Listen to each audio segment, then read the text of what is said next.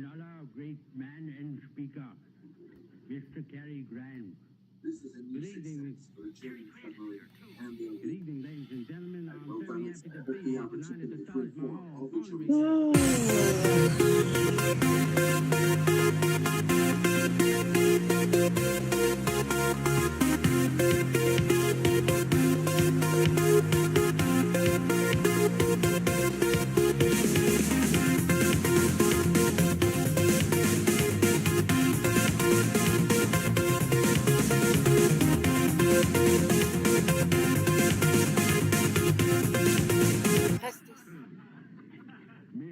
What did you do?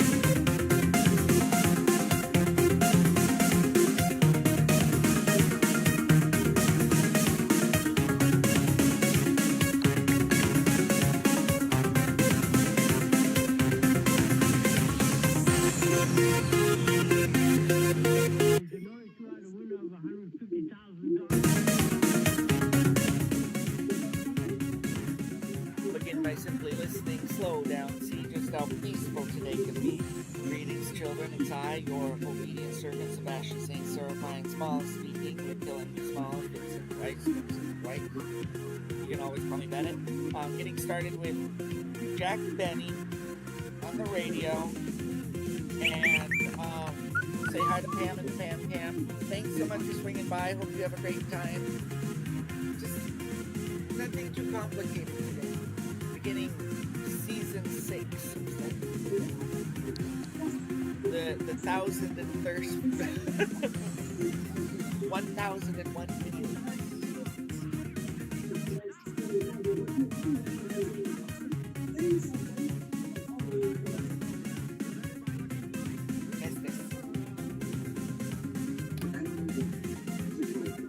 As all American scientific tests prove Lucky Strike is milder than any other principal brand of cigarettes. Yes, scientific tests prove Lucky Strike is milder than any other principal brand of cigarettes. Confirming these scientific tests, an independent consulting laboratory with more than 15 years experience in cigarette research reports Lucky Strike, mildest of 6 major brands tested. And no wonder Lucky Strike cigarettes have been proved milder. For years, Lucky Strike has conducted a unique and vast program in research in quality controls and manufacturing methods.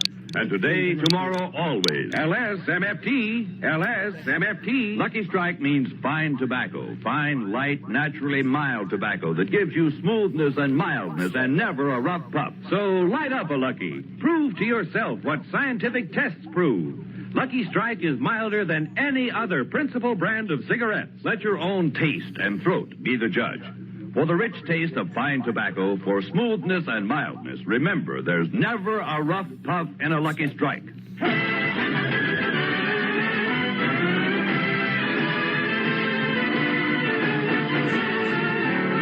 Lucky Strike program starring Jack Benny with Barry Livingston, Phil Harris, Rochester, Tennessee, and yours truly, Don Wilson. Oh, one sec. One sec. Having trouble. Ladies and gentlemen, on the corner of CBS Square, there's a small drugstore which is frequently visited by radio personalities. At the moment, Mervyn, the soda jerker, is talking to Flossie, the new waitress. Take it easy, Flossie. Don't be so nervous. I can't help it, Mervyn. After all, this is my first day as a waitress. Sorry, what did you say? It's nothing to worry about. Then I wonder What if did you if used you to have do? to make I was your in the movies. videos You? not safe for You was in the children since movies? it has nicotine I was commercials in head it. popcorn popper at the Pantages. Well, why did you quit? My boyfriend got tired of kissing my salty fingers. Gee, I hope I make good at this job. Oh, don't worry. You'll do all right.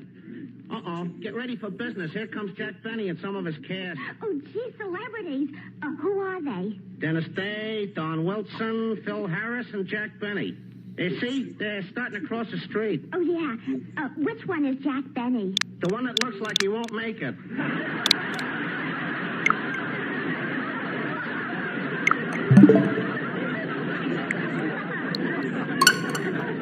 Hey, you better set a table for him. Okay, Mervyn. Give me 4 glasses of water. You only need 3. One of them never touches the stuff. So we need to make it rated XY? I think R is the next. Why do we need to make it so no kids can see this episode? Well, it's just you don't advertise tobacco in a children's program. I think historical advertisements are okay. It's from history. Okay. You Just just let need you a know. warning label that says, hey, don't buy everything as advertised when it's from history. Only leave that lack of critical thinking for present times. We should do the update. My commitment to judicial access and my respect for the laws of our state. I was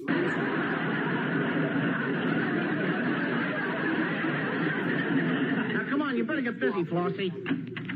Now, come on, fellas. There are plenty of tables. Let's sit over by the window. Okay by me. Hiya, Mervyn. Good health to all from Rexall. Phil, why do you always make him do that? Well, it only costs me $1 a month, and if my sponsor comes in, he'll be impressed. Why? Because this is a thrifty drugstore. Oh, well, let's sit down, fellas. Your order, please.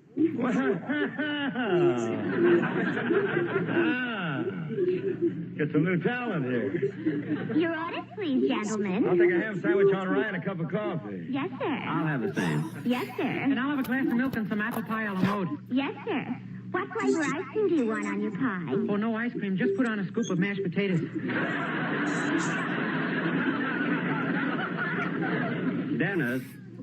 Dennis, why in the world do you order pie with a scoop of mashed potatoes? Because I'm a slow eater. What's that got to do with it? Ice cream, milk.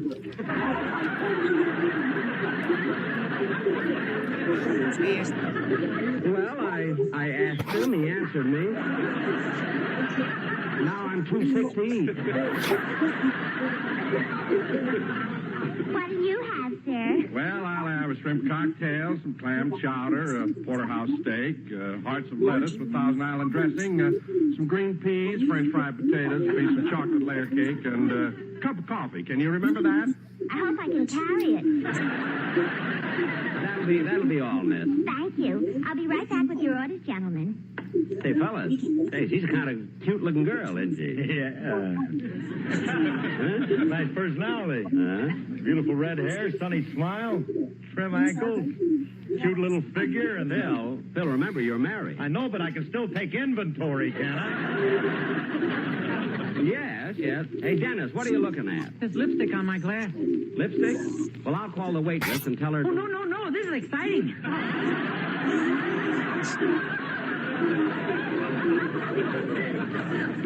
Then what's exciting about lipstick on a glass? It's spring, Dad. Spring. Oh, be quiet. Oh, say, Jack, there's a new record here in the jukebox called Dearie. It's sung by Dennis. By me? Oh, boy, I'm going over and play it. All right, go. Nobody touch my glass. We won't. Play the record, will you?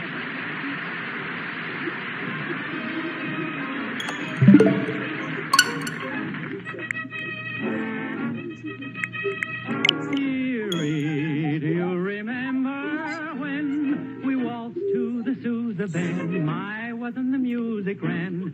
Charter parties down by the seashore. Every 4th of July test your memory, my dearie. Do you recall when Henry Ford? Dearie, life was cheery in the good old days gone by. Dearie, do you remember when most gents owned a Ferris hat, wing collars and derby hats, lovely ladies swinging their bustles? May those gentlemen sigh. Test your memory, my dearie. Do you remember watching John L. win every fight? 'Cause nobody ducked from Sullivan's right. Dearie, life was cheery in the good old days gone by. Jackie, do you remember leaving Waukegan, Illinois? Gosh, weren't you just a boy? That was long before Love and Blue. Open your eyes. And maybe Brahms' lullaby. Test your memory, my Jackie. Open your eyes. Remember when your bankroll was very scant, when you played a lady. Wake up, Link. Jackie, life was cheery in the good old days gone by. Do you remember? If you remember, well, Jackie, you're much older than I. I'm 39. You're much older than I.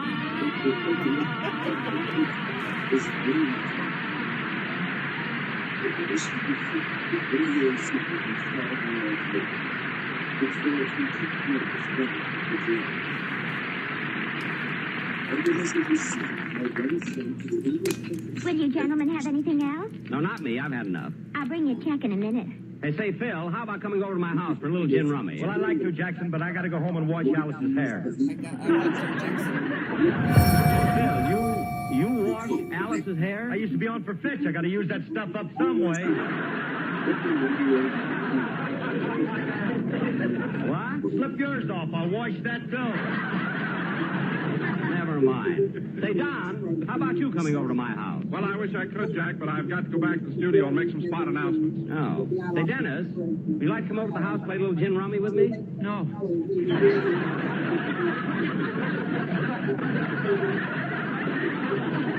Why not? You cheat. I cheat? I've been watching you. When you play, you deal off the top of the deck. What?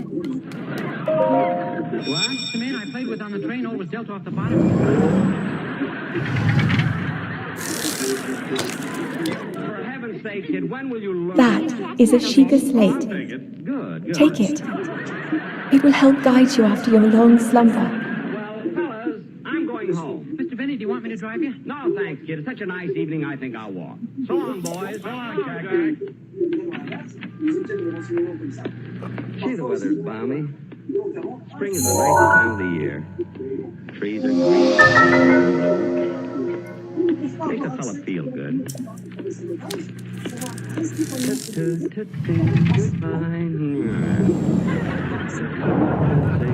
Where does Jolson get off saying he doesn't go, yeah? Hey, mister. Can you spare a dime for a cup of coffee? A dime? Well, let's see. I haven't got a dime. The smallest I have is half a dollar. I haven't eaten since yesterday. Hold the Sheikah slate up to the pedestal. Look, buddy, here. That will show you the way. Hey, mister. Thanks a lot. You're welcome. Something to say goodbye. Bum, bum, bum. Gee, that was nice of me.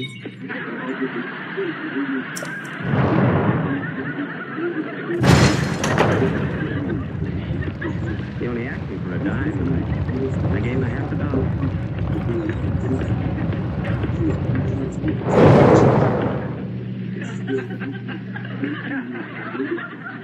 I wonder if it's deductible. You are the light. Our light. That must shine upon Hyrule once again. What's the difference? Now go. Say goodbye. Half dollar goodbye. Da-dee-da-dum-bum-dee-dum. Da-da-da-dum-dum-dee-dum-bum-bum-bum-bum-bum. Mr. Bennett. Well, Mr. Kitzel.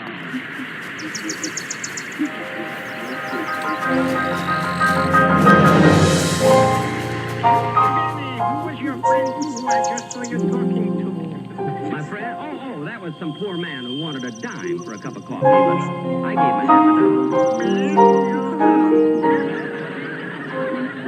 Thank you. By the way, Mr. Kitzel, where are you going? I'm on my way to the Yeah, there's a game tonight, I didn't know you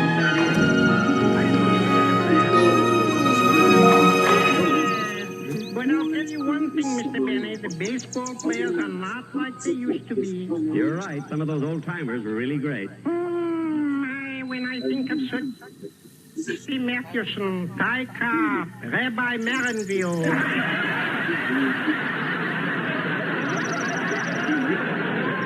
No, Mr. You mean Rabbit Marinville. Rabbit? Him I never heard of. Well, I don't want to be late, Mr. Bennett. See you again. Oh, by the way, Mr. Kitzel, while I was in the drugstore, I meant to buy a package of Lucky Strikes, and I forgot to. Do you happen to have a... I smoke Luckies. Yeah, have one of mine. Well, thanks. Believe me, Mr. Benny, I've been smoking Lucky Strikes for nigh on 25 years. You have? Yes. I'll never forget the first time I ever smoked a Lucky. The mildness, the smoothness. You really like them, eh, Mr. Kitzel? Like them. Not only are they round and firm and fully packed, but there's never a riff-raff in a Lucky. No, you mean rough puff. Riff-raff, rough puff. Like one and enjoy. Thank you. Well, goodbye, Mr. Kitzel. Sold American.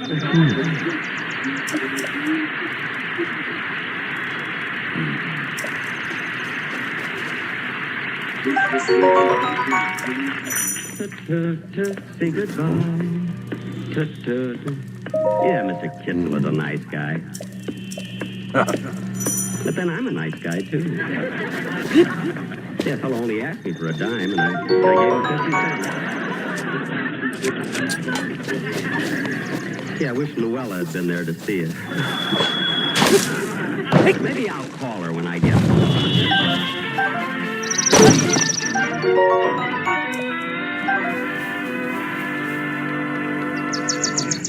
Well, here's my house. Wasn't such a long walk after all. Let's see now, which one is my door key? Here's the key to my car, the key to the garage, the key to my hope chest. If Mary doesn't ask me soon, I'm going to start wearing those things.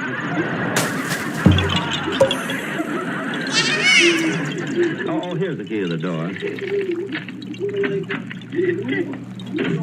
Boss, is that you? Oh, Rochester, I didn't know you were home. I'm in the kitchen. Rochester, isn't this your day off? Yeah, but I thought I'd stay home and get caught up with these dishes. Well, look, you've let a whole week's dishes accumulate. Why do you let them pile up like that? It isn't my fault. It's that new soap you bought. We just can't get together. What do you mean you and the soap can't get together? When time's in, I'm out.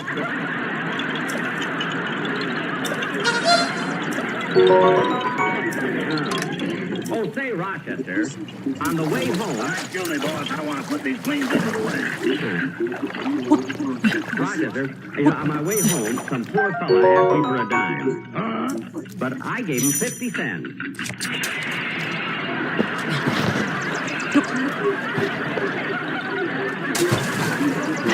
Rochester, why'd you drop those dishes? All I said was I gave a man 50 cents. Rochester, you didn't have to push that second stack off the drain board. I didn't touch them. They jumped off by themselves. What a mess. Then Boss, look at me. head for the point marked on the map in your sheet of Did you slate. really give a man 50 cents? I certainly did, Rochester. And, you know, if If I had known the wonderful feeling, the warm glow I'd get from being generous, I would have started earlier in life. Boss, would you like to talk about my salary? Mañana. That's a word I picked up in Palm Springs. Rochester, I've had a long day, so I think I'll go to bed. Okay, good night, boss. Good night. Say goodbye. Say don't cry. Da-da-da-dum-boom-boom. Da-da-da-dum. Yeah, but I'll really sleep tonight. That feels good. I'm going to get my shoes off,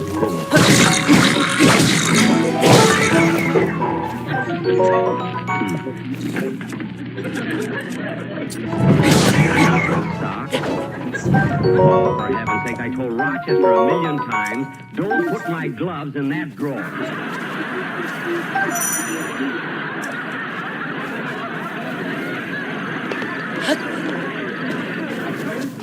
No wonder my toes were cold. They were separated.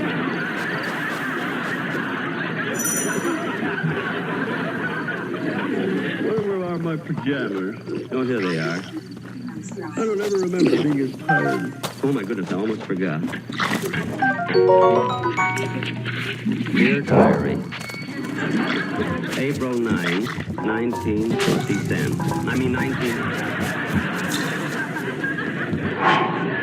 Today, I did a wonderful thing. A needy person asked me for a dime for a cup of coffee, and I gave him 50 cents.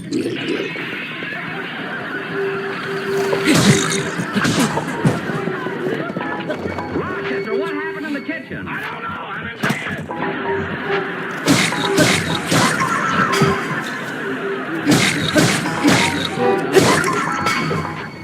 Well, I better get to bed, too. I gotta get up early tomorrow morning. Play golf with Mary. Oh, gee, I forgot to call Luella and tell her about giving that man 50 cents. Yeah, but then maybe that's too hammy. It was nice of me, though.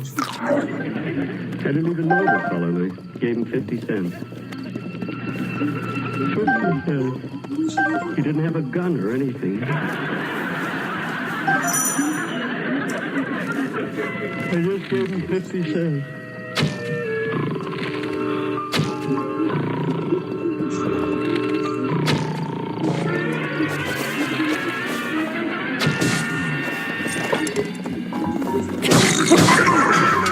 CBS worldwide correspondent bringing you the events you've all been waiting for. Today, dignitaries from the four corners of the earth have gathered at this banquet to pay homage to the most generous man in the world, Jack Benny. That's me. You're talking about me. They're giving me a banquet. Yes, ladies and gentlemen, this great event is coming to you from the banquet room of the Taj Mahal. The dais is replete with dignitaries. A hush falls over the audience as the master of ceremonies rises to his feet. He is none other than the Honorable Winston Churchill. Winston Churchill at a banquet for me. Ladies and gentlemen, it is with a deep feeling of pride that I have come here to preside on this wonderful occasion.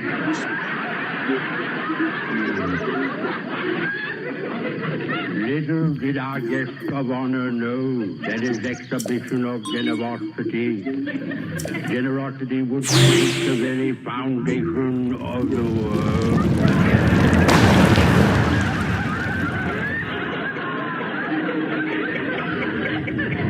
I know that most of you were as shocked as I was when the news reached me.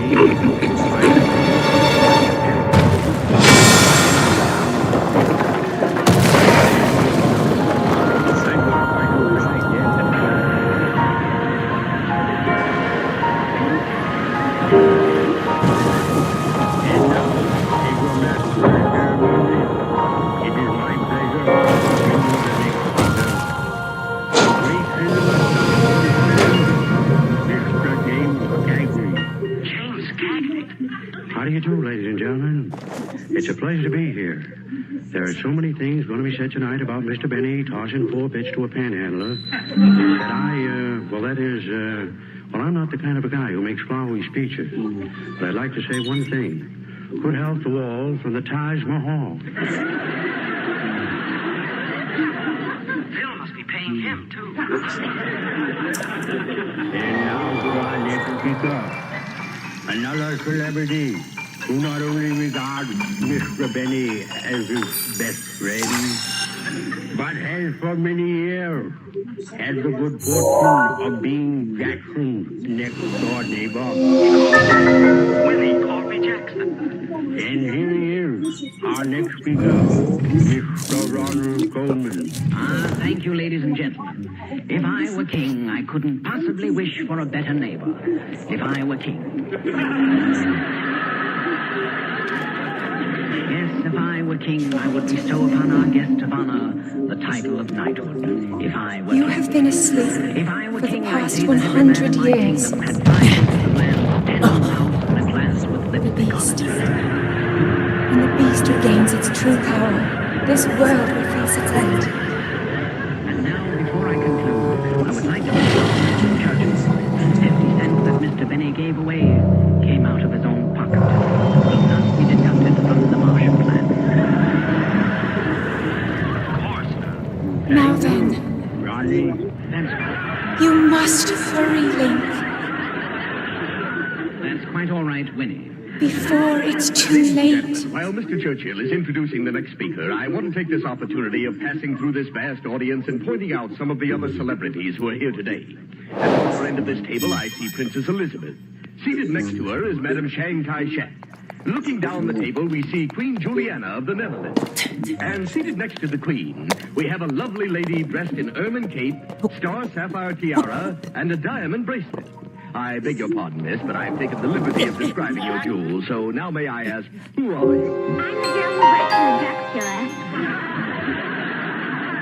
Oh, well, who is this sitting beside you? Don Wilson, he hasn't finished eating yet.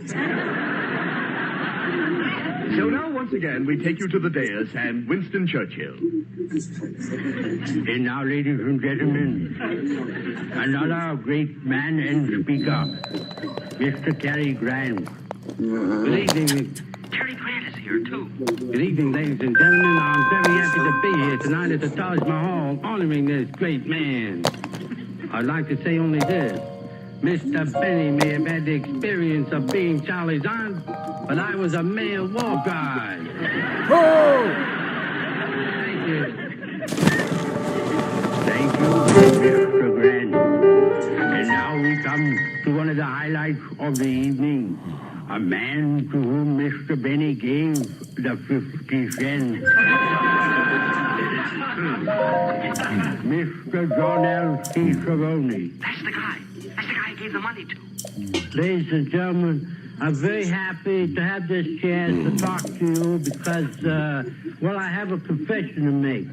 When Mr. Benny gave me the 50 cents, I didn't want to buy nothing to eat. I just want to take the 50 cents and buy a sweepstake ticket. Sweepstake ticket? Well, I did. And that night I went home and I was just hanging around the house. I wasn't doing anything. Just hanging around the house. I didn't feel like doing anything. So I was hanging around the house and...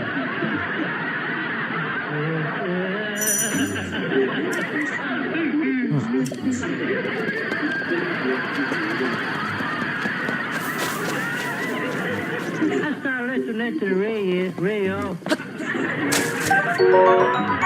All of a sudden, the radio started talking to me. And I had the radio for 3 years. I never said anything to the radio. The radio never said anything to me. I didn't speak to any furniture in my house at all.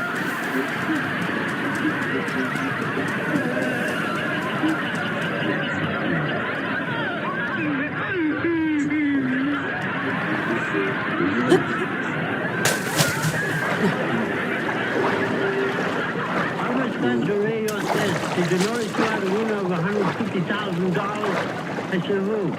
You. Me? Yeah.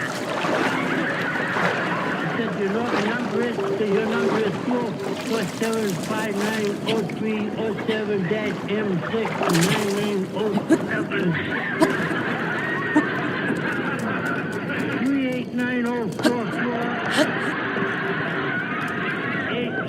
773 Journal ceased to warn me. I said, holy smoke, that's me.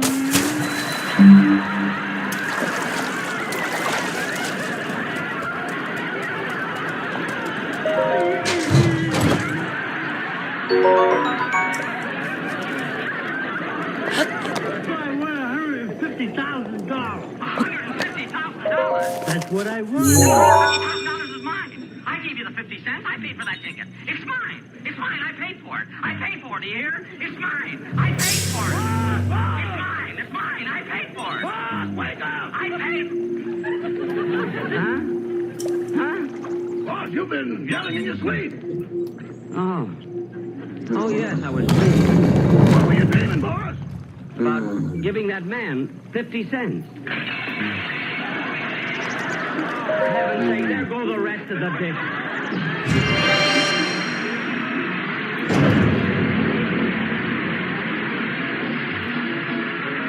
We'll be back in just a moment, but first...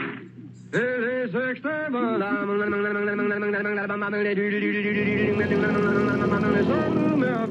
Scientific tests prove Lucky Strike is milder than any other principal brand of cigarettes. Yes, scientific tests prove Lucky Strike is milder than any other principal brand of cigarettes. Confirming these scientific tests, an independent consulting laboratory with more than 15 years' experience in cigarette research reports Lucky Strike, mildest of 6 major brands tested. LSMFT. LSMFT. Lucky Strike means fine tobacco. That's why with every Lucky, you get the rich taste of fine, light, naturally mild tobacco. Yes, smoothness and mildness, but never a rough puff. Just listen to the words of Mr. Raymond W. Crutchfield, for 16 years an independent tobacco warehouseman from Reidsville, North Carolina. Recently, he said, in my experience as a warehouseman, year after year, I've seen the makers of Lucky Strike buy good smoking tobacco. Fine, ripe, mild leaf that makes one great smoke. I've smoked Luckies for 20 years. so smoke a Lucky. Prove to yourself what scientific tests prove. Lucky Strike is milder than any other principal brand of cigarettes. Let your own taste and throat be the judge for the real taste of fine tobacco. For smoothness and mildness, remember, there's never a rough puff in a Lucky Strike. So round, so firm, so fully packed, so free and easy on the go. Ladies and gentlemen, the impersonations of Winston Churchill, James Cagney, Cary Grant, and Mrs. O'Foley, the man I gave the 50 cents to, were done. They were done by Frankie Fontaine. Ron Coleman was impersonated by Dennis Day. The impersonation of giving away 50 cents was done by Jack Benny. Thank you, Dow. Thank you. Good night.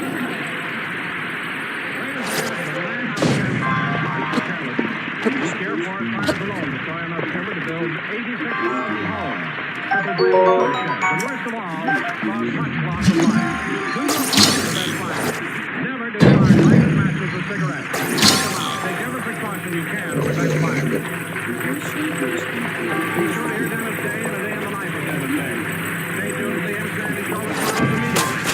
Frankie Fontaine appears with the courtesy of 27 producers of technical production. Cheaper by the dozen, starring Clifton Webb. This is CBS, the Columbia Broadcasting System.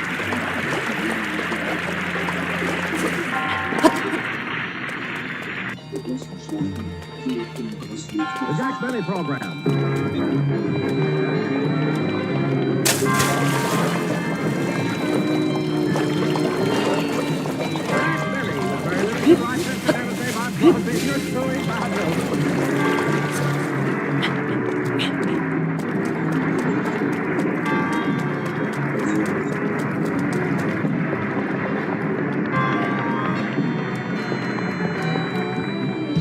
Ladies and gentlemen, let's get back together. Last night, the members of the Beverly Hills Beavers put on a play at the school auditorium. Happens to be the treasurer of the club planning to go. We now find Rochester pressing Jack's successor. President once and President twice and President once again. It's been a long,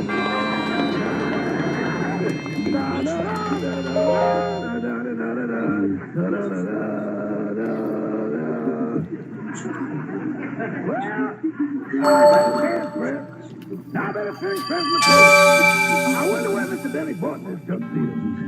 It should be on the label. Yeah, there it is. The Pep Boys. All right, sir. Have you finished stretching my clothes yet? Yes, boss, but who was the last one you rented this tuxedo to? Why? Every time I lay the coat down, the arms fold.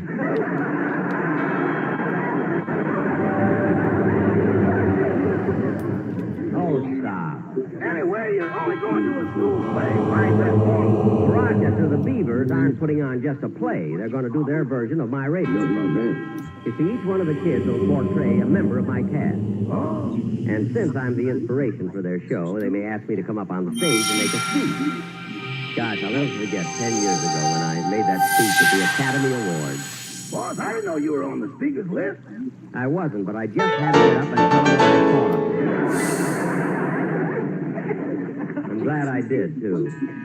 I'll get her, Rochester. Oh, hello, Mary. Hello, Jack. Am I early? Well, we don't have to be at the school auditorium for a half hour yet. Sit down, Mary. Thanks. You know, just before I left home, I was talking on the phone to Mama. Oh, your mother, huh? What did the no loose ends of Plainfield have to say? She told me she read in the paper about your visit with President Eisenhower. That's right, Mary. I did visit the president. Did he show you around the White House? Yes, Mary. He was very nice to me. And, Mary, remember when you saw the White House on television, that big room where the piano was? Uh-huh. There's a putting green there now. Oh! Here's your tuxedo, boss. Oh, help me out with the coat, Rochester. I want to see the coat. Thanks. Jack, if you wear that old tuxedo again, I'm not going out with you. It's so old-fashioned now. Old-fashioned? Yes, look how long the coat is. What are you laughing at? You look like the villain in The Drunkard. Only when I wear the cape. Now, Mary. Jack, I mean it. I wouldn't be seen dead in that tuxedo. Our last customer didn't mind. Now, cut that out. I'm going to wear this tuxedo, and that settles it. Now, Rochester, I won't be home, and... I'll get it. Hello? Hi, Jack. This is Bob. Sorry to bother you today, but I wanted to let you know I'm on jury duty. Jury duty? You're kidding. No, the first case comes up Wednesday, and it may last for a week. But this is ridiculous. You missed my show. Did you tell him you worked for me? Why did you tell him it would be a hardship if you had to lose the income from my show? Well, I told him, Jack, but that didn't work either. Why not? Well, they pay more than you do. What? $3 a day. Well, that temporary work is always high. But, Bob, I just can't let you miss my show. Well, there's really nothing you can do about it, Jack. Oh, no? What about my contract with you? Well, that's the case that we're trying Wednesday.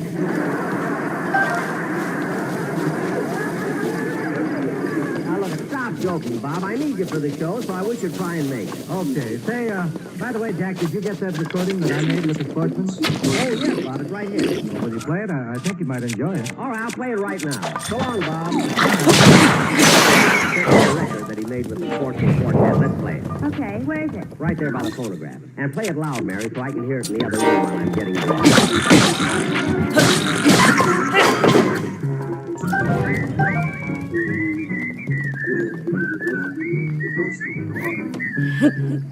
Sun is shining, oh happy day. No more trouble and no skies are gray. Ever since you said those words to me. You said you love me, I know it's true. My life's complete, dear, for now I have you. Oh happy days, oh lucky me.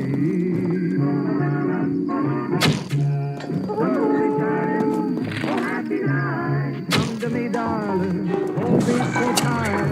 I need your loving. Really, yes, I do. You said you love me.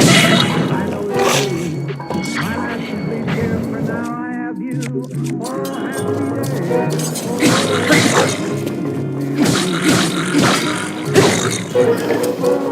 Oh, happy go lucky day.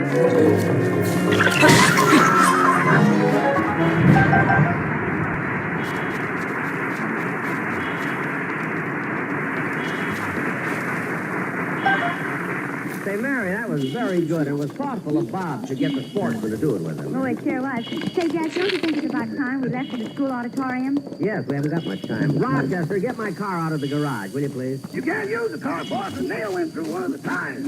Oh. I told you not to buy such cheap tires. Rochester, the most expensive tire in the world, can be punctured by a nail.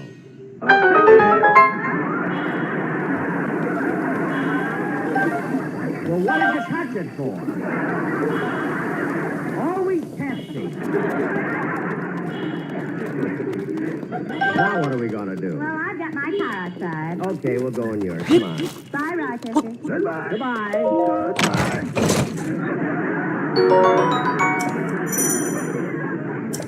Jack, wasn't that a nice song Bob sang? Yeah. The sun is shining. Oh, happy day. They may cut taxes. I feel so gay. Oh, look, Jack, here comes Dennis on a bicycle. Where? Oh, hi, hello, Mr. Benny. Oh, hello, kid. See, we were just leaving for the school auditorium. Aren't you going to see the Beverly Hills Beavers put on their play? Oh, sure, but it's such a nice night, I thought I'd ride over on my new bicycle. Oh, is that a new one, Dennis? Yeah, I won it last night on a quiz program. On a quiz program? Gosh, you're really lucky. Yeah. Oh, was it a hard question? Oh, no, it was easy. The man pointed at me and said, would you pay $100 for this bicycle? I said, yes, so I gave him $100 and he gave me the bicycle.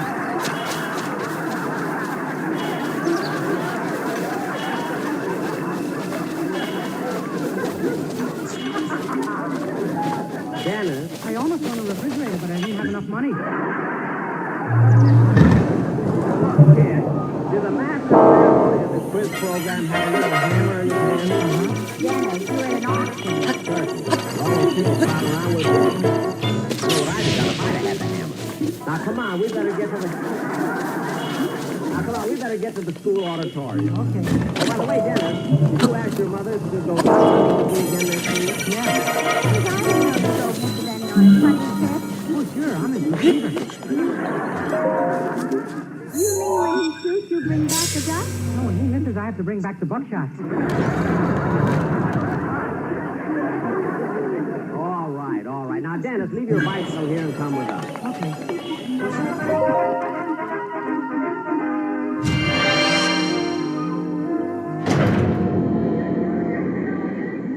Say, this school auditorium really is packed. But we got pretty good seats, didn't we, Mary? Oh, these are fine. Right in the center, too. Can you see all right, Dennis? No. Why don't you ask that man in front of you to take off his hat? Here. What? Fine, I put it there. Well, take it off and be quiet. Hey, Mr. Benny. Mr. Benny. Oh, hello, Joey. Is everything ready backstage for your show? Are the kids nervous? Yeah, a little bit. Well, good luck. Thanks, Mr. Benny. And by the way, you'll be happy to know that we're almost sold out of popcorn. Oh, good, good. Now, put the lemonade. Go ahead. Okay. You know, Mr. Hiddleston, tonight we're going to do a takeoff on Mr. Benny's radio show. I know. Hey, Joey, did you finally get a fat kid to play Don Wilson? Now, you better hurry, or you'll be late. Huh? Well, Mary, it won't be long now before the show starts. Yeah, I hope the Beavers really do it. Hey, Mary. Huh? Don't look now, but there's a lady across the aisle who keeps staring at me. I guess she recognizes me. Where? Here she comes. Oh, me. Why, certainly. There you are. Thank you. You are wonderful in the country.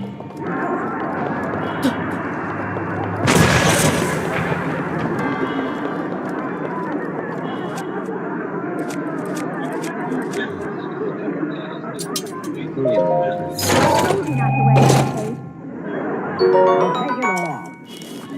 You know, Mary, this idea of a little kid doing my radio program is really special. Yes, yes, I think it's a... Yeah. And look, they've even got an orchestra. Yeah, here they come.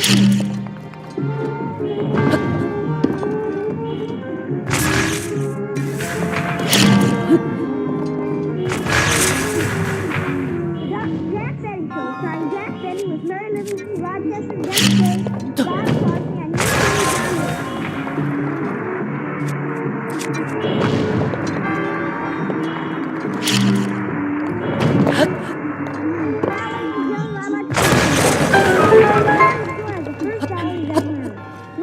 cheap. Because you can't spend Confederate money.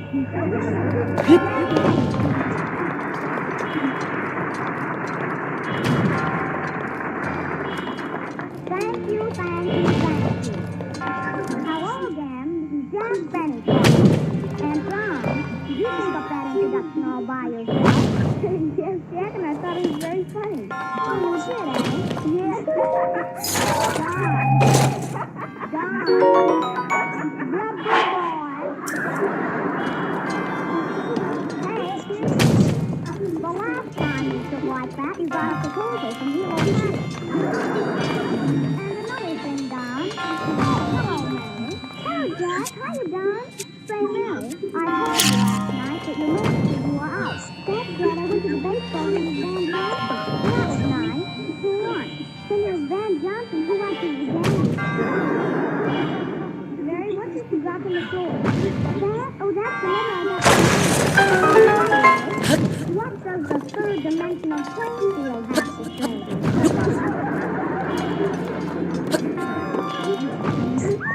I'll read it to you.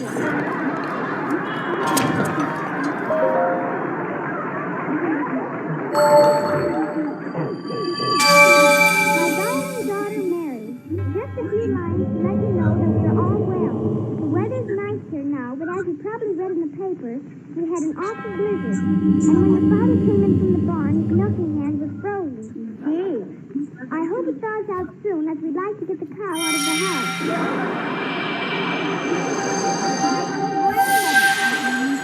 Hey, Mary, that little girl is a natural-born actress. Yeah. No other news, so we're closed now. With love from Mother Mom.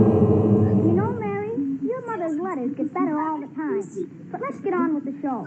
Oh, Bob Crosby, I'm talking to you. Oh, I'm sorry, Jack, I didn't hear you. Didn't hear me? No, I've been rehearsing a band and my ears are still folded.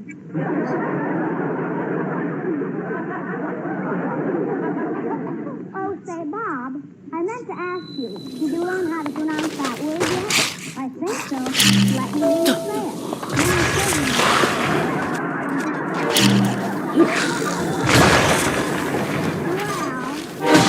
Bob. Say, Jack, it's done. The show has a show. Well, what you waiting for? Oh, boy.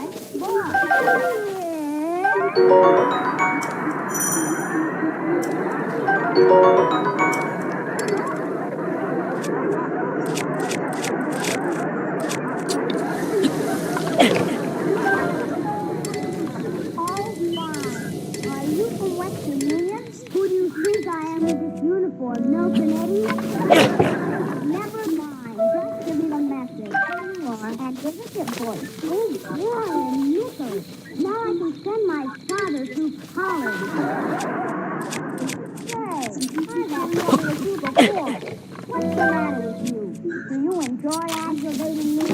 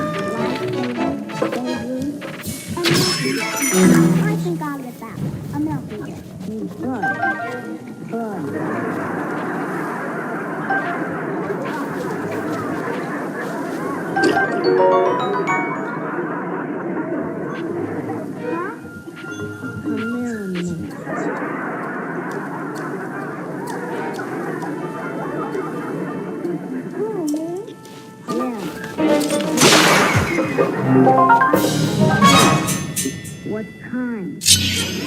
A milky dip.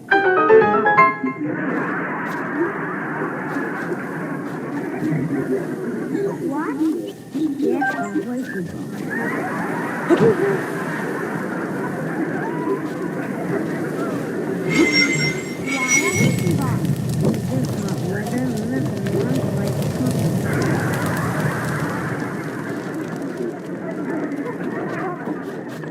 But I want a milky dip. Milky dip. What are you talking about? Milky dip not only has chocolate on the outside, but it has cream in the center. That's what we give you the trouble. What? It's hard to believe unless you get it.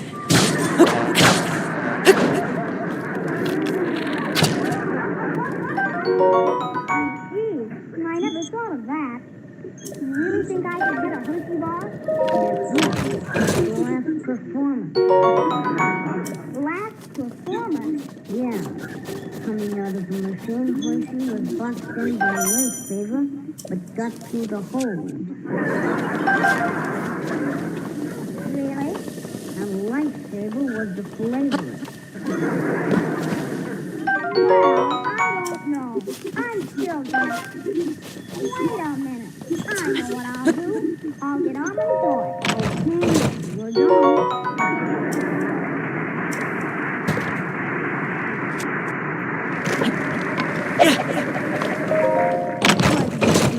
Just like the powder on film. Yeah. Hurry up, Jack. Dennis has finished the song. Okay, Mary. What took you so long, Jack? Oh, I ran into that racetrack house. Now, where were we? We're supposed to start our skit. Oh, yes. Well, hold it a second. Sid, before we start, I want to call Rochester. Oh, Mabel, what is it going to do? Mr. Benny's line is flashing. I wonder if the snow's Kilimanjaro West now. Well, I'll answer it if I yell. Hello? Hello? Gertrude, will you try to get me Rochester, please? Just a moment, Blue Eyes. See, I'll tell you getting Rochester. It's a good thing for you. I hung up on him. Why? Jack took me out once and didn't even kiss me goodnight. I can't understand it. I even got my lips up close to it. Like this. Well, no wonder he didn't kiss you. Well, I've seen a better pucker on those laundry bags.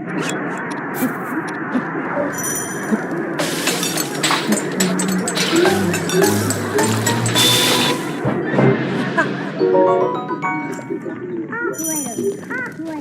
let me rock that too. Yes, Mr. Benny, I'm ringing for you. Mr. Benny's residence star, stage, screen, radio, television, and a man who knows.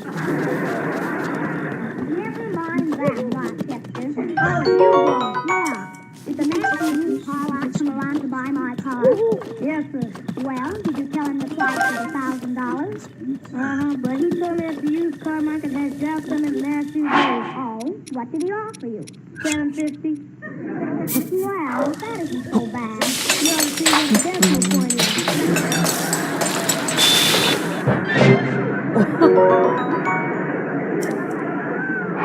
Now, Rochester, stop being on his side. You know as well as I do that the car is worth $1,000. Oh, boy, come now. All right. Well, tell the man I'm not selling it anyway. So come down to the studio and pick me up.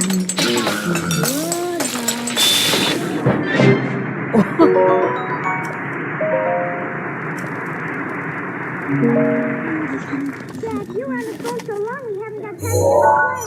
I don't know. We try to put on a program and something always happens. Say, Bob. Lemonade, get your lemonade in the lobby. Yeah. Oh, I'm sorry. Night, everybody. We're a little late. Listen again next week to the Jack Benny Show. Don Wilson speaking. This is the United States Armed Forces Radio Service.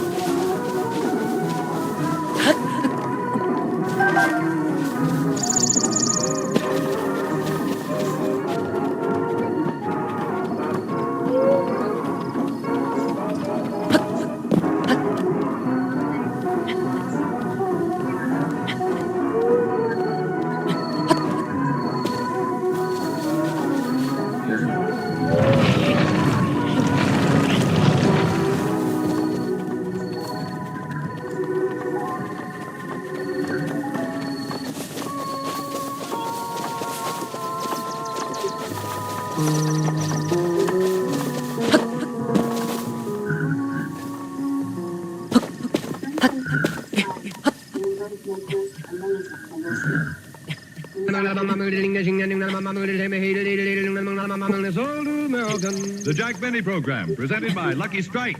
Be happy, go lucky, be happy, go lucky strike, be happy, go lucky strike today.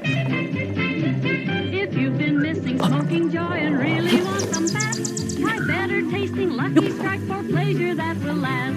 Yes, Lucky's taste better than any other cigarette. So many folks don't like their smokes, and that is really sad.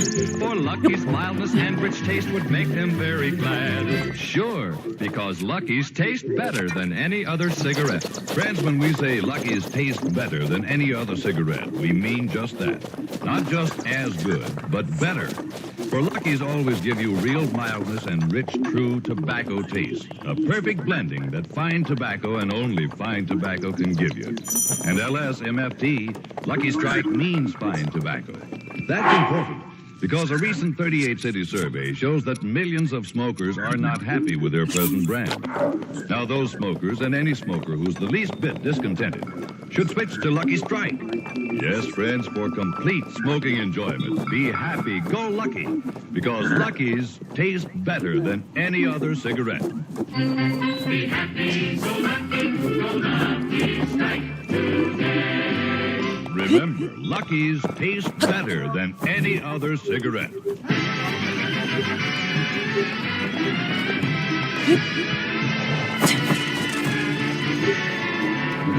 The Lucky Strike program starring Jack Benny with Mary Livingston, Phil Harris, Rochester, David Day, and yours truly, Don Wilson.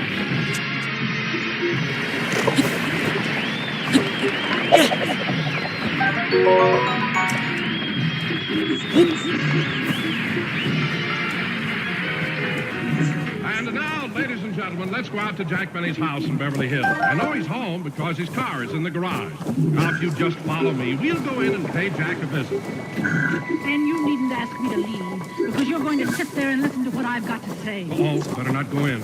Seems to be some sort of a commotion going on. I haven't told you half what's on my mind. And believe me, I'm talking for everybody in this neighborhood. Why, when you first moved in, we thought you were a nice, gentle, kindly old man. But before we knew it, you had the mortgages on all our houses. Oh, I don't blame you for not saying anything. All you can do is sit there with your mouth open. And why? Because even you know that last trick you pulled was the cheapest, most abominable thing anybody ever did.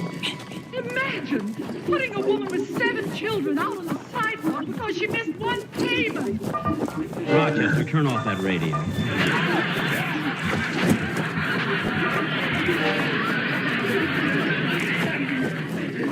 You have just heard another episode in that thrilling story, The Mean Old Man. In tomorrow's episode, you will hear the true... Always upset you. Well, I don't know where they get those fantastic ideas. I mean, nobody can be that cheap. Well... And that corny title, The Mean Old Man. It's ridiculous. I'll get it. Mr. Benny's resident star, stage, screen, radio, and the only laundry service that...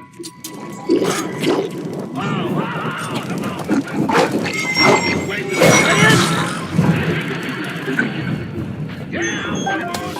Miss Levinson, boss. Thanks.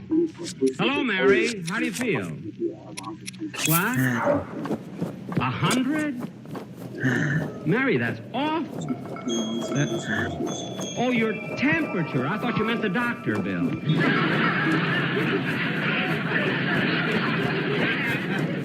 Anyway, I'm glad you're feeling better. And Mary, what? Oh, you're welcome, Mary. I'm glad you enjoyed it. I'll call you tomorrow, honey. Goodbye. What you taking for, boss? Well, everybody's been sending her flowers and fruit and candy, so I just thought I'd be a little different. What did you send her? A bowl of chili.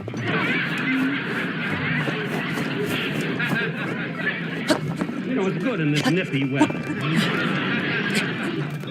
Anyway, it looks like Miss Livingston will be back on the program next week. That's good. If you don't need me anymore now, boss, I'll go to the library and finish working on your scrapbook. Oh, fine, Rochester. You know, one of my biggest thrills is when I show my scrapbook to people. I know, boss. That's why I put the picture of you shaking hands with the King of England right on the front cover.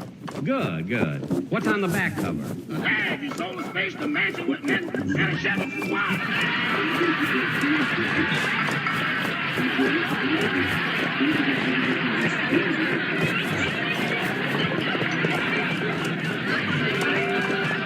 I had that hunch all day.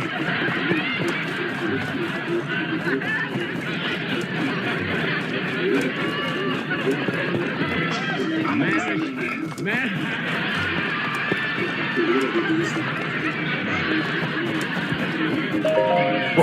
Well, Rochester, look at it. Face, I went over it with him 1,000 times. Manischewitzes.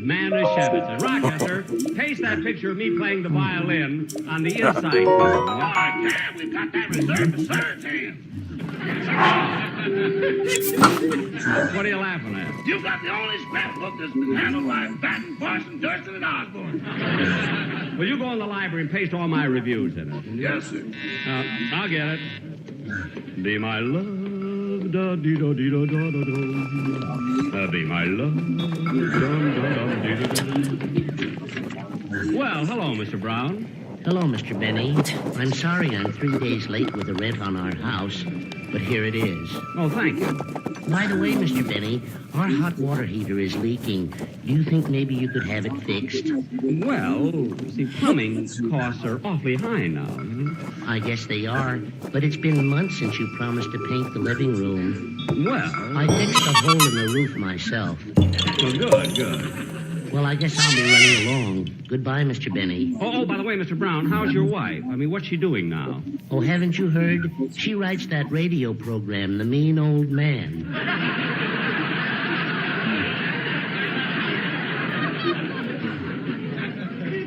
Oh, yes. I listen to it every day. Your wife has quite an imagination. Yeah, imagination.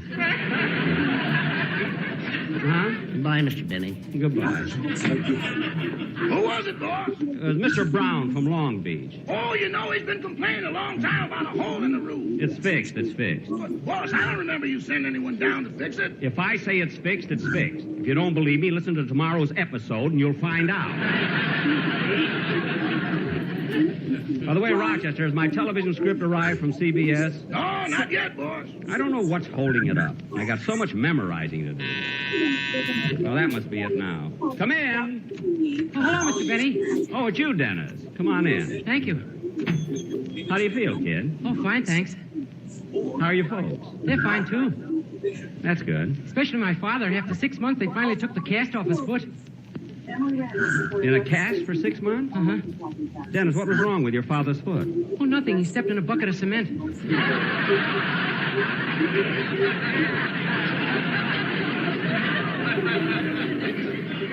Oh, for heaven's sake. Look, kid, I can understand your father stepping in a bucket of cement. I can almost understand him standing there and letting the cement dry. But why? I mean, why would he keep it on his foot for 6 months? Oh, my mother made him. What? When he stayed out late at night, he couldn't tiptoe into the house. That's the most ridiculous thing I've ever heard of. Imagine your mother making him keep his foot in a bucket for 6 months. Oh, 2 weeks ago, it came in handy. How? They were invited to a masquerade, and Papa went as a potted palm.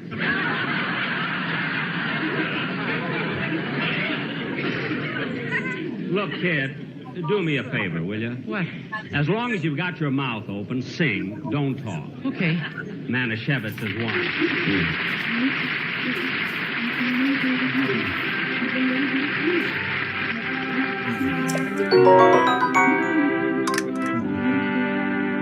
I was waltzing with my darling to the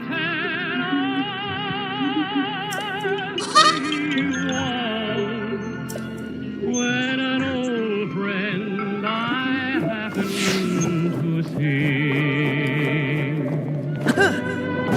introduced him to my loved one and while they were waltzing, my friend stole my sweetheart from me. I remember the night on the Tennessee. Now I know just how much I have lost. Yes, I lost my little darling. On night they were playing beautiful Tennessee waltz. I remember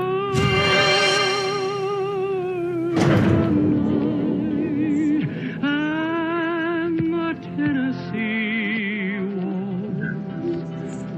Now I know just how much I have lost. Yes, I lost my little darling. But I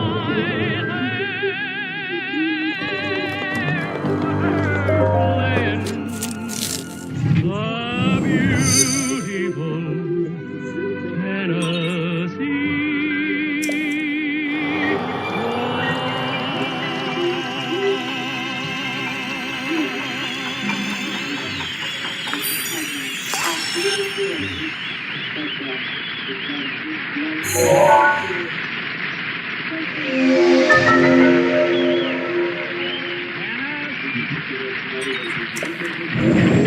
Dennis, that was really very good. Gee, thank you. You know, I can't understand you, kid. You come in here and talk, and when you talk, you sound so ridiculous. And then you sing. When you sing, you're a completely different person.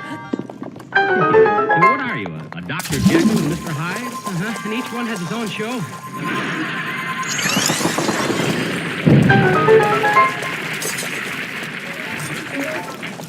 What? The doctor's on another network. Oh, yeah. Well, so long, Mr. Benny. Goodbye, kid. Mr. Benny. No. Can I have your picture to a guest box for the dramatic program? Dramatic program? What's the name of it? The Mean Old Man. They got a wonderful part for me where I fix a hole in the roof. Do it. Goodbye. Oh, Rochester. Are you sure my television script hasn't arrived yet? Not yet. Well, I'm going to call CBS and see what's holding it up. Happens all the time. Gotta rehearse it, gotta remember.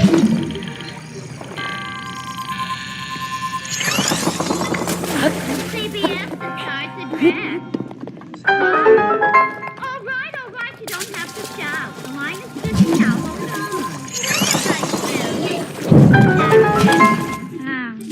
Well, what if Tennessee smoke right now?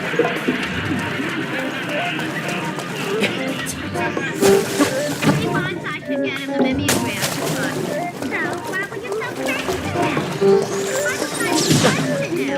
The other night he called me after he was me up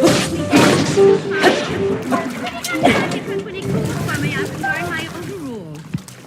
Well, I don't blame him for being mad. Why would you wear overalls to the Macombo? Who gets to the Macombo? I always wind up fixing his car.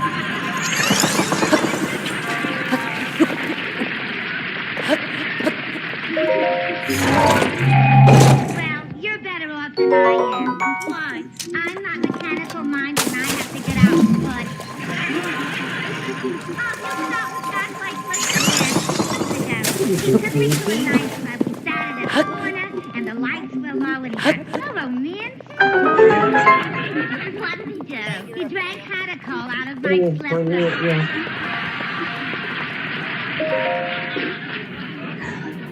Well, that's funny. He usually drinks Catacol with wine.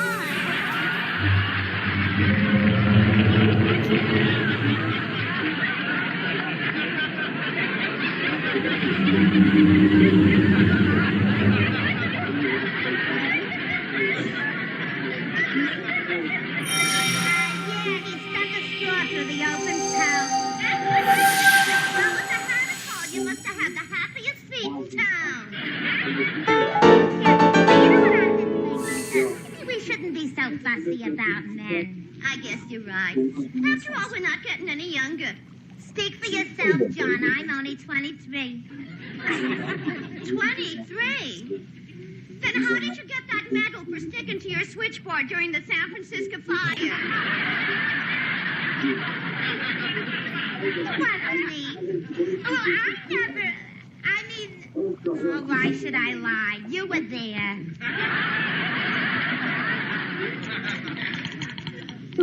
Yeah? Oh, I'm sorry, Mr. Benny. The line is still busy. Your television script? I'll tell him. Goodbye. Hasn't been yet, draft. That department drives me nuts. That script should have been here. Hey, maybe that's it. Come in. Oh, hello, Don. Hello, Don. Don, what's the matter? Oh, nothing. Now, Don, don't try to kid me. There's something bothering you. What is it? Oh, it's the Sportsman Quartet. They're mad at me. The four of them? Yeah, they're outside and they won't come in because I'm here. Well, that's ridiculous. Come on in, fellas. Hello, boys. Hello, boys. Hey, they won't talk to me. Yeah. And they have such a wonderful idea for next week's commercial. Haven't you, boys? Have you? Now, this is the silliest thing I've ever heard. Now, Don, why are they mad? They found out that you pay me more money than you pay them. Well, that's a fine thing to be mad about. Now, wait a minute, Jack. I think they've got a point there. But, Don, you should get more money than the quartet. You've been with me 17 years. But, Jack, sentiment shouldn't enter into this. After all, there are 4 of them. But, Don, every year you've been picked as radio's outstanding announcer. I know, Jack, but now let's be fair with them. They work hard, too. And I believe that they should get the same salary I get. Don, if you feel that strongly about it, there should be an adjustment. Now, how much am I paying the quartet now? $100 a week. Don, if it'll make you feel better, starting next week, I'll cut you down to the same.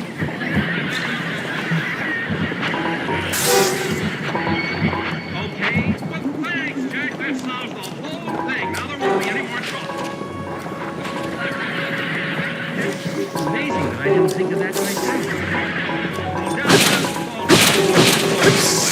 Well, Jack, you know, in the past few weeks, everybody seems to be catching cold. So they're a little worried about you, and they want you to take care of yourself. Oh, isn't that sweet? Let's hear it, fellas.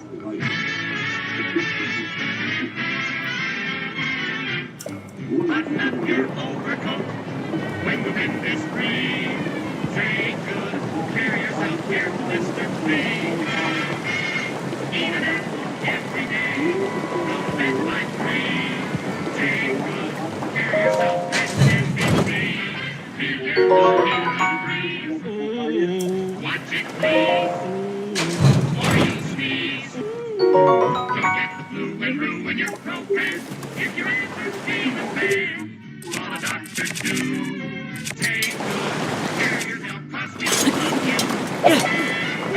When you buy cigarettes, buy the brand you like.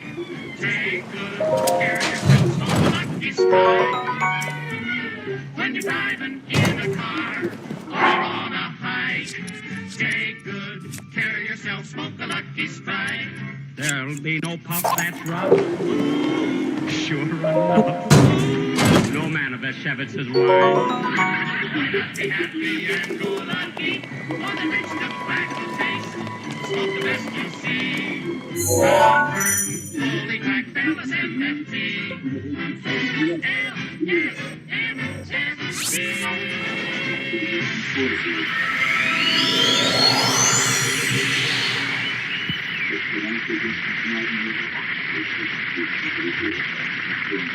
See, that was very good, fellas, and I hope you're not mad at Don anymore. I'm sure they're not, Jack, and thanks again for making that adjustment. You're welcome, Don. I'm sure you won't have any more trouble. Goodbye. So long, Jack.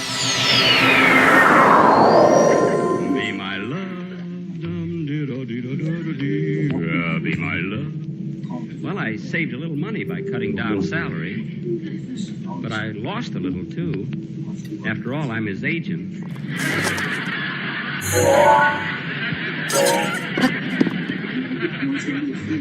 Oh, well.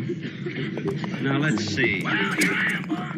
Rochester, how'd you know I was going to call you? You ain't get any funny answers out of that bridge, Lamb. Oh, yes. How's my scrapbook coming along? It's all finished, boss. I put a title on the cover. A title on my scrapbook? What do you call it? Cross the river and into the bank. Hey, that's pretty good. Yeah, the bridge lamp never would have thought of that. I know. I'll put away the page. I'll get it. Be my love. Well, the boys from the Beverly Hills Beaver, Joey, Stevie, and Butch. And... This is Butch's mother. Oh, hello, Mrs. Broderick. Won't you come in? Thank you. I hope we're not intruding, Mr. Benny, but the boys insisted I come here. You see, Butch idolizes you so much, and... And what, Mrs. Broderick? It's like this, Mr. Benny. Butch has a tooth with a cavity in it. It's got to be pulled, and he's afraid to go to the dentist. Is that right, Butch? Tooth don't hurt. Mr. Benny, I'm sure if you told him to go, he would. You see, you're his hero. I am? Yes, in fact, I'm kind of thrilled myself. Talking to the man who used to play football under the name of Red Grange.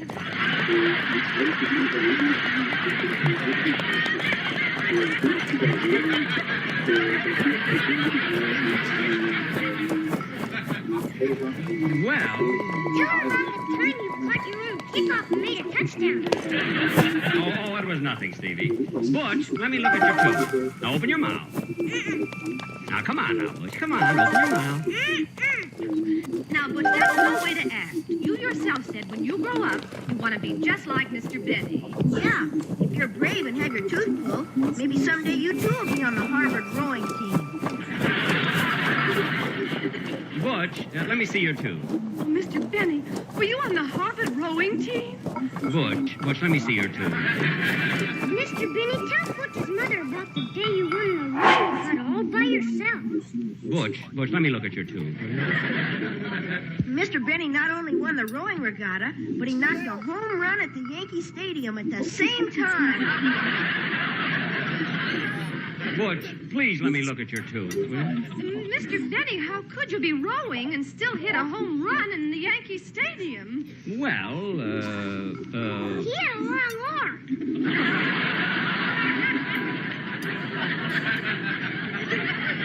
Yes, it was one of the... Rochester, what are you doing here? Making notes. I'm starting a new scrapbook.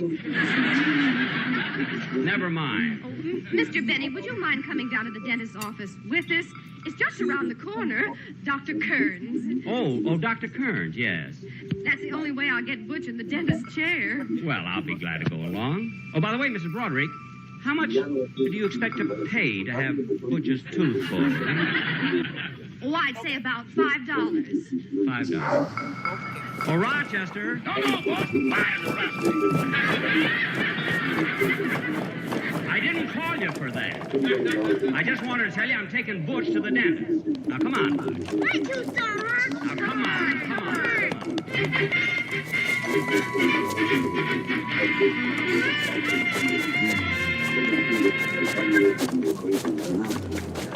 Well, here's Dr. Kearns' office. Let's go in. Come, children. Yes? I'm Mrs. Broderick. I called a while ago. Oh, yes. Which one is to have his tooth pulled? The one playing with the yo-yo or the one with the propeller on his hat? The one with the yo-yo. The one with the propeller is Mr. Benny. Oh. Well, Mrs. Broderick, the doctor will be with you in a moment. Thank you. Now, look, Butch, after you get your tooth pulled, you should see your dentist twice a year and brush your teeth twice a day. Remember that, Butch, and you'll never have any more trouble. Hey, Butch, be sure the dentist gives you some of that stuff Mr. Benny invented. That penicillin. Yeah. I don't want to get my tooth pulled. Look, Butch, there's really nothing to it. Having a tooth pulled is a very simple... Next, please. You may take him in now. I don't want to have my tooth pulled. Don't hurt. I don't want it pulled. Now, wait a minute, Butch, wait a minute. I'll be right back. May I talk to you, Doctor? Oh, certainly. Now, look, Doc, I want to show Butch that having a tooth pulled doesn't hurt at all. Well, it really doesn't. I know, but we've got to convince him. So I'll sit in the chair, you make believe that you're pulling my tooth, and I'll make a big nothing out of it. That's an excellent idea. All right, come, sit right down in the dentist's chair.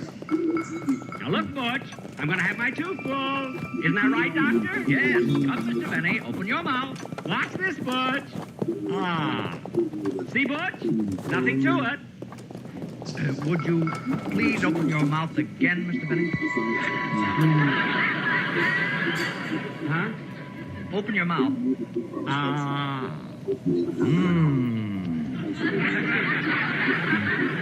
What is it, Doctor? What is it? Oh, nurse, prepare the Novocaine. What? The third tooth from the end, the bicuspid, it has to come out. But I don't want to get my tooth pulled. It doesn't hurt. Honest, Doctor, it doesn't hurt. I don't want to get my tooth pulled. Go ahead, Doc. I'll hold him.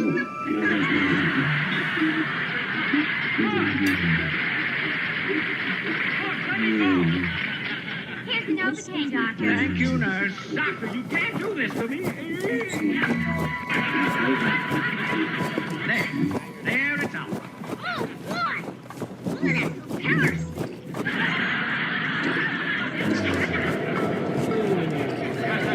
Now, Butch, let me look at your tooth. Come on, open your mouth. I don't want it. Come on, Butch, open your mouth. No. Open that big mouth or I'll bash your head in.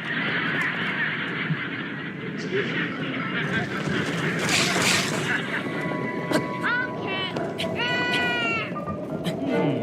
There's nothing wrong with your tooth, Sonny. Doctor, look how black it is. She's been eating licorice. What? And Mr. Benny, for pulling your tooth, that will be $5. You can deduct it from next month's rent. Come on, kids, let's get out of here.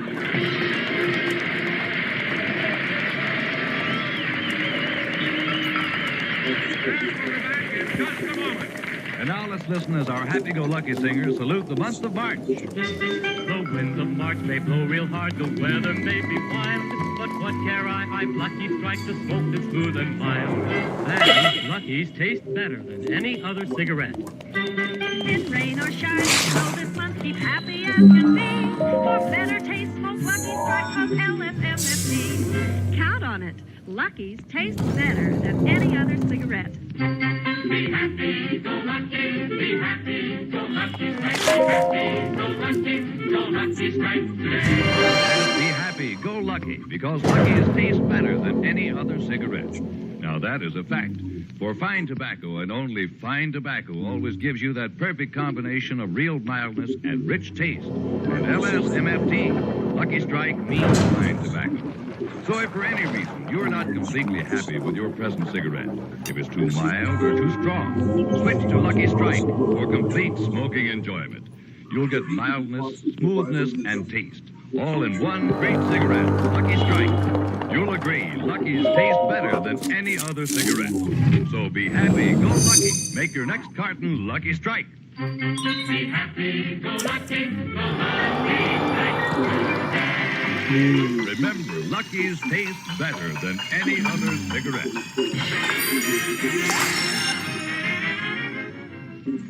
Ooh.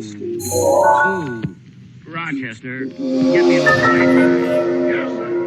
And get me 2 more aspirins. Yes, sir. Ooh. You know, Bosco Handle scored a touchdown with no kick off. You're making an awful fuss. Never mind that. Get me the ice. Okay, Red. Good night, doll.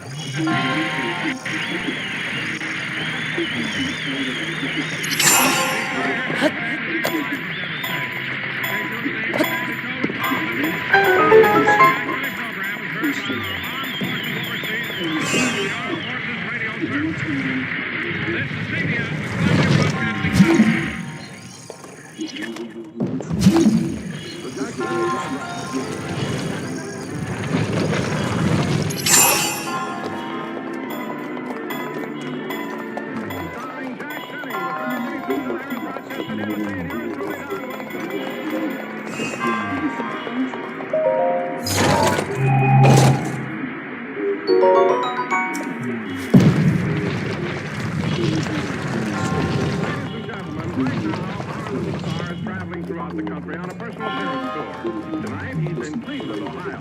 So let us take you to the Civic Auditorium to Jack's presence. Rochester. Just a minute, boss. I'm putting a star on your dressing room door. Oh, good. Yeah, so when people look at this door, they'll naturally know that you're the star of the show, but that you are.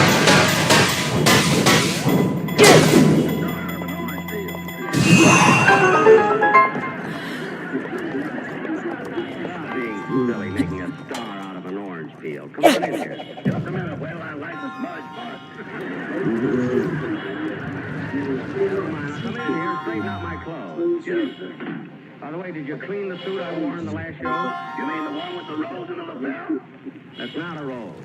While I was playing my violin, some smart aleck hit me with a tomato. You know, Rochester, talking about tomatoes and oranges has made me hungry for some fruit. Well, let's wait and see what the next show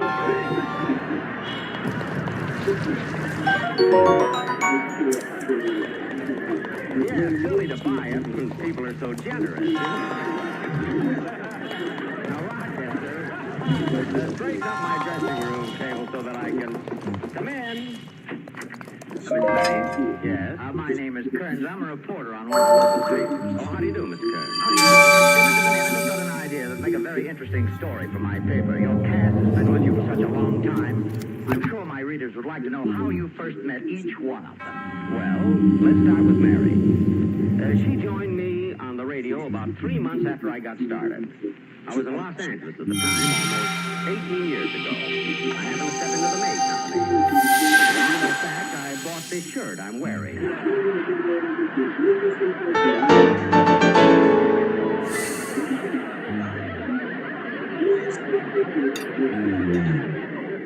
They give guarantees, you know. Anyway, it was in the latter part of 1932. I had purchased my shirt. I gave the man $1 and was waiting for my change. Stairs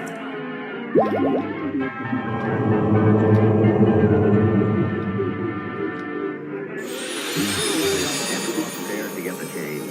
Oh, well. Just a gigolo everywhere I go. People know the part I'm playing. Gee, that's a catchy new tune. Dum, da, da, da, dum, dum. Hey, look at that beautiful girl behind the hosiery counter. What a chicken. Oh! I think she's looking at me, too. After I get my change, I'll go over and try to date her up.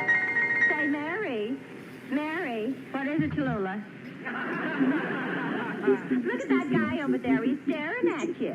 Where? Right over there at the shirt counter. Say, he looks kind of prosperous, don't he? How can you tell? With those bell-bottom pants, he might be barefoot.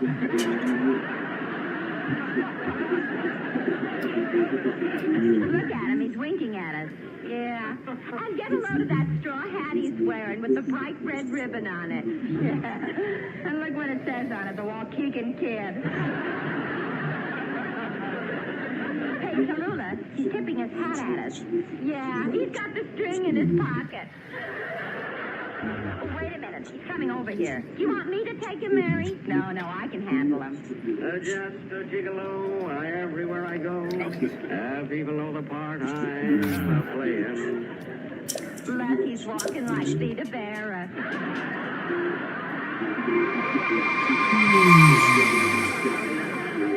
Yeah. Just a gigolo area. Hello, kiddo. Where have you been all my life? Avoiding it. Hey, you're sharp. I like tomatoes with a little spice. Say, baby, what's your name? Mary. Mary what? Quite contrary? What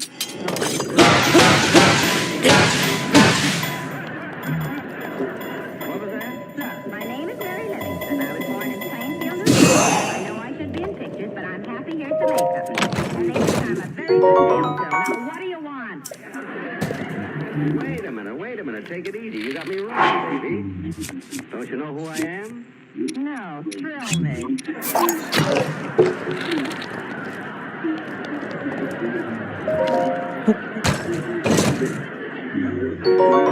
a grip on the counter, baby, because I'm going to enlighten you. I happen to be Jack Benny. Well, what do you know? Hey, Tallulah, he's Jack Benny. Who's Jack Benny? Oh, you're kidding. You know who I am. You ought to go out with me. I've been on the radio 3 months. So what? My lamp's been on the radio 3 years, and I won't go out with that either. Well, say, you're pretty fast on the trigger. What are you doing working here in a department store? You know, you should be on the radio. What? My mother told me there'd be men like you, but I thought they'd be much younger. Hey, you're terrific. Listen, baby, you got everything it takes. Good looks, a nice speaking voice, and one personality. I'll bet you tell that to all the girls. No, I don't. Now, listen, man, you ought to be on the radio with me. I'll get you places. You'll be a big star. Say, you're not kidding, are you? Of course not. So then why don't you meet me tonight for dinner, and we'll talk things over.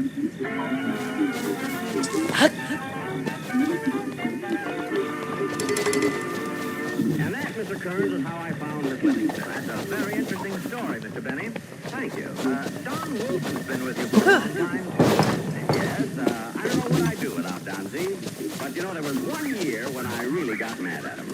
It happened in 1946. It was the opening of that season.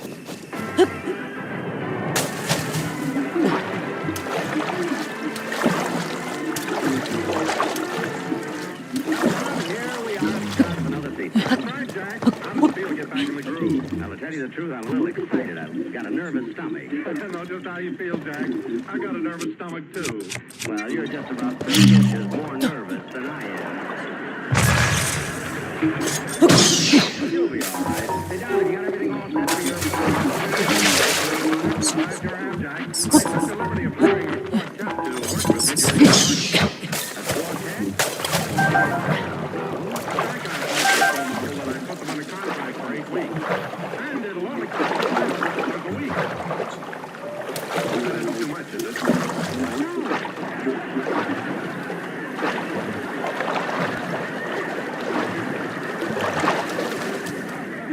I mean, no.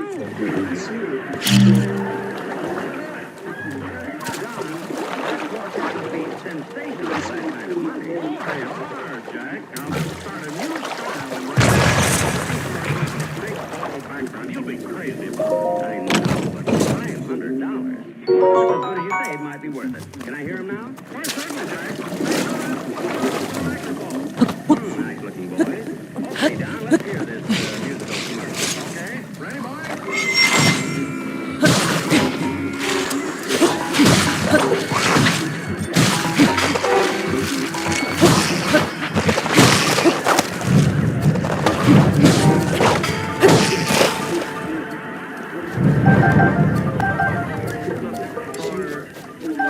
For this, I'm paying $500. Yes. Don. Moby Dick. Get him out of here.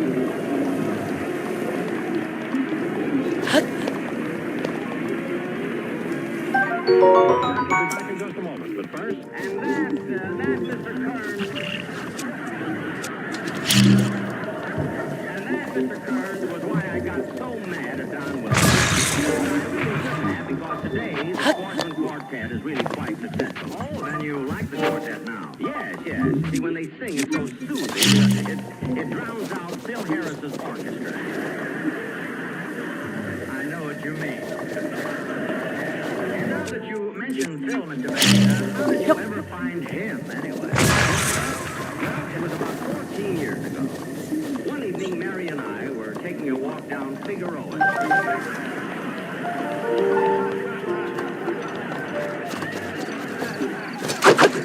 Say, Mary, we walked our ways. Say, before we catch the bus back home again, would you like to step into this nightclub and relax a little? Right here. They got a band and everything. And look at that poster on the wall. Phil Harris and the sweetest music this side of the Hyperion Outfall.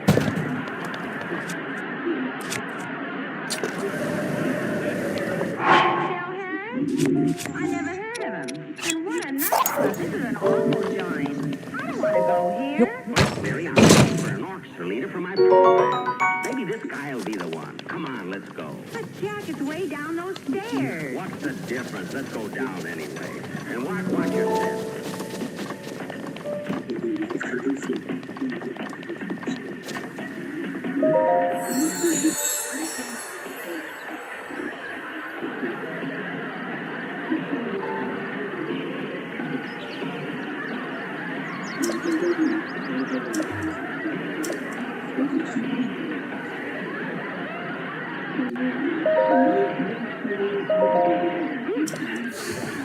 Let's rest. Like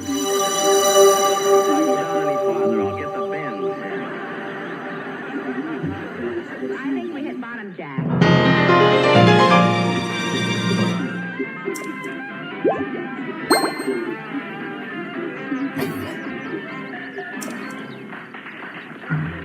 Oh! That guy Harris, hey, he knows all the new tunes. Yeah, but how can people dance on that bare ground? Well, they probably sprinkle it with water to make it slippery, you know. Helps keep the dust down, too. Let's find a table. Well, maybe that man will get us one. Oh, yes. Pardon me, are you the waiter? Well, what do you think I am with this napkin over my arm? A new father?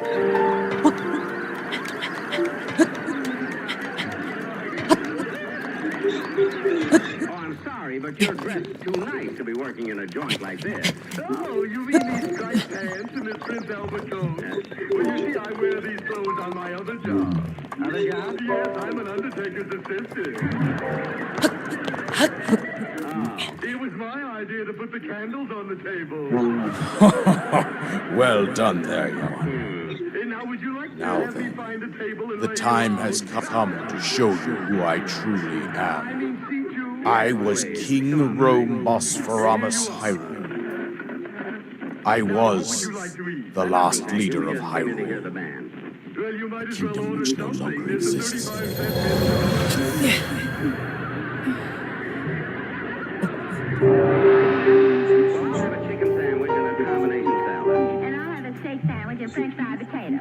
The Great Calamity was merciless. It devastated everything in its path. Lo, a century ago, it was then that my life was taken away from me. And since that time, here I have remained in spirit form. I did not think it wise to overwhelm you while your memory was still fragile. So rather than that, I thought it best to assume a temporary form. Forgive me. I think you are now ready. Ready to hear what happened 100 years ago.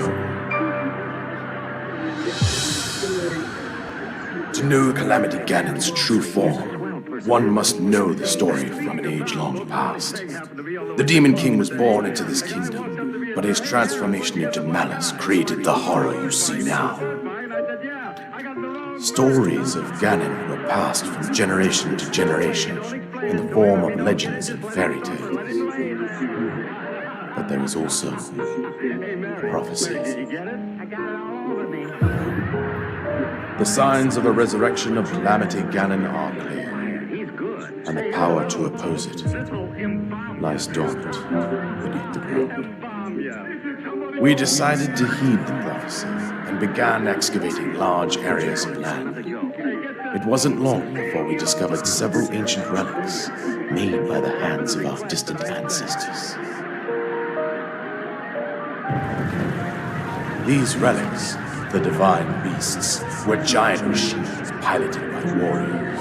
We also found the Guardians, an army of mechanical soldiers who fought autonomously. This coincided with ancient legends, oft repeated throughout our land.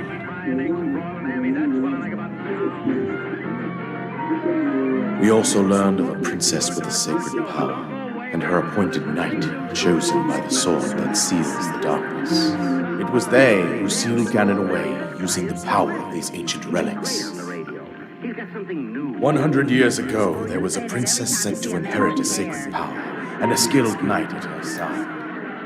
It was clear that we must follow our ancestors' path. We selected 4 skilled individuals from across Hyrule and tasked them with the duty of piloting the divine beasts. With the princess as their commander, we dubbed these pilots champions, a name that would solidify their unique bond. The princess, her appointed knight, and the rest of the champions were on the brink of sealing away Ganon. But nay. Ganon was cunning and responded with a plan beyond our imagination.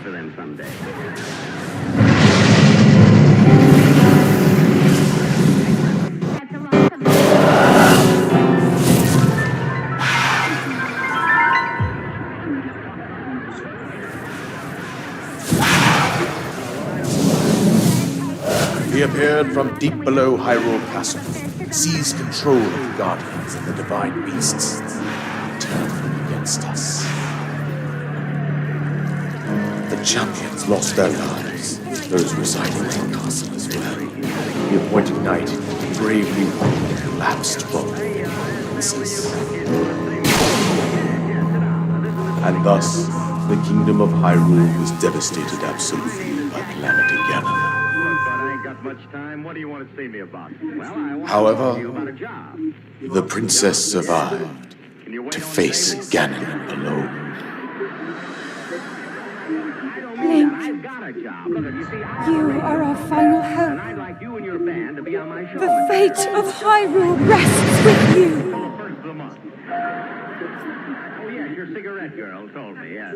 Now, Mr. Harris, radio is a different type of work. You read music, of course. That princess was my own daughter, my dear Zelda. And the courageous knight who protected her right up to the very end. That knight was none other than you, Link. You fought valiantly when your fate took an unfortunate turn. And then you were taken to the Shrine of Resurrection. Here you now stand, revitalized 100 years later. The words of guidance you have been hearing since your awakening are from Princess Zelda herself. Even now, as she works to restrain Ganon from within Hyrule Castle, she calls out for your help. However, my daughter's power will soon be exhausted. Once that happens, Ganon will freely regenerate himself, and nothing will stop him from consuming our land. Considering that I could not save my own kingdom, I have no right to ask this of you, Link. But I am powerless here. You must save her, my daughter, and do whatever it takes to annihilate Ganon. Somehow, Ganon has maintained control over all 4 divine beasts, as well as those guardians swarming around Hyrule Castle. I believe it would be quite reckless for you to head directly to the castle at this point. I suggest that you make your way east out to one of the villages in the wilderness. Follow the road out to Kakariko Village. There you will find the Elder Impa. She will tell you more about the path that lies ahead. Consult the map on your Sheikah slate for the precise location of Kakariko Village. Make your way past the twin summits of the dueling peaks. From there, follow the road as it proceeds north. Then I wouldn't have to let my father cut my hair. Your father cut your hair? Yeah, yesterday while he was giving me a trim, he cut one of my ears off. You've got 2 ears. Now, yes.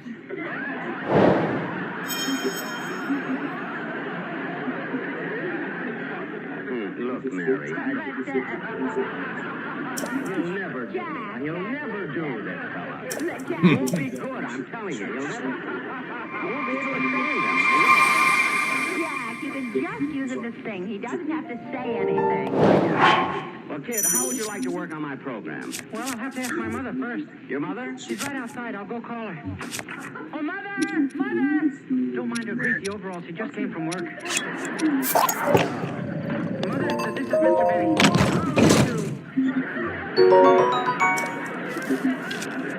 How do you do? Now, what's your name? Gotta put her pipe wrench on my piano. What are you mumbling about? Mrs. Day, I'd like to have your son on my radio program. Oh, Mr. Benny, you don't know what this means to us. Just a few minutes ago, my son was nothing, and now he's the star of your show.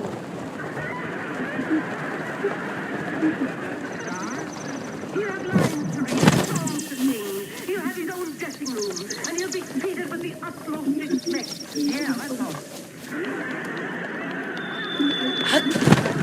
Now, look, Mrs. Day, I want your boy to be on my program, but I just want him to sing a song. Are you trying to hold him down? Hey, boy has talent. He'll sing 2 songs. Mrs. Day, put down that rant.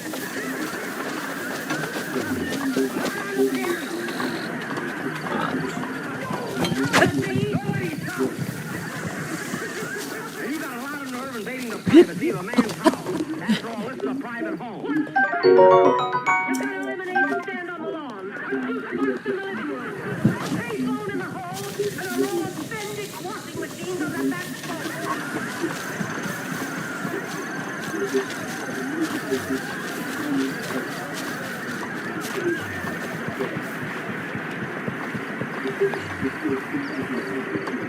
There's no business like this business.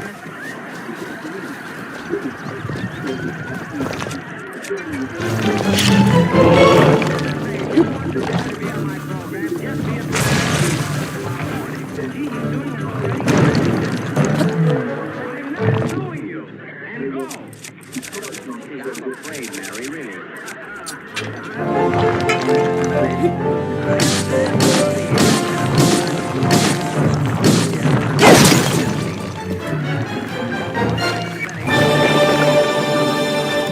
I'm glad you asked me that.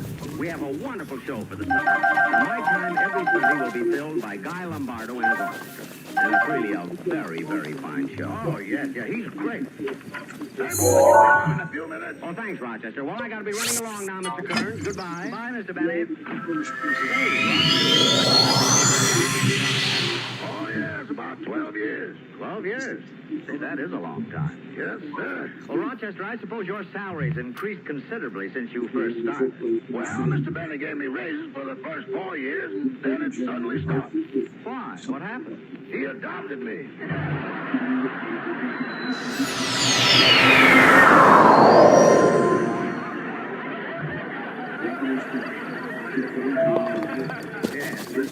Say, Rochester, what's that lying on the dressing table? Uh-oh, Mr. Benny forgot it.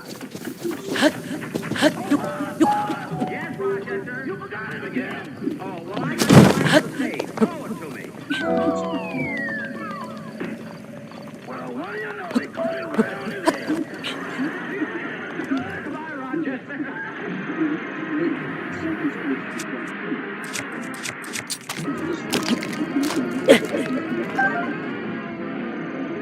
We're a little late, so good night, folks.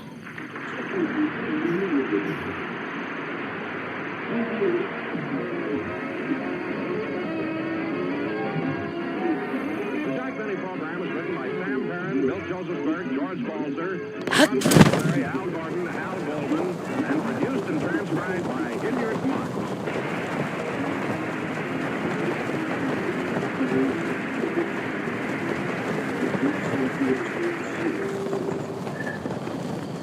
The Jack Benny program, presented by Lucky Strike.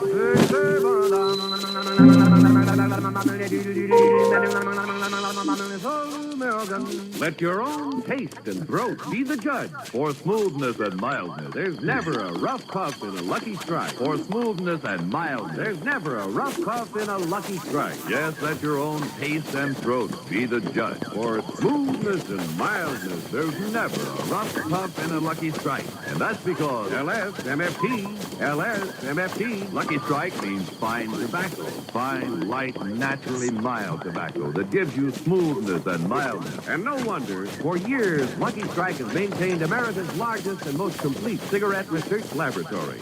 Prior to the auctions, the buyers for Lucky Strike send sample tobacco leaves from all tobacco-growing areas to this great laboratory for scientific analysis to help determine which tobaccos are really fine. And this is only one phase of the constant research that helps guarantee smoothness and mildness in every single Lucky Strike you smoke. So, smoke a Lucky. Let your own taste and throat be the judge. For smoothness and mildness, there's never a rough puff in a Lucky Strike. So round, so firm, so fully packed, so free and easy on the draw. Make your next carton Lucky Strike.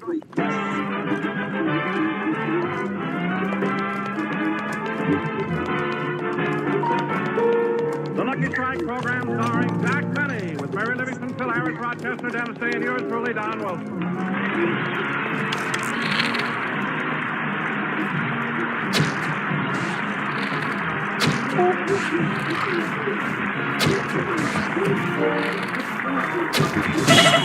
And now, ladies and gentlemen, once again, it is my pleasure to introduce the star of our show.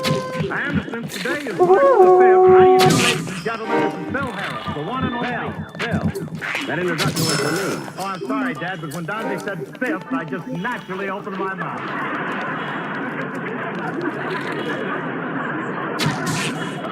Well, cork it up again and sit down. Continue, Don. Yes, ladies and gentlemen, this is the month of March, and as you all know, March comes in like a lion and goes out like a ham. And here he is, Jack Benny.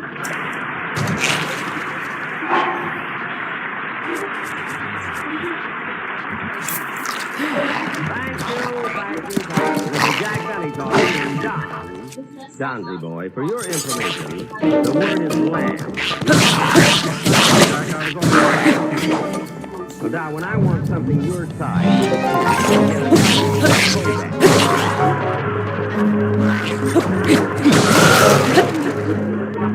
so the next time... Oh, Jack, let's not start off the program with an argument. Mary, please, I'm admonishing Don for being overly facetious.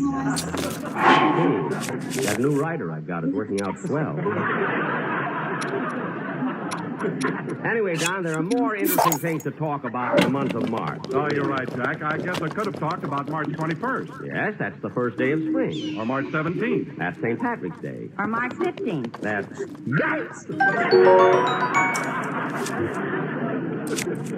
Mary, don't make me nervous. Hey, Jackson, what's so exciting about March the 15th? Well, since you don't seem to know, Phil, I'll tell you. March 15th is the day you pay your income tax. Income tax? What's that? Phil, income tax is a portion of a man's salary that is sent to the government to help the financial support of the country. Gee, this is interesting. As a matter of fact, when a man receives a salary check, it already has a basic deduction of 20%. 20%? That's 1/5. How do you do, ladies and gentlemen? This is Phil.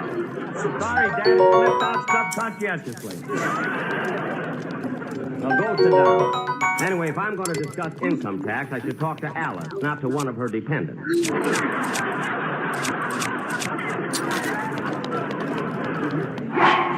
Why do you keep insulting Phil like that? Treat him like he's a nobody. And he's got a lot of talent. Tell him, Livy, lay it on him. He has a great personality and a lot of charm. Loaded with it. He even writes his own songs and leads a band. Keep talking, Bon Emmy. You ain't scratched the surface yet.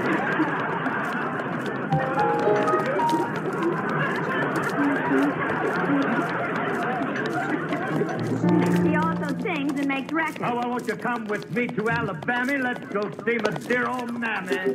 And not only that, he... What's the matter? Just talking about him made me sick. I know what you mean. Look, kids, hey, you had a lot to do today, didn't you? Look, kids, let's not waste any more time. I want to see that everything is right before our guest star arrives. As you know, we're going to be honored today by the presence of one of England's most famous daughters, Miss Sarah Churchill. Oh, she's the daughter of Winston Churchill, isn't she? Yes, Don, when she gets here, I want everybody on their good behavior. In fact, I made a few notes on that subject. Mary, did I give you the paper with the notes on it? Yes, Jack, here it is. Good, read it, will you? Okay. To the boys in the orchestra, if the musical arrangement calls for the trombone section to be muted, please hold a derby in front of the horn instead of stuffing your socks into it. That's right. That's right, Mary. Very good, good. And to those who have no tuxedos, keep your coats buttoned so the bibs to your overalls don't show. And another thing, kids, when Miss Churchill arrives, I want everybody to stand up. Now, come on, let's rehearse it once. Everybody, including the orchestra. Stand up. Very good, very good. Now, sit down. Now, Mary, you're the only girl in the cast, so I think it's up to you. Oh, that must be Miss Churchill now. Come on, everybody. Up. That's it. Good. Coming. Hello, Mr. Benny.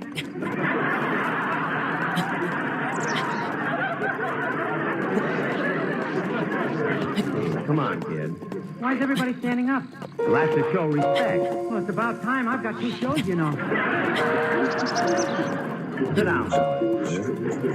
Dennis, for your information, we were expecting Miss Sarah Churchill. Who's she? Who's she? Miss Churchill is not only a great actress, but she also happens to be the daughter of Winston Churchill. Who's he? Dennis, think back to the years of the war. Okay. Now, who was it who went from London to Casablanca?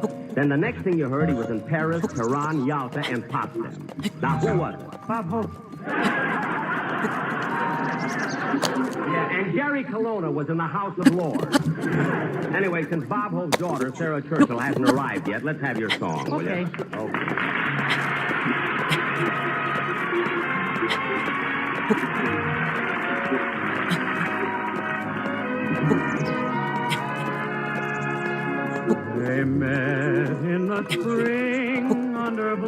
blossoming tree. The dawn of romance seemed to dance on the breeze. And who saw him kiss her and whisper of all the blossoms, pretty blossoms on the bough.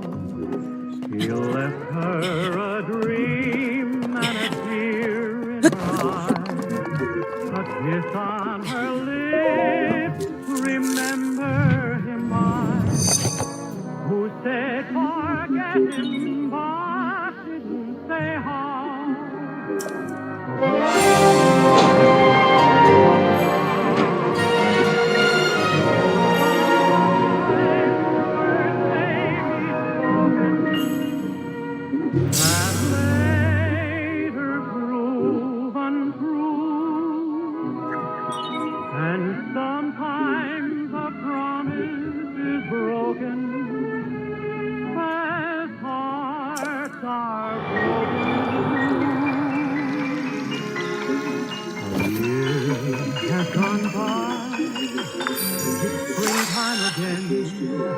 She waits all alone and she sighs now and then.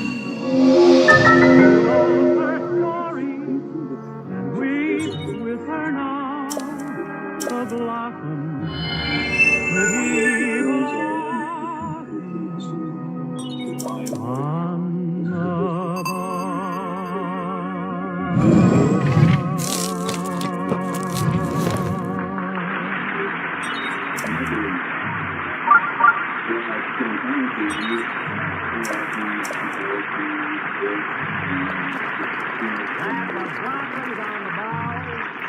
Sung by Dennis Day. And Dennis, that was wonderful, absolutely wonderful. And you want to know something, kid? What?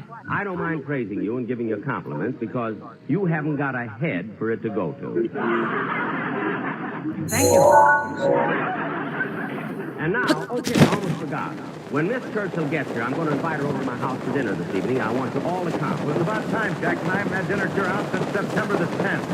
Now, wait a minute, Phil. It hasn't been that long since we've had dinner at my house. It was September the 10th, and I got the canceled check to prove. Gosh, how time flies. Anyway, kids, don't forget to be at my... Oh, that must be Miss Churchill now. All right, everybody. Up. Coming. Well, hello, Miss Churchill. Hello, Mr. Bennett.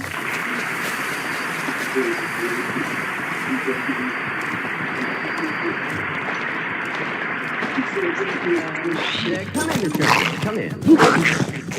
Mr. Bennett, why is the orchestra standing there?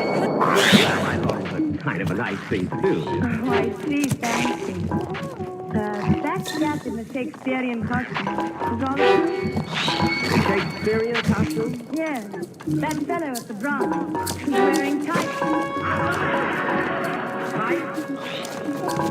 Oh, my goodness, Sammy forgot his pants.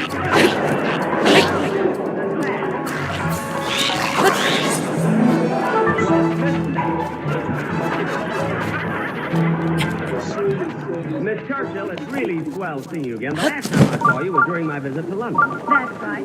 You were appearing at the Palladium Theatre. Yes, and you know, I never did get a chance to thank you. It was nice of you to come backstage to see me. It was nice of you to ask me.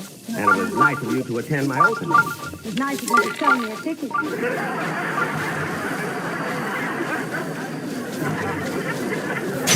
Yes. But, gee, I was thrilled in London. All those historical sites there, Buckingham Palace, Westminster Abbey, Piccadilly Circus, the Leaning Tower of Pisa, the changing of the... The Leaning Tower of Pisa in Italy. Oh. Well, doesn't it lean over into London just a little? You know, maybe a sneaky week. I'm afraid not. Well, live and learn, I always say. Oh, Miss Churchill, I'd like you to meet the members of my cast. You remember Mary. You met her in London. Hello, Miss Churchill. Hello, Mary. Please, everybody calls me Sarah. Well, thank you. And Sarah, this is my orchestra. I'm sure you remember him. He also appeared with us at the Palladium. Oh, Aye. old ham hocks and turnip greens. That's me. too proud of it yet. Now, Sarah, this is my announcer, Don Wilson. Nice meeting you, Mr. Wilson. Well, I'm thrilled, Miss Churchill, and I'd like to take this opportunity to tell you that I've always been a great admirer of your father. Well, thanks. In fact, we all admire your father. That's right. What does he do? Tell. I didn't say nothing wrong. What does he do? He's a painter.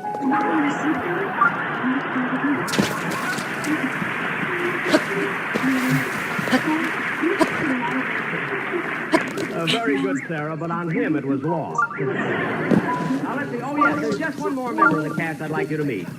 This is our singing star, Dennis Day. Oh, hello, Dennis. How do you do, Miss Churchill? Just a bit jolly for you to guest on this wireless jamboree today. You're bubbling squeaking a penny a pitch.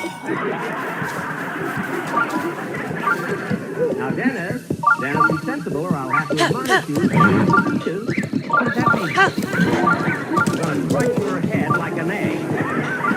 So watch it, kid. By the way, Sarah, you enjoy America? Oh, very much. There are certain things that still puzzle you. Puzzle you? What are they? Well, your movie, for instance. Last night I went to see a very funny picture called Francis. It's an amazing story about a talking mule. The talking mule? Yeah, that is amazing. Yes, such grammar. I know exactly what you mean, sir. I seen Francis, and once when that mule was talking, instead of the past perfect tense, she used the past indicative and wound up with a dangling target.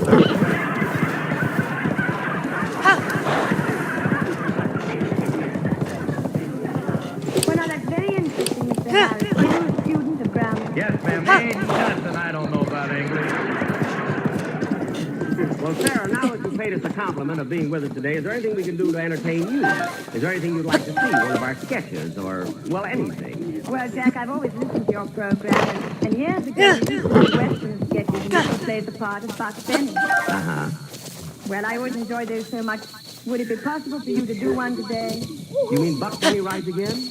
Why, certainly. Gosh, we haven't done that for so long. It'll be fun for us, too. Do you think you could find a part in it for me? In a Western? Playing the part of a cowboy? Well, Jack, I think I could do it so well you wouldn't even have to admonish me. Admonish me? Yes. You've been using that word as though it's something new.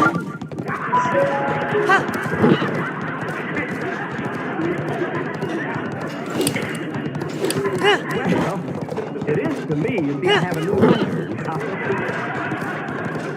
But there is a part of the sketch of a school marm that I think you would enjoy doing. Oh, I'm sure I will. Sarah, I need to ask you, for being a guest on Jack's program, is he paying you in dollars or pounds? Well, to be frank, Henry, when I brought up the subject of money, Jack said we could settle that after the show. Oh, brother. Why, what's wrong? Now you're going to find out what your father meant by blood, sweat, and tears.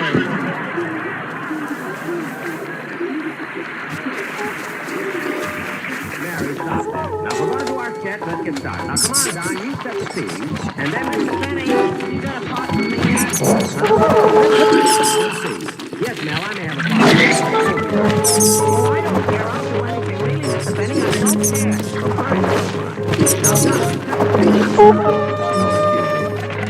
Hello?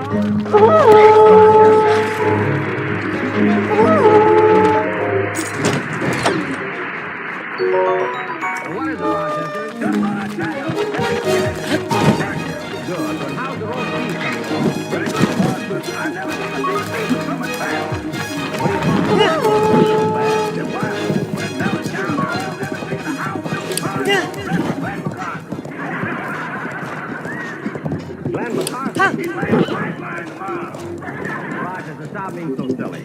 And don't forget, when you're making out the place cards, I want Miss Churchill to sit at my right. Yeah. And by the way, Rochester, did you make that phone call? Yes, What they said is even though you get the dinner for someone from Europe, you have to pay for it yourself. It has nothing to do with money.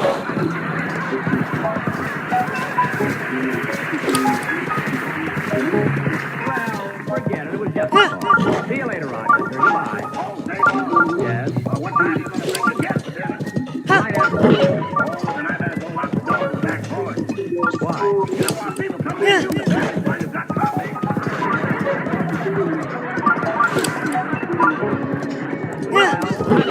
using the machine, but hanging the clothes in the living room is murder. Last night I had some friends in. We had to watch television through Ronald Coleman's underwear. Anyway, I'm glad you thought of that, Rochester. Goodbye.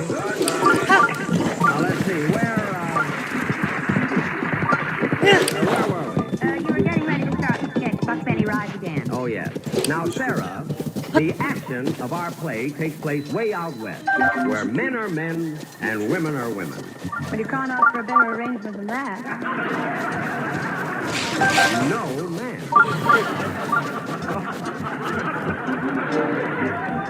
All right, Don, set the scene. Buck Benny Rise Again. Ladies and gentlemen, our play tonight opens at the ranch of that fearless, hard-riding cowboy, Buck Benny. Curtain music.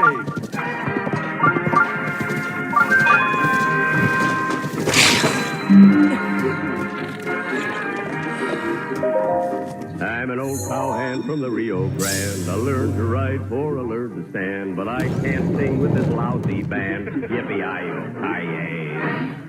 Well, I better mosey down to Corral, see how my foreman Cassidy is doing. Oh, here he comes now. Morning, Buck. Morning, drag along.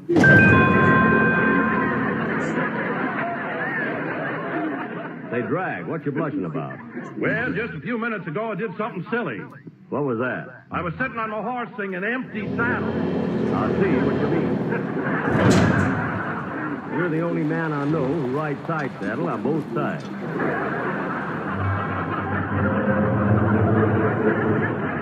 Well, I'm going into town. I want to see what's going on. Go on, Drag. Go on, Buck. Easy, get up on that horse. Steady, boys, steady. Steady there. Buck, you're supposed to get up on the other side. Oh, Mel don't care.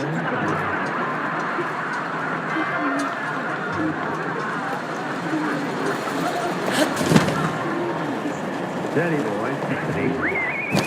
Here we are. Giddy up, citation. Giddy up.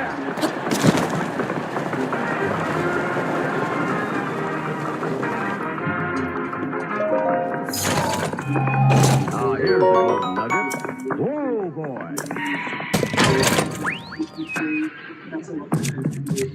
Doggone, just once I like to come in through the door. Now, there's my girlfriend, Calamity Livingston. Hiya, Calamity. Hi, Buick. Buick? That's Buck. I'm sorry, those holes in your head fooled me.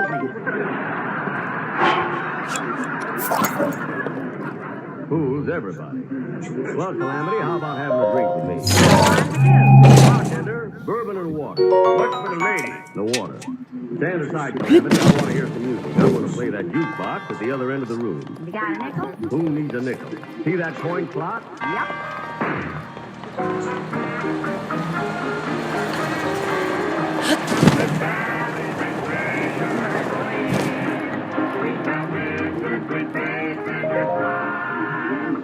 Because you are weary and tired, you are changing the rainbow divine. Come sit here a while, here I leave you. Not hasten to bid me adieu. River Valley, the cowgirl around you so true.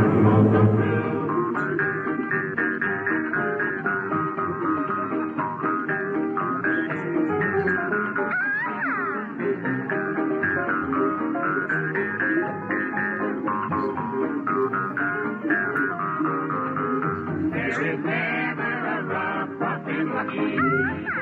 It's the cigarette most people buy. 'Cause they're made of that fine like tobacco.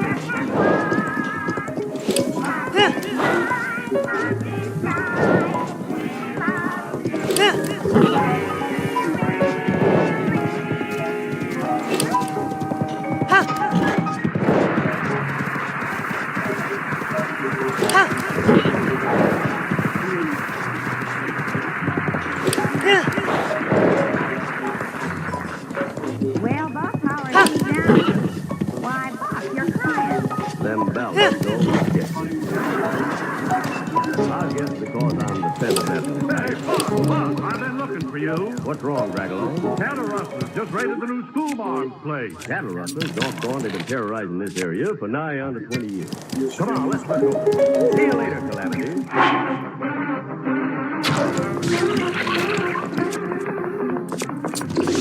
There's the school barn house over yonder. There we are. Whoa!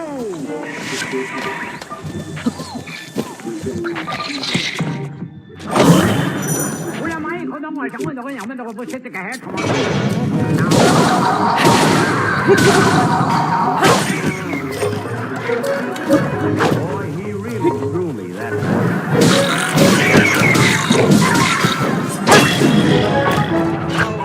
How am I ever going to get out of China? Not in China, this is my houseboy. Oh, who are you, ma'am?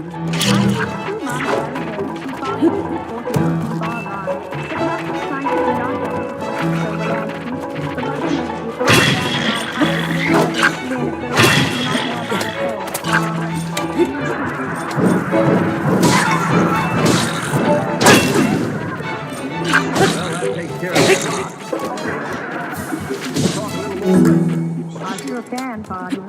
Huh? Good. Now, what's this I hear about cattle? They've been a bother? Yep, they took all my tails except that. Oh, look. What's wrong? There's an Indian coming home.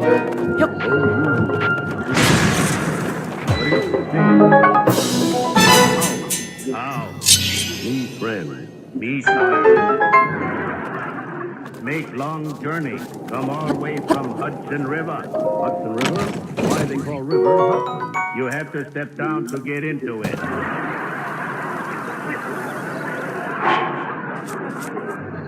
Oh, well, what do you want? Nothing. Me just come to do jokes. Goodbye. Just came to do the joke, eh? Watch this, Sarah. Stop that poor Indian right through the head. Oh, Mel, don't care. Now tell me, Missy Ma'am, about those trucks. You see any of them? Yep. So the leader, he's a Mexican goat fella, kind of cute looking. He's a Mexican. The Mexican? Yep, here he comes now. Whoa, tamale, whoa. Hello, señorita. You're so gringo. Keep up your hands for I am a Mexican bandit, Senor Deniso McNulty. You're the bandit, eh? Si, senor. You ought to be ashamed of yourself, aren't you, robbing poor women? Oh, I cannot help being a bandit, senor. What do you mean you can't help it? I won the giant jackpot on the radio quiz program, and I'm doing these to pay the taxes.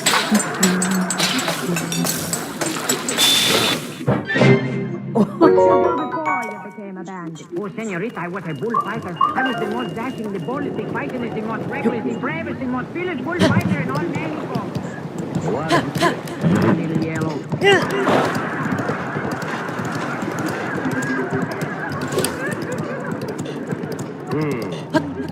Senior McNulty, why don't you reform and get to be an honest citizen like Buck Benny? Like him? Ho. I am laughing. Why? What's wrong with me? You are supposed to be the great cowboy. Can you roll a cigarette with one hand?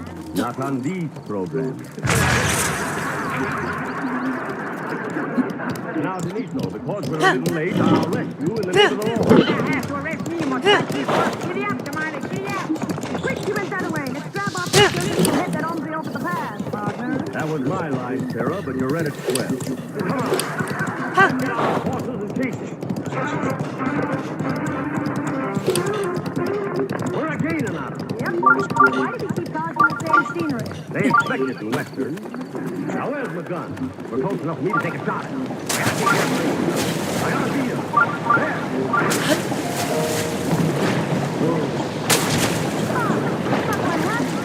Shot him,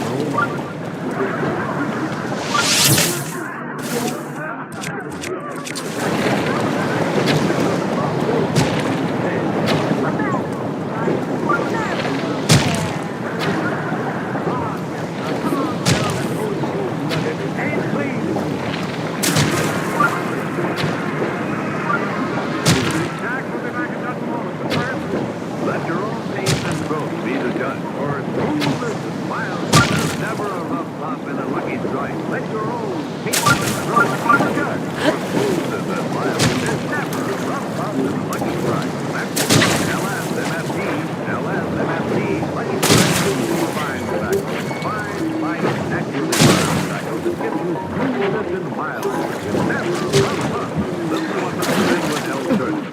independent tobacco warehouseman from Lewisburg, North Carolina, recently said, I've seen plenty of tobacco bought and sold. 150 million pounds. And year after year, I've seen Lucky Strike by fine lightning to make extra enjoyable smoking. I've smoked Lucky for 11 years. Millions of smokers, including the famous movie and television star Robert Montgomery, take a tip from the experts and smoke Lucky Strike. Just recently, Mr. Montgomery said, Luckies are really smooth. That's why I smoke them regularly. And for your own real deep-down smoking enjoyment, light up a Lucky. let your own taste and throat be the judge. For smoothness and mildness, there's never a rough puff in a Lucky Strike. Get a carton today. Thank you very much, Mr. Churchill. Good night. Be sure to hear Dennis Taylor today on the Lights Dennis Day. Stay tuned for the Amsterdam show, which follows immediately. This is CBS, the Columbia Broadcasting System.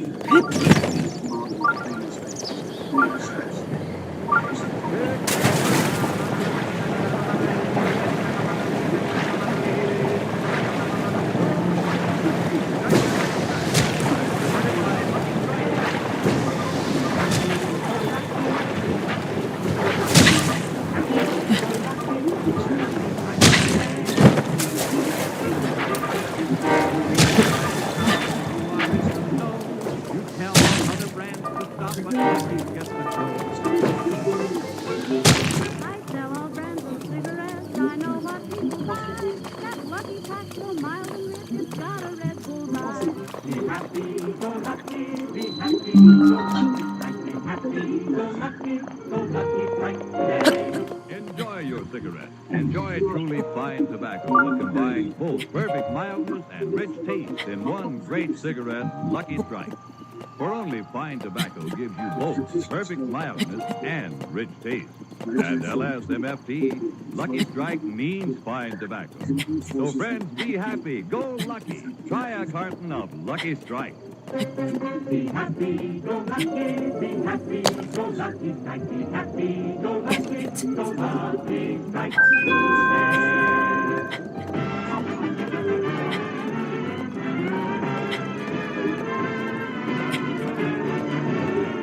The Lucky Strike program starring Jack Benny with Barry Livingston, Phil Harris, Rochester, Dennis Day, and yours truly, Don Wilson.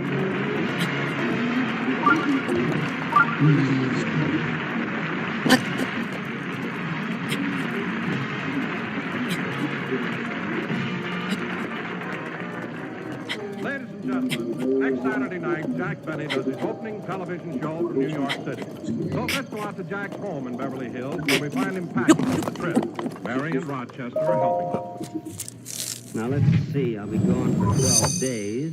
I'll need 2 pairs of shorts, 2 shirts, 2 pairs of socks, 2 handkerchiefs.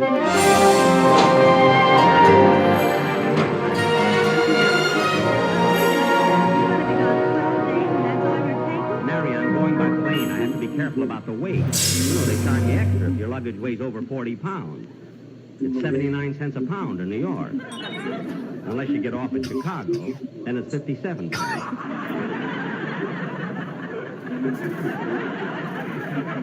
Or Kansas City, it's 46 cents. Why don't you go to New York and take your clothes to Albuquerque?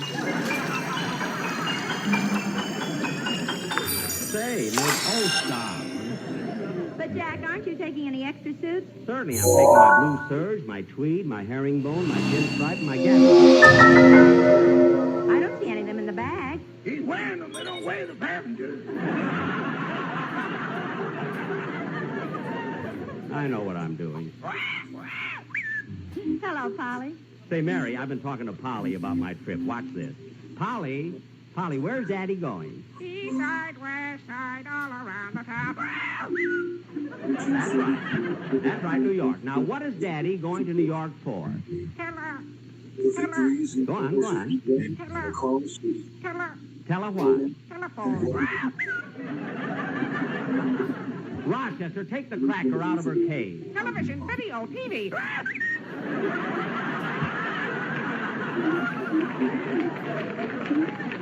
That's better. Oh, boss, I forgot to pack your tuxedo. Here it is. Put it in the fortnighter. Jack, you're not taking that old tuxedo to New York, are you? I certainly am. But look at it. The pants are baggy and the coat is so short it looks like a battle jacket. Well, that's the latest style. I know, but this one looks Like it lost the battle. I know. I knew you were going to. Anyway, I'm taking that tuxedo to New York and I'm going to wear it on my first television. Jack, if you do, it'll be close. What? You'll be on live.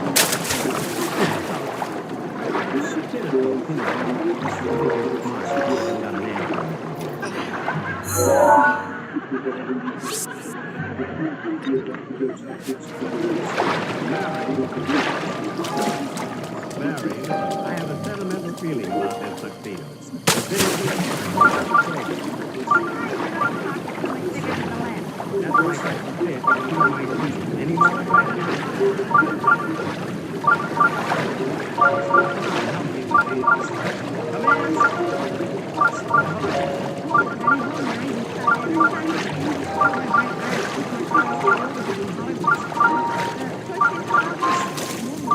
Well, if your car isn't running, why didn't you leave it in Hollywood? I wouldn't have any way to get home.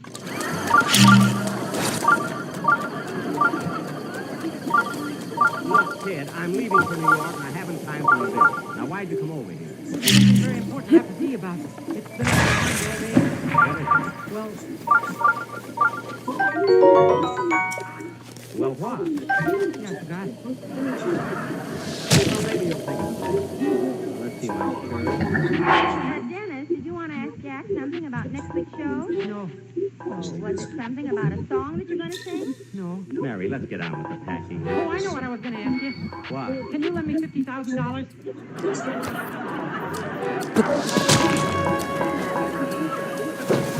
See, I've got my sock.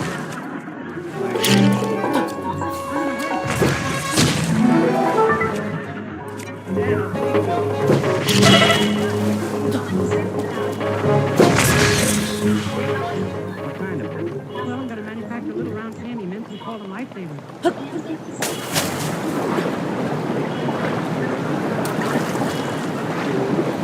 I'm going to sell them for a nickel package. Dennis, this might be new. Mint called Lifesavers has been on the market for years. I know. Look at all the free advertising I'll get.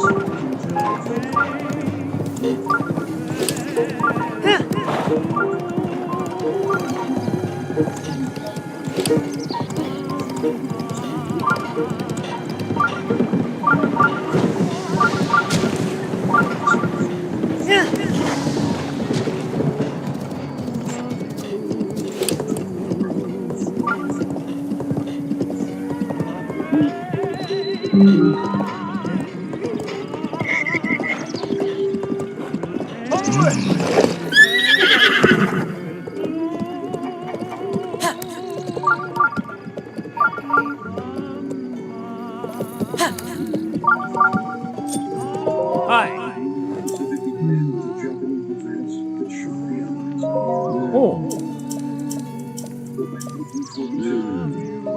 Hey!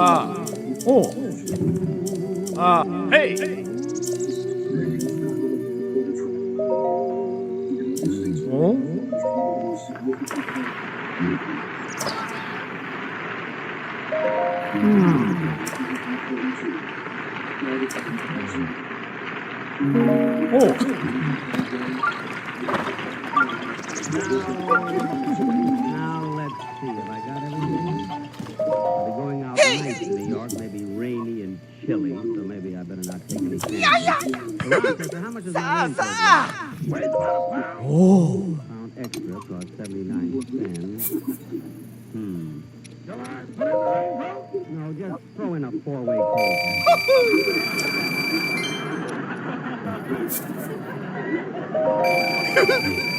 I think that'll do it. Come in. Hiya, Jackson. ¿Cómo se va, Libby? Wow! Hey, Jack, you got the door open. That was all right.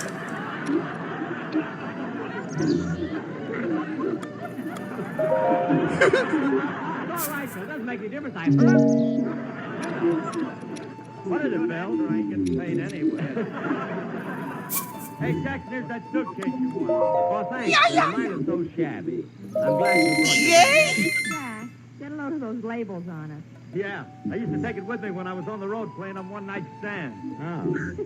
Hey, Jack, look at this label here. Ritz-Carlton Hotel, Empty Jug, Texas.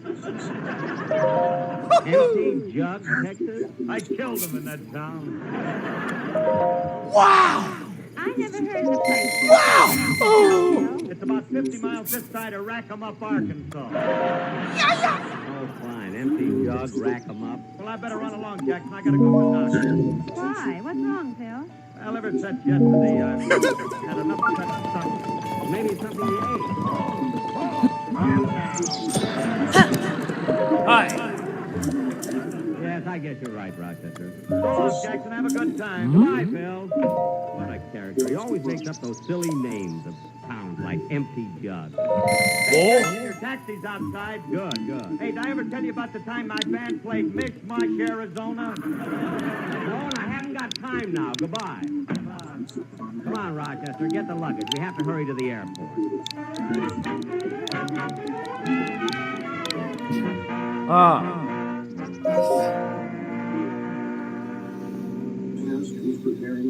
Hey, mister, shall I go by the way of... Yes, driver. You comfortable, Mary? Good. It's a pretty long ride. How far is it from your house to the airport? $2.40.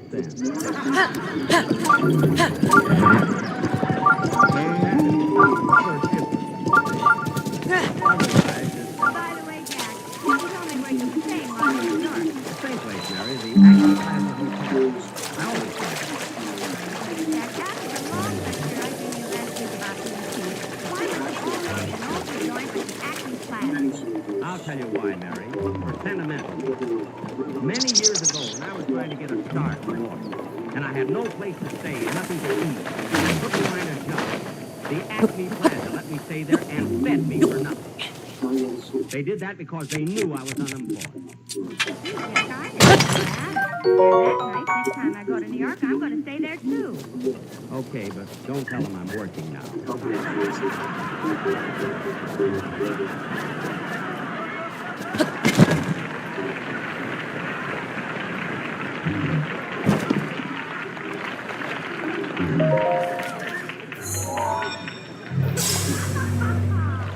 You know, they feel disappointed.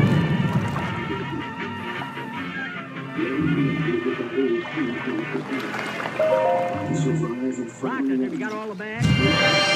Jack, you better go in and have your tickets. You haven't got much time. That's right. Flight number 76 for Phoenix, Memphis, and Washington, D.C. Now loading at gate 2. Well, let's see. Where do I go? Attention.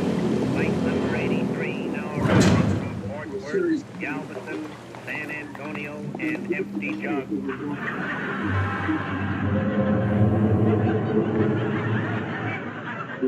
Gee, there is such a place. Say, Mary, before I get my ticket validated, I want to go over to the fruit stand and buy some food. Watch my luggage, will you? Okay. Hiya, bud. Long time no see. Huh?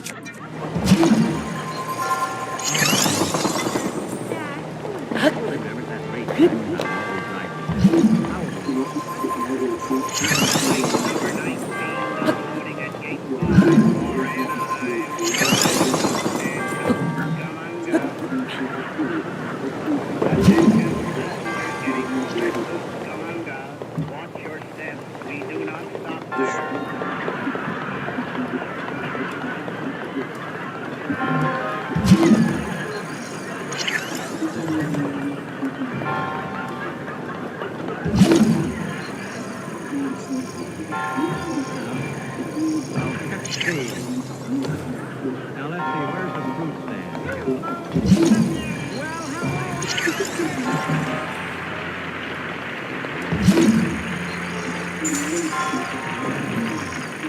Are you leaving town, Mr. Gibson? Well, I'm waiting for my wife to arrive. She's coming in by plane from Dallas, Texas. What time is it? But I don't know whether her plane is going to land here or she's coming from Mona and Yes, but my wife is such a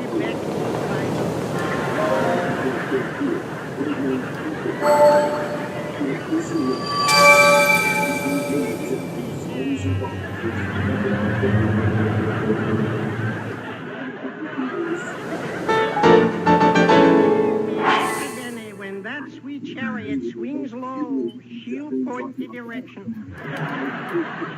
Well, you ought to know. What was your wife doing?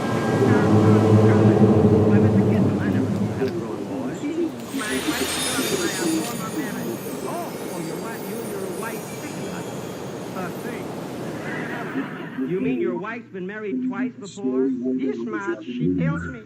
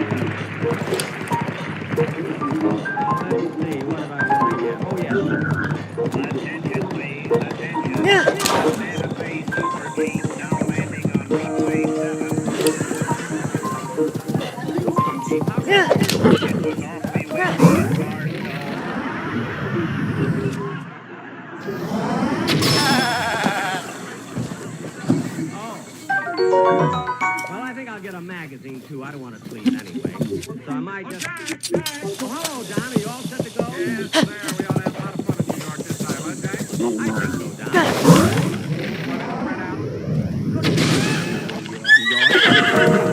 That's the night you won. I nearly killed that one, but I didn't. Just caught it. By the way, Don. Oh, Don, where's the sportsman? They're on the plane already. The sportsmen are on the plane? Yeah. They're on that plane. The girls and their wives saying goodbye to them. Oh, yeah.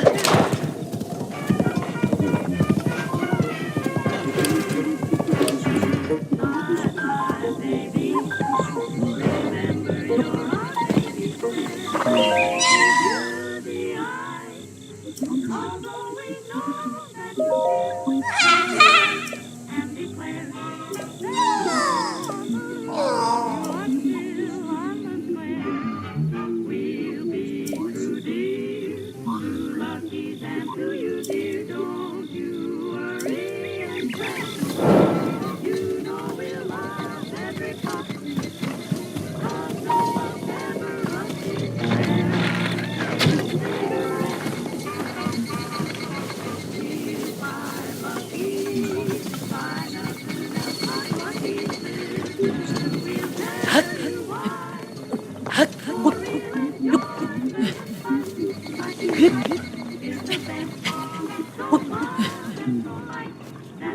pass every test. We'll by lucky, by lucky, we'll be already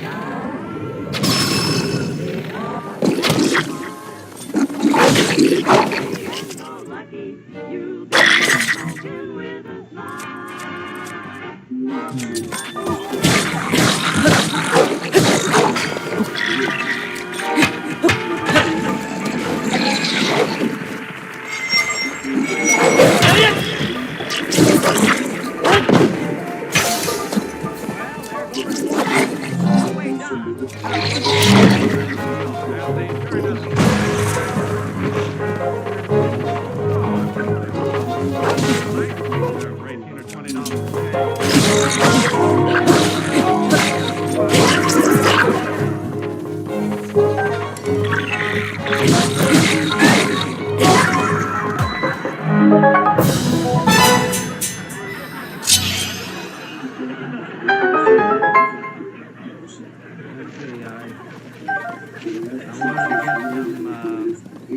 Here's a fruit stand. Now, let's see. I think I'll take some of these apples. They look good. Next week is National Apple Week, too. Oh, Miss!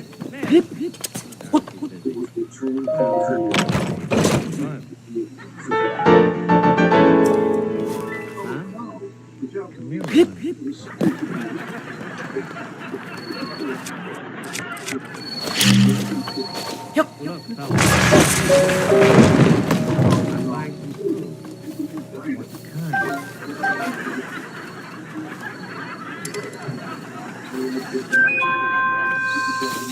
Apple.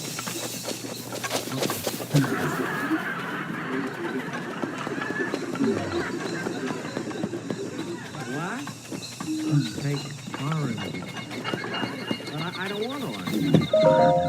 How about grape?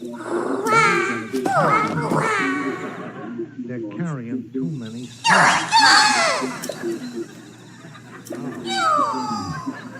Well, what about bananas?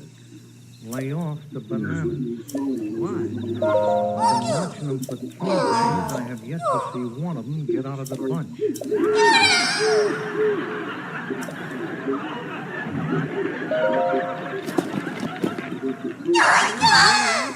I came in here. All I wanted was... Listen to me, bud.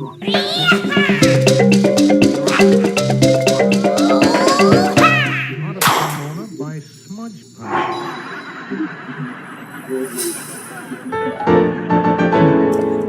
Well, I wanted apples, but maybe you're right. Maybe you're... I'll take the apples. Okay.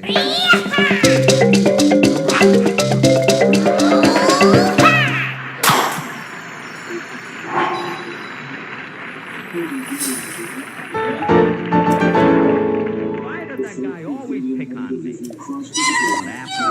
Attention, Flight 21 scheduled to arrive from Salt Lake City, Las Vegas, and Salt Lake has been canceled. The pilot on the plane to Las Vegas.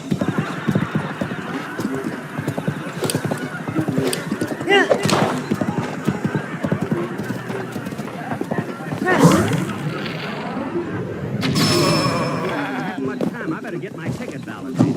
Now, let's see. Where's the window? Oh, there it is. Pardon, Mr. I'm Jack Benny. Are you the validating clerk? Well, who do you think I am behind these bars? Your agent? Never mind. Just validate my ticket. Thanks. Now, how long will it take Flight 12 to get to New York? 3 days. 3 days? Why so long? Gary Cooper will be aboard.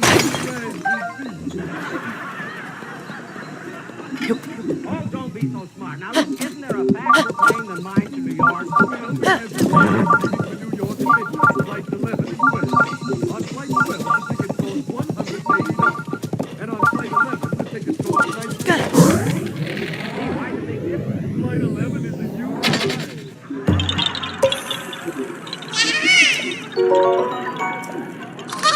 Oh, well, I wouldn't want that. Anyway, I'm on flight number 12. Is that usually a smooth trip? They're all very smooth. And I won't get sick. No, whoever sits next to you will.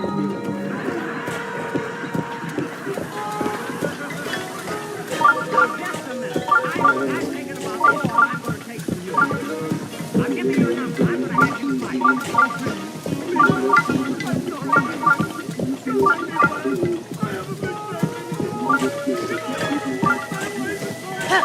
Come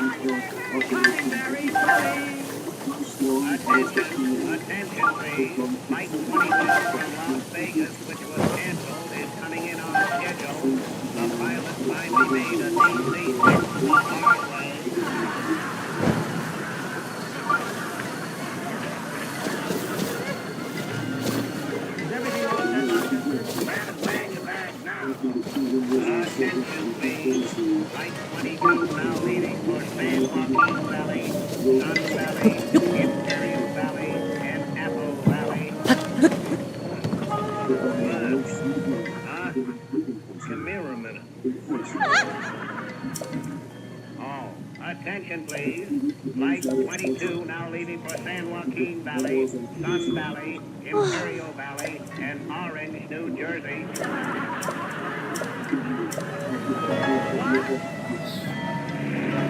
Well, I gotta go. Come on, sweetie, give me a kiss. Look, Jimmy, don't get restless. Mary, it's me. The propeller blew it off. So, you're finally awake. Come on, give me a kiss. It has been quite a long time, Link.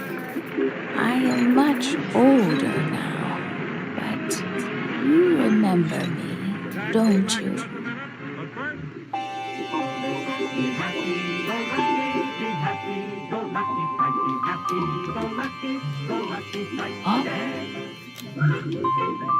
I keep a lighthouse by the sea to guide all those astray. It tells them to get lucky strike and light up one today. The secretary has to know everything is fine.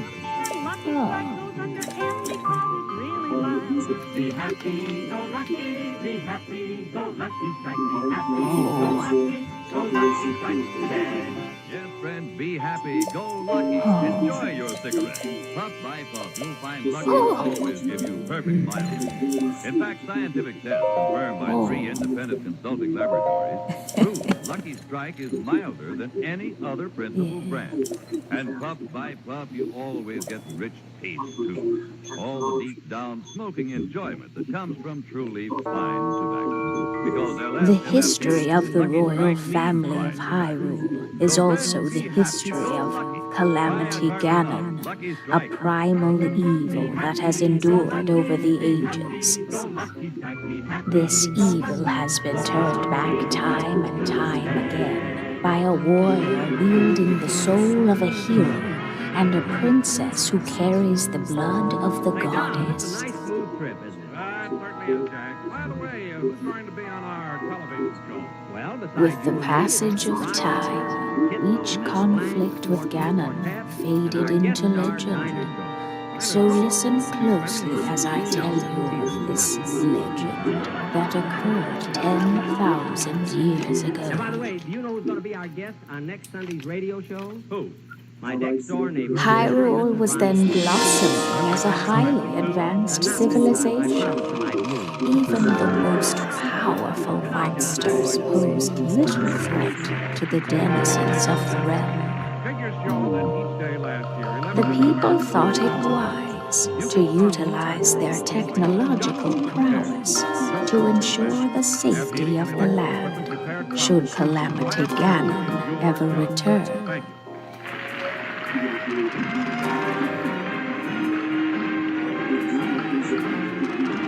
They constructed 4 mechanical wonders that came to be known as the Divine Beasts. They also built a legion of autonomous weapons called Guardians. The Divine Beasts were piloted by 4 individuals of exceptional skill from across the land, and thus the plan to neutralize Ganon was forged. Finally secured victory in 1945. With the capture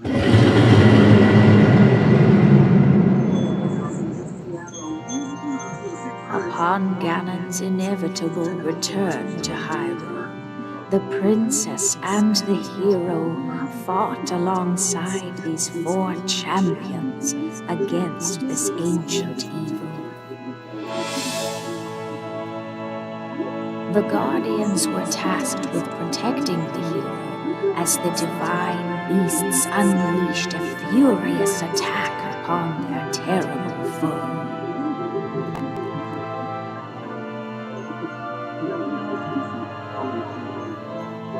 And when the hero wielding the sword that seals the darkness delivered his final blow, the princess used her sacred power to seal away Calamity Ganon.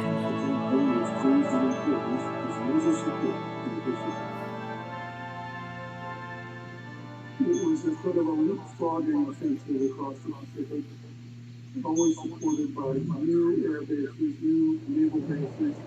And then if an island wasn't this one, it was easy to simply be by the power flexibility on the ground. The eyes moved up from the open. Leading forward to the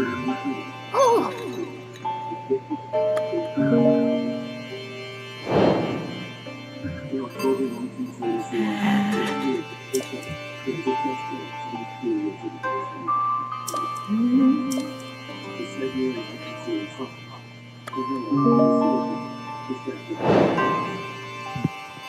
the war was not yet won. The Japanese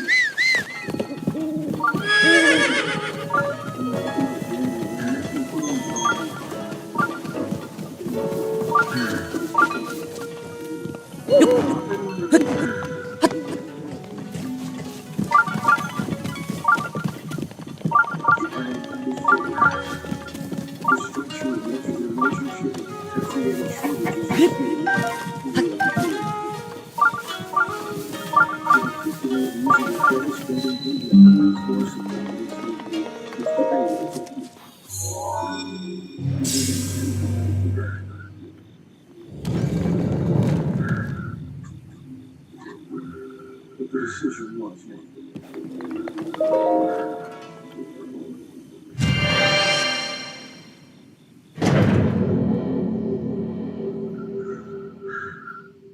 Atomic bombs were released on Hiroshima and Nagasaki on the 6th and 9th of August, 1945. This and the Soviet invasion of Manchuria on the 9th of August forced Emperor Hirohito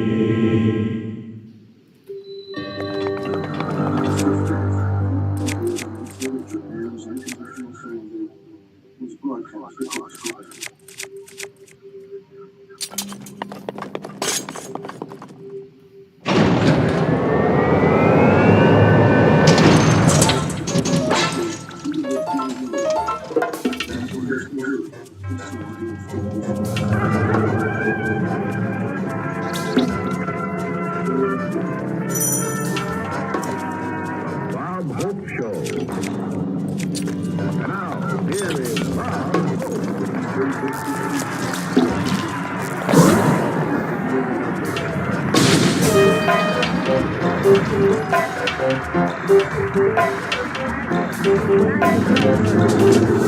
I want to tell you we're having wonderful weather out here in California. Nobody knows whether it's spring, summer, or just a big hole in the smog, but it's real nice. Smog can get pretty thick. It looked at in our neighborhood the other day, and we discovered the vacant lot next door is now called the May Company North Hollywood. It's a wonderful time of the year. This is the time time of year when the kids begin asking questions about the birds and bees and sharks. This is the time of the year everyone gets that certain feeling. I was in a drive-in theater the other night, and the actors stopped acting and just watched the couples in the cars. The war hunger has affected everybody. The other night on Dragnet, Jack Webb was driving a patrol wagon with a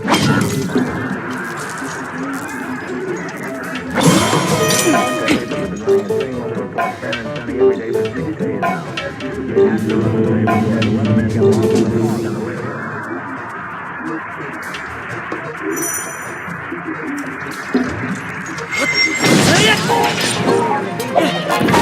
I had a beautiful tan. It was very becoming, but it's the last time I help anyone pull the cork out of his coffee.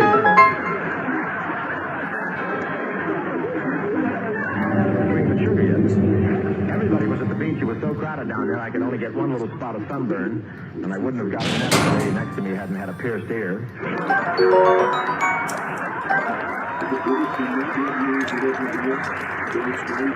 I've never seen such crowds. The beach was so crowded, I swam all around before I even got to the water. But I love to relax on the sand and watch the beautiful girls taking a sun bath. You have to relax. In those bathing suits, they break the law if they move.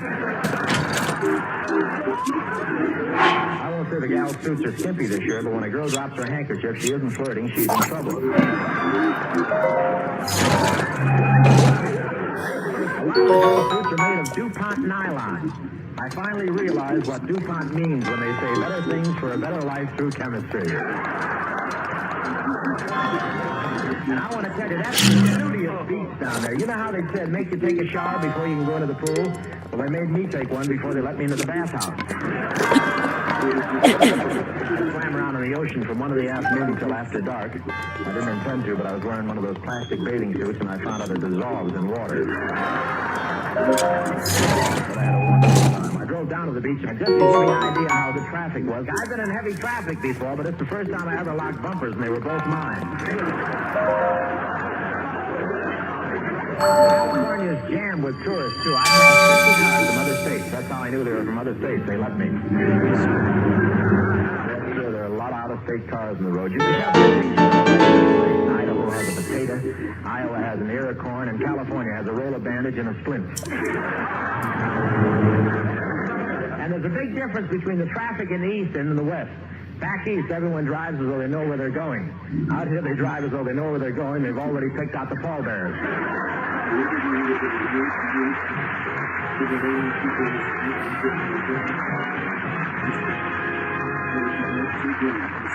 Thank you very much, ladies and gentlemen. Now let's get on with our show. Hiya, fellas. Well, Margaret Whiting.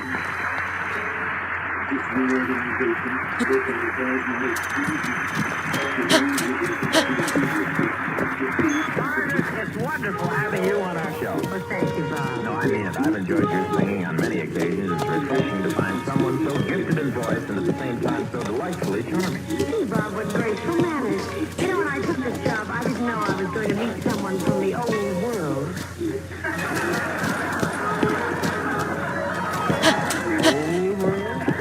It's the nicest compliment I've ever been stabbed with. Bob, I didn't mean it that way. I know you didn't, Maggie. I'm very glad you're with us because you're going to be a great help as our singer.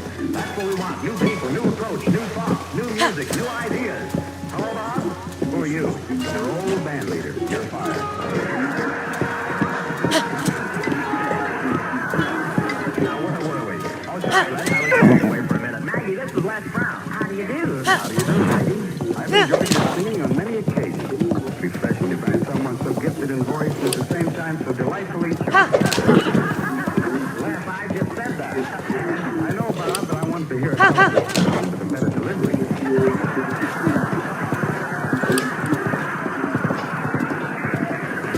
Back to the band, Les. Your air pressure, please.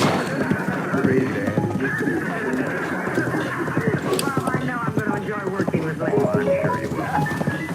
Oh, excuse me, Maggie. Come in.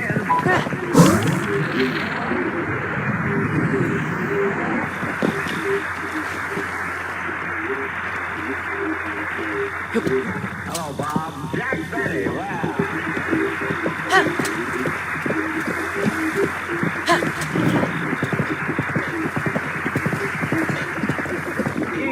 great, Jack. Oh, don't mention it, Bob. I figure the least a person can do to honor an old friend is to drop in and pay his respect. Well, I'm still warm, you know. Phil, you sound like the advance man for Forest Lawn. Well, I'm sorry, Bob. I didn't mean that the way it sounded. Oh, forget it. I really appreciate your coming over here, as busy as you are with radio, television, counting.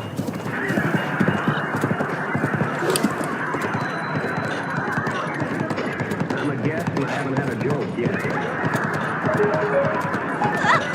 Oh, it's nothing. Yes, it is. I'm really touched. Jack, you're a genuine person. You think of other people. True. You're the type of guy who'll go a long way for his friends. True. You're considered. I know that if I asked you, you'd give me every dollar you got.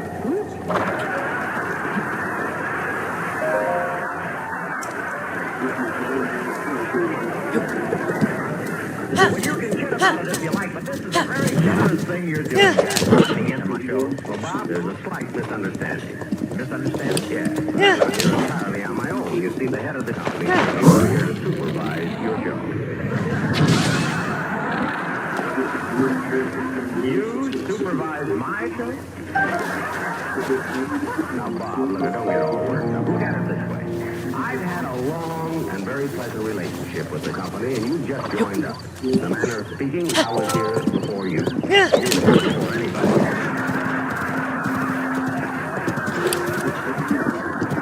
Don't get paid for this either.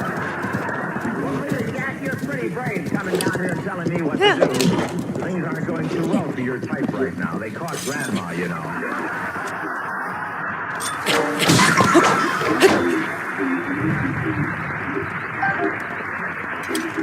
In my Charlie's Hancock. What I don't understand is why they pick a guy like you to supervise my show. What have you got on the company? Nothing. I'm merely helping the advisory. Matter of fact, I was instrumental in your program being selected. Oh, really? Yes, the sponsor couldn't decide. Now, it was between you, Gabby Hayes reviews the news.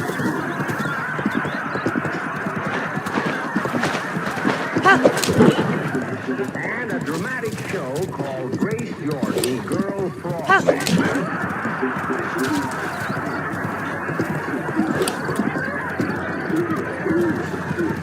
And you voted for me, so you were wanted Grace Jordan, Girl Frogman. Then why didn't it go on? We couldn't find a leading lady with wet...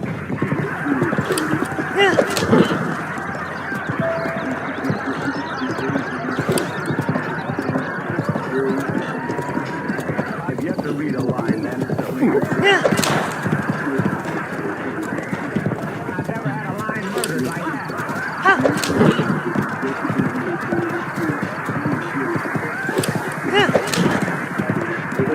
Well, you see, Bob, I really have your word, your best interest.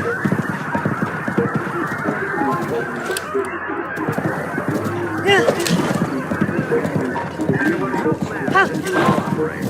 All right, supervisor, tell me what kind of a show you want, and I'll do it. Well, I think it should be something smart and different. For instance, one of the things that really made people talk was that birth of a baby on television. How can I have a baby? Radio.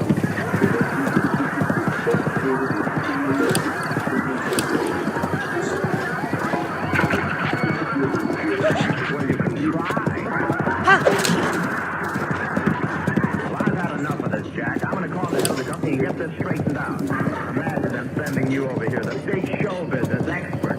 What do you mean by that? I can tell you in 5 nasty words. The horn blows at midnight. Money back.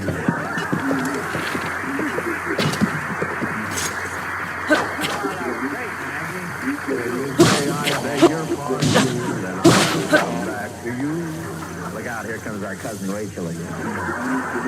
Bob, I want to talk to you. What is it, Jack? Well, I've been sitting back there observing your show and making notes. Well, you know, neatness is a very important thing on a big show, for example. When was the last time you had that toothbrush? Well, just this morning, of course, I made the in a hurry. His back room was drafty.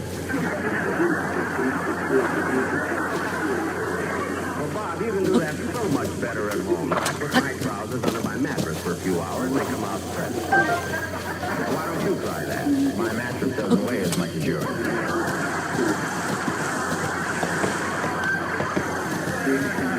A branch of the Bank of Hey, Jack, please don't tell me how to work my clothes. Bob, when Mr. Cleves, the head of the company, gets here, we'll settle this whole thing. We'll proceed with your show. What do you want to do? We're going to do the road to Valley. See, isn't that a rather crude title for a picture? Oh, Valley. Hey, Ella. I made the same mistake. I thought they named the picture after Bing. Bob, Mr. Cleves is here. Oh, settle right in. Hello, Bob. Well, hello, Mr. Cleves. Well, hiya, Jack. Oh, Herbie, nice to see you. I've been wanting to apologize about the picture I sent over. I'm sorry they were only on the 49-yard line. Let me know when you want to use our house. We can move out at a moment's notice. Herbie, boy, you look wonderful. You old horse thief. Anybody got a spoonful of bicarbonate?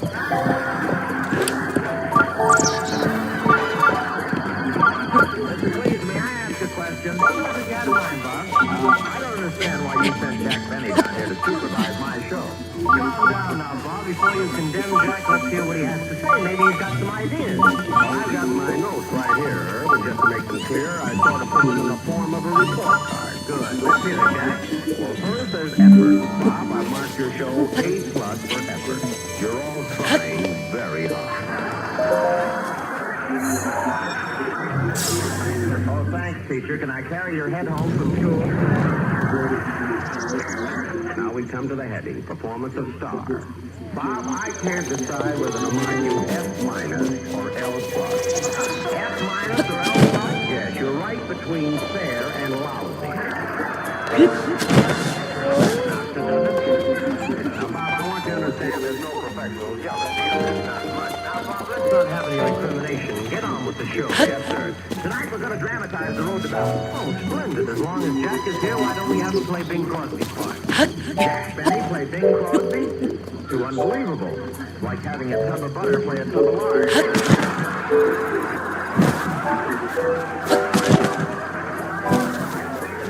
I think Jack should do the part, boss. Can we get on with it? Yes, sir. All right, lads. Now, ladies and gentlemen, we present The Road to Valley.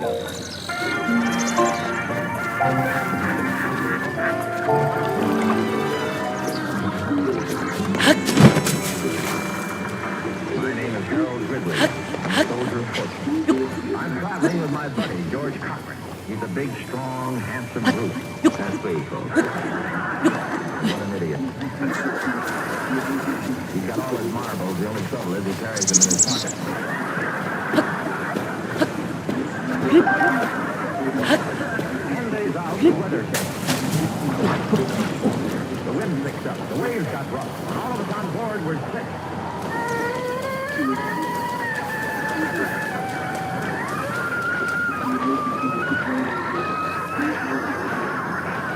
But it wasn't the waves that made us sick. That night, the storm increased. Mountainous waves crashed over the ship. We were caught in a typhoon. The end was inevitable.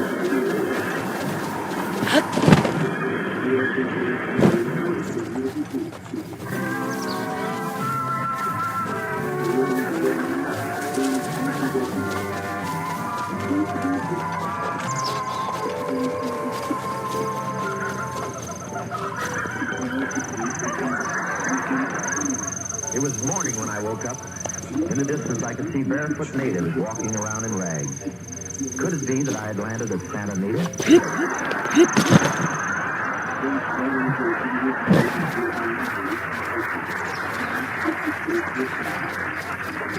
I was lying on the sandy beach of a tropical island. Suddenly from the jungle, a native girl came walking toward me. She was beautiful. Dark eyes, flashing like teeth. And in her long, flowing hair, she wore gay red shells with a lobster still in it. Hello. Me boy. You girl? Welcome to my island, friend. Island? Yes. The surface manifestation of a subterranean convolution entirely disassociated from any neighboring protuberance or excrescence. Me boy, you girl.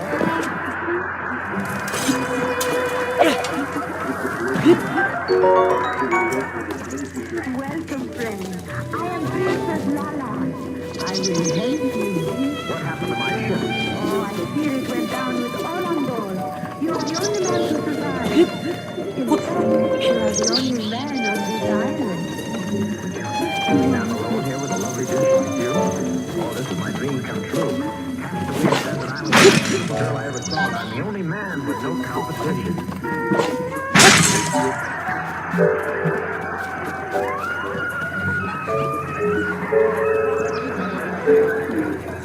Evelyn and her magic violin. It would sound better, but I'm using an eel for a key.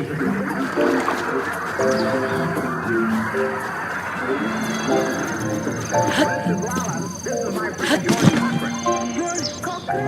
Yes, but my friends call me Zha Zha. You're gorgeous. You're just the way you look. My heart is pounding. Time distances. You're adorable. You like me? Like me? Me boy, you girl?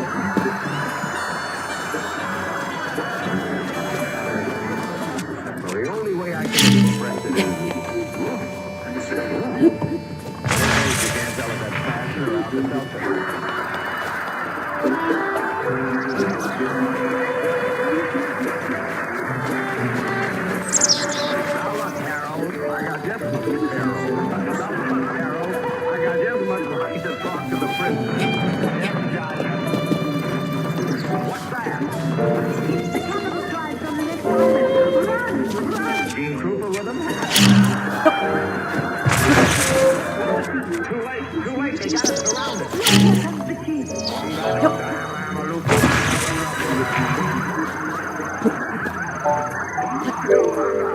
Oh, now look, Chief, please don't kill him.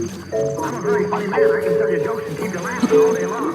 Listen to this one. A musician was sitting in his apartment banging away at his piano. It was late at night. He was making a loud noise, really beating it out. And the landlord walked in and said, "Hey, do you know this little old lady sick upstairs?" And the musician said, "No, but hum it."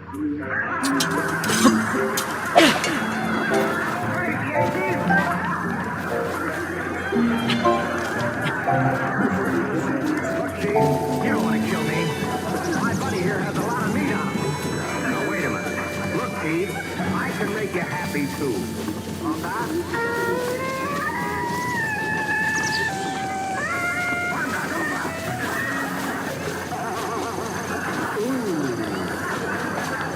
Oh, Chief, why did you do it? What did he say? He said he had to kill Benny before he was a cannibal, Chief. He used to be a violin teacher.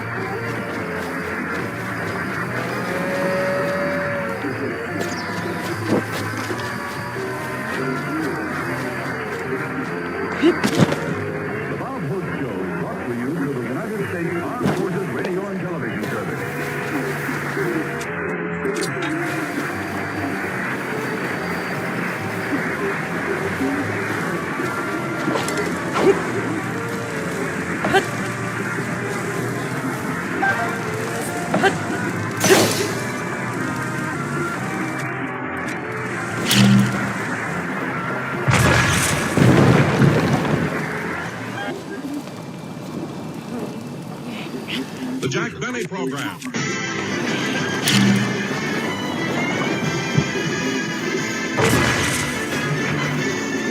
Starring Jack Benny with Mary Livingston, Phil Harris, Rochester, Dennis Day, and yours truly, Don Wilson. And here he is, Jack Benny.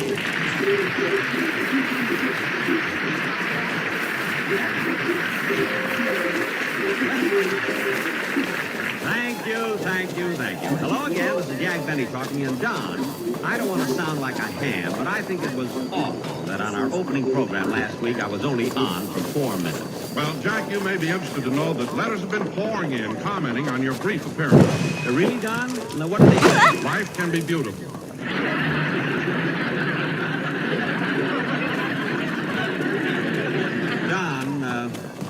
Don, I suppose you thought that was pretty funny. No, Jack. As a matter of fact, I made that up myself. Oh, you made it up yourself, huh? Yeah. Don, excuse me a minute.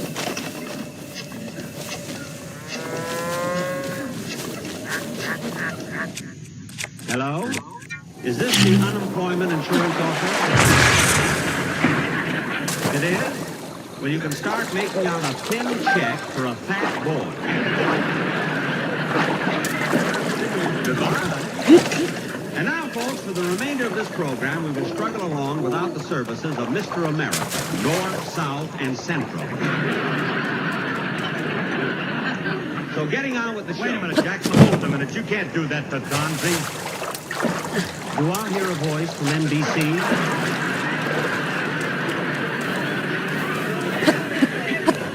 Phil, did you say something? Certainly I did. What are you mad at Don for? You don't have to get sore just because somebody else gets a laugh. We've all got to make a buck, you know. Well, Phil. Well, we got to look out for our future. I ain't worried about myself. I'm married to Alice, but what about the rest of the gang?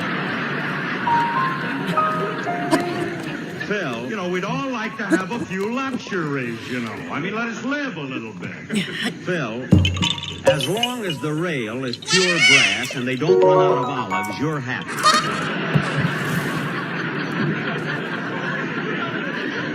Now, Don. Yes, Jack? Believe me, Don, I don't care who gets the laughs on this show. It's just that I think it's time that the star is shown a little more respect by his subordinates. Subordinates? Yes, that's what you are. You, Don, Mary, you're all subordinates. Now, let's get Hello, on. Jack. Hello, Phil. Hiya, sub. Sub? Yeah, Libby, ain't you heard? You're a subordinate. Subordinate? To whom? To the little man who we only needed for 4 minutes last week. That's the who. Now, kids, I'm sorry I started the whole thing, so let's forget it. Oh, Don. Excuse me a minute, Jack. I'd like to say something to Mary. To me, Don? Yes, I want to congratulate you on being selected as one of the 10 best-dressed women in America. Oh, yes. Congratulations. Well, thanks, boys. Bet you were thrilled, weren't you, Mary? Oh, I certainly was, Don. I thought it was quite an honor. Hey, Liv, let me get this straight. You were picked as one of the best-dressed women in America? Uh-huh. On what Jackson pays you? How can you afford to dress like that? My mother used to be a cigarette girl at Cyril's. She was not. She was, too. She was known as No Change Livingston. Oh, well, I apologize, Mary. Hey, Livy, I just thought of something. You know why Gypsy Rose Lee didn't enter the best-dressed women contest? No, why? Because she couldn't bear to lose. Oh, Harris, you may only be a subordinate, but that joke alone will run for 4 minutes.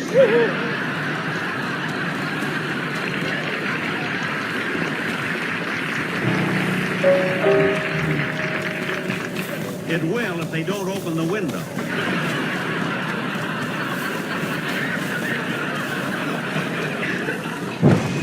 Now, look, kids. Kids, tonight we have a very important sketch to do, so let's get on with it. Tonight we're going to present our version of that famous Metro-Goldwyn-Mayer picture, Edward, My Son. Now, in this sketch... Pardon me. Come in. Hello, Mr. Benny. Oh, Mel Blanc. Hello, Mel. What can I do for you? I just dropped in to see if you had a part for me on your program today. Well, I'm sorry, Mel. I don't need any extra actors today. Oh, but I can make the listeners think you got a lot of stars on the program. I can imitate Humphrey Bogart, Clark Gable, Edward G. Robinson, and Al Jolson.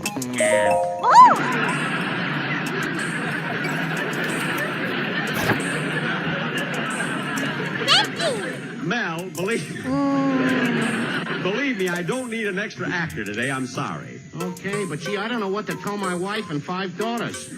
You have 5 daughters? I also imitate Eddie Cantor. Oh, get out of here. Now, let's see. Where was I? Oh, yes. In our sketch, I'll do the part that was played by Spencer Tracy. And Deborah Carr's part will be played by you, Mary.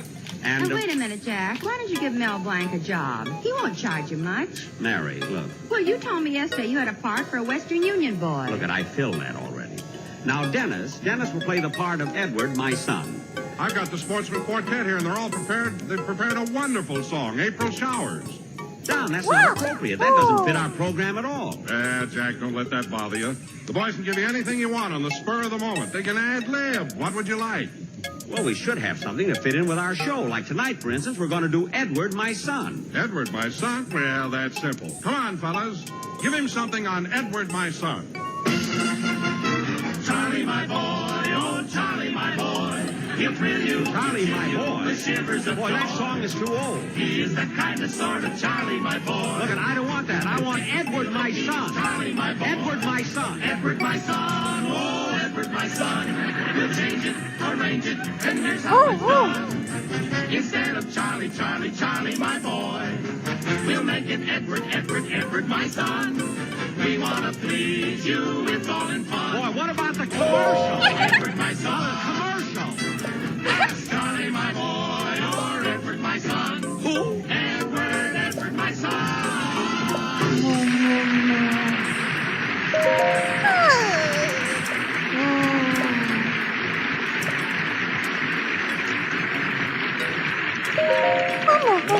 Don, that was simply wonderful, amazing. I mean, what other quartet could have taken a song like Charlie, my boy, and switched it completely to Edward, my son?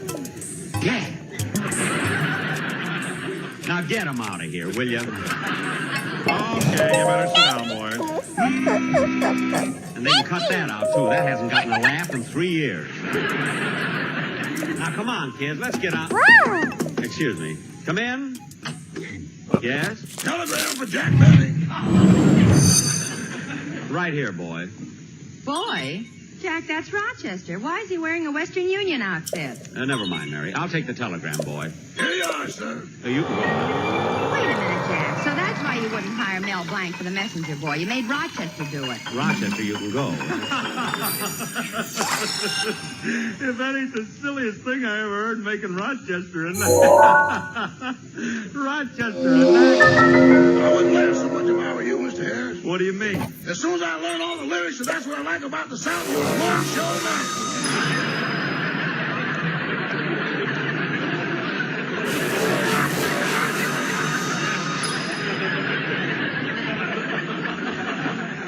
What? I want you to come with me. Danny, you see my Rochester, go already. All right, boy. Goodbye. Goodbye. Oh, say, boys. What is it? After I drive you home from the studio, can I borrow your car and have the rest of the evening off? I got a date with my new girlfriend, Susie. Well, I guess so, Rochester, but be careful this time. The last time you drove up to Mulholland Drive with Susie, the car broke down. You were stuck up there for 6 hours.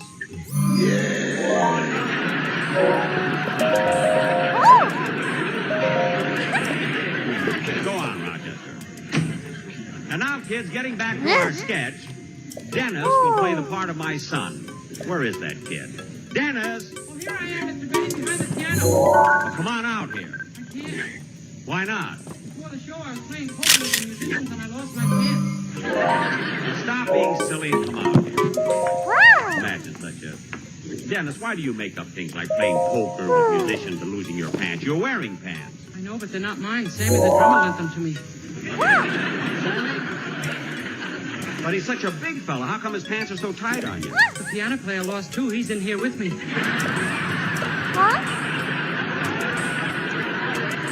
Now cut that out. You know, Dennis, I can't understand what makes you act so silly. Well, that's not my fault. My mother dropped me on my head when she was burping me. Oh, when you were a baby? No, last night. That does it. Now, look, Dennis, don't say another word, will you? Do it for me. Don't say... Just sing your song. That's all. Hold it a minute, kid. Come in. Yes? Special delivery letter for Jack Denning. I'll take it, mailman. Thanks. Now, Dennis, I'll read this letter, and you can sing your... Dennis, why do you look so puzzled? That mailman was dressed in the Western Union outfit. I know, never mind. And he looks exactly like Rochester. I know, Dennis. He talked like Rochester, too. I know. Gee, that Mel Blanc can imitate anybody. Mel, haven't you gone home yet? No, I'm waiting around to see if you've got a part for me in your play. I told you I have nothing. All the parts have been cast. Now go away and leave me alone. Gee, I don't know what to tell my wife and 4 daughters. I thought you had 5 daughters. I play poker with the musicians.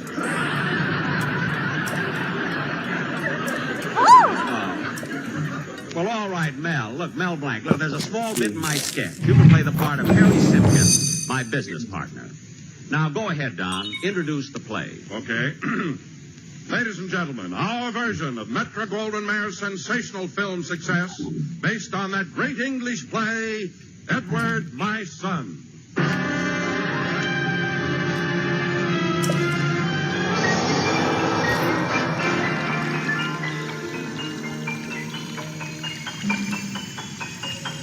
I am Lord Spencer, industrialist, financier, banker.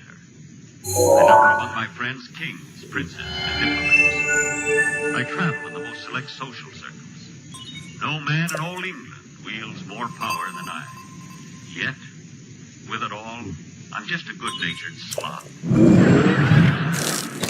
The career that I carved, the fortune I built, everything I did was for Edward, my son.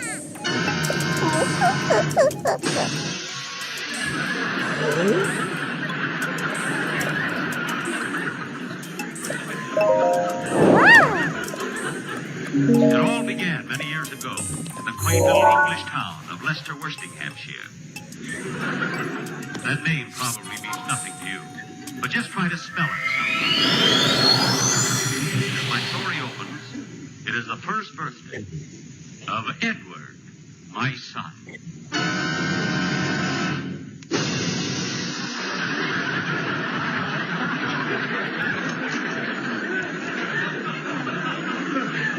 Oh, Spencer. Spencer, come here. What is it, Deborah? Look at Edward. He's only a year old, and he has a full set of teeth.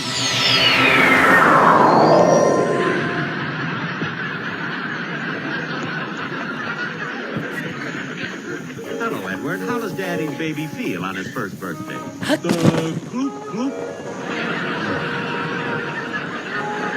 Isn't he cute? Yes, Deborah, but I wish his head didn't come to such a sharp point. Well, at least it saves us the price of a babysitter. When we go out at night, we just stick him in the wall. Quite ingenious, rather. Gloop, gloop, gloop. Deborah, why is the baby's diaper so tight? There's a piano player in there with him. Oh, yes. Oh, there's someone at the door. Well, that must be Harry Simpkins, my new partner I spoke to you about. Isn't he the man who was sentenced to hang for murder and was pardoned 3 minutes after the trap was sprung? Yes, but don't say anything about his long neck. He's sensitive.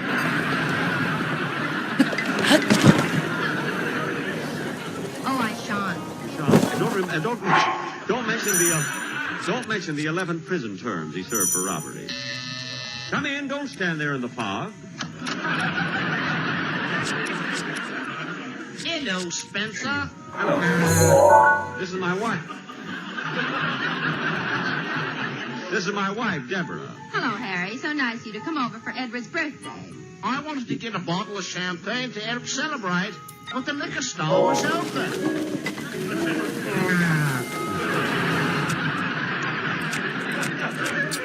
That's hardly cricket. What? You may think it strange that I would go into partnership with a criminal. But during the next few years, Harry and I made lots of money and were able to pass most of it without getting caught. Then one day I tiptoed Scotland Yard about Harry and they came and took him to jail. I know I was a rat. But in that way, I got rid of Harry Simpkins and Mel Blanc at the same time. And I did it all for Edward, my son.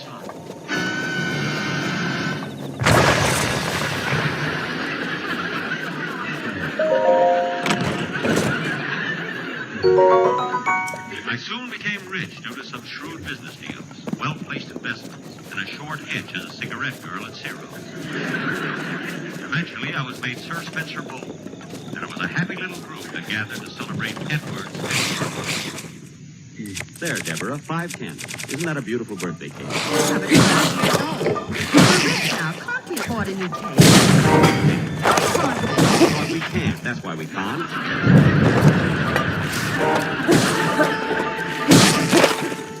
Why spend money? I'm saving every penny I make for Edward. By the way, Deborah, where's the little blighter? There he is in his crib. He shouldn't be in his crib. Today's his 5th birthday. Come to Daddy, Edward. Coochie coochie coo. Coochie coochie coo. Say Daddy, Edward. Say Daddy. Gloop. He said Daddy. He said Daddy. Now say Daddy again. Gloop. There, he said it again. He said it again. By the time he's 10, he'll be talking. Not unless you buy him Edgar Bergen.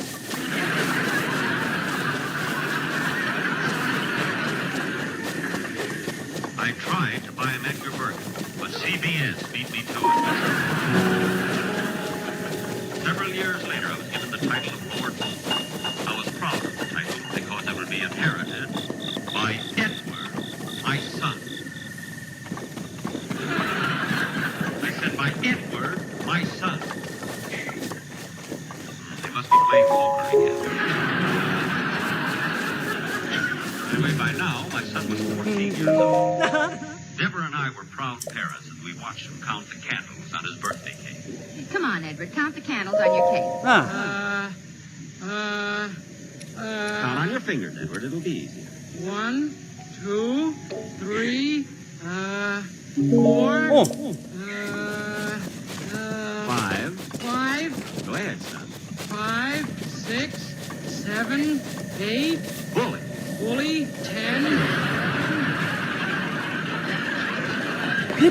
No, Edward. 9, 10, 8. 9, 10, 11, 12. Go on. Keep counting. I can't. That's all the fingers I've got.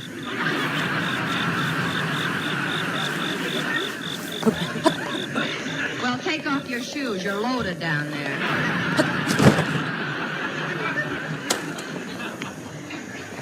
He took off his shoes and toes ran in all directions.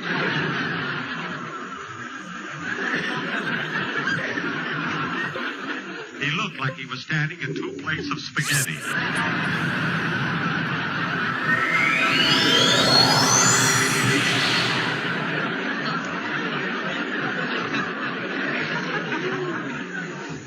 Oh, Deborah, this is Edward's 14th birthday. Don't you think it's time we sent him to school? Well, I'm not sure. Perhaps we should consult his nurse. I'll call her and see what she thinks.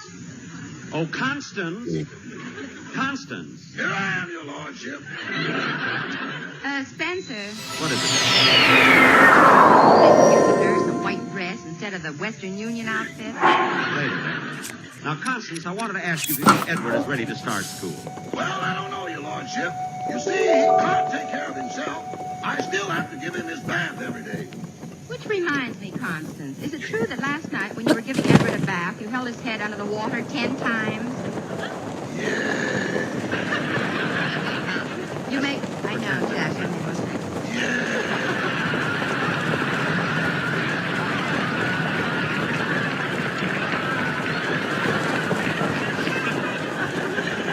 You may go, Constance. Better luck next time. Better luck to you. Now, Edward, we're thinking of putting you in school. Well, if I go to school, can I take my frog along? Yes, you can take your frog. The next day, took the entrance examinations. Edward didn't pass, but the professor did. But that didn't stop me. I walked to school, grabbed Edward by the head, and stuck him in the 2nd grade. With Edward in school, my sense of work was greater than ever. I made millions of it. I had to. My wife was one of the 10 best-dressed women in England. I even gave her a charge account at Eastern Columbia, Piccadilly at night. 3 years went by and it was lonely for me and Deborah. With Edward in school, it wasn't quite the same. Spencer, with Edward in school, it isn't quite the same. I just said that. I thought I heard it. You'll hear it again at 9:30. But, Deborah, you can't imagine how much I miss my boy since he's gone. Sometimes Oh, there's someone at the door. wonder who it is. It's me, Edward, my son. Edward, it's you. It's you, my boy. The apple of my eye. The pride of my life. The one I've dedicated my whole existence. I've worked, struggled, and fought my way to the top so that you can have the better things of life. And now you come back to me. You come back to me. I didn't have much at last week's show, but this week I'm loaded.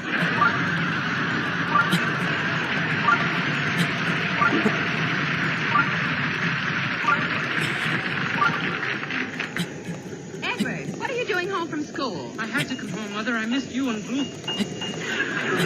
He never did learn how to say daddy. Well, come in, Edward.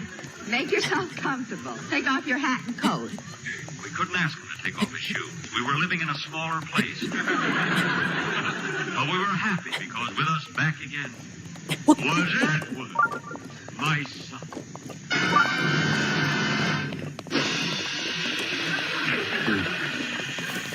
And so Edward grew to young manhood. Nothing could stop him. But then came the war. First the men were drafted, then the women. And finally they took Edward. It was terrible knowing that any day might be his loss. But there was no time for sentiment. And then it happened. A man from the War Department came to our house. We could tell by the look on his face that something terrible had happened to Edward. He was grinning from ear to ear. He looked at me and said, Lord Bowl? Yes? Are you the father of Edward, my son? Yes, I am. It's my unpleasant duty to inform you that your Never son... mind that. How did it happen? We're not quite clear on the details, sir. All we know is that Edward bailed out. Bailed out? What happened to his plane? Oh, he wasn't in a plane. He was in a submarine.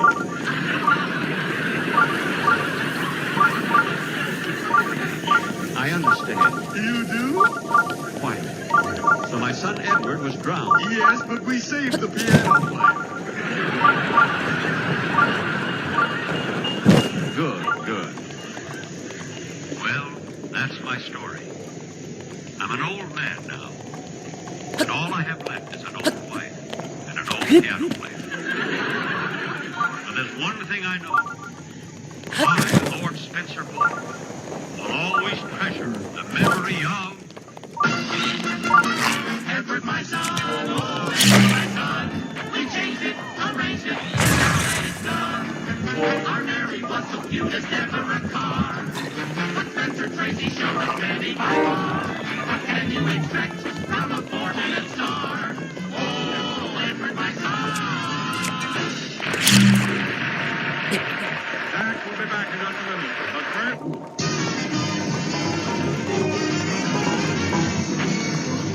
We're a little late, so good night, folks. Yep.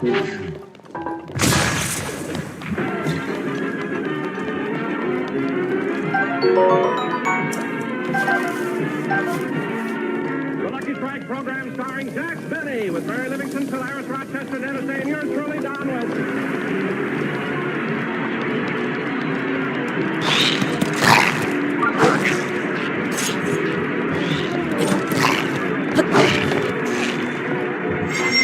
Ladies and gentlemen, last week our little style was the energy show. Today, he's back home again.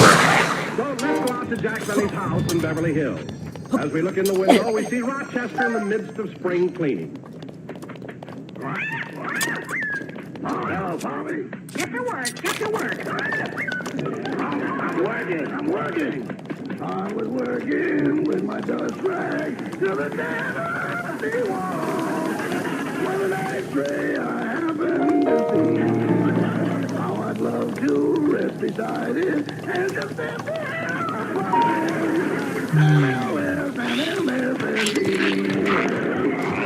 Good morning, Rochester. To the dead.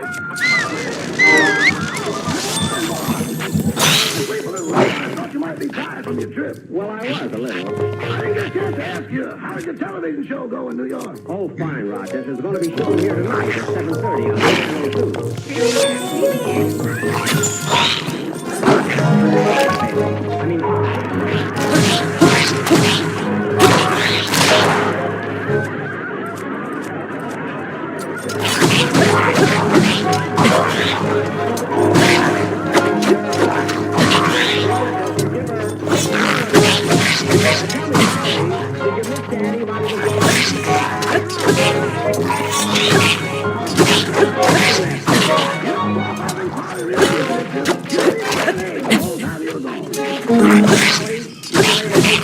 and I was gone 10 days.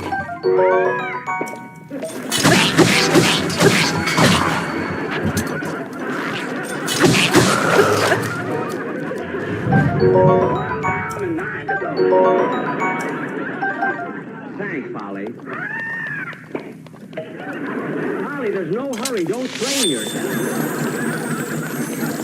Hey, Rochester, it's really good to be home again. Boss, how come you were gone so long?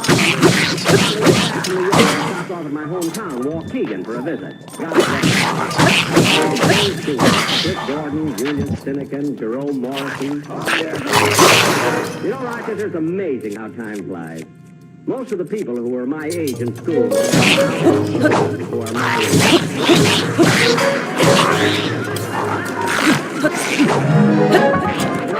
I can't. Oh, it was a thrill. I even met the kid I had my first fist fight. I met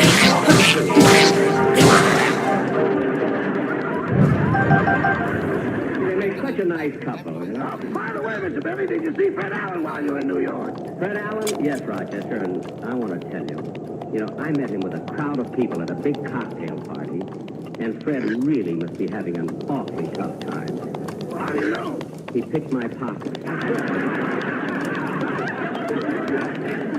Imagine. What'd he get? 3 hors d'oeuvres. Personally, I think... Well, the Daily Double. Molly, take it easy. You've got all day. Well, Rochester, you finish your spring cleaning, and I'll get it. Oh, hello, Dennis. Hello, Mr. Benny. Come on in. Gee, Mr. Benny, I saw your television show last Sunday, and it was wonderful. You were absolutely sensational. I never saw anything like it. Boy, did I laugh. Well, thanks, very... Wait a minute, Dennis. The television show I did last week could only be seen in the East. My show wasn't even on out here. Me and my big mouth. What? I didn't want you to know I missed it. Well, anyway, Dennis, it was nice of you to be so considerate. But you know something? You'll be able to see my television show tonight. Who wants to see it? Only as good as I said you are. Dennis, you drive me crazy. Anyway, you're going to stay home and watch my show. Now, Robert Montgomery's on it and Basil Rathbone, and there's a girl, too. You know who she is? Dennis, I didn't tell you who the girl is. Why did you listen? When you're as young as I am, you don't wait for names.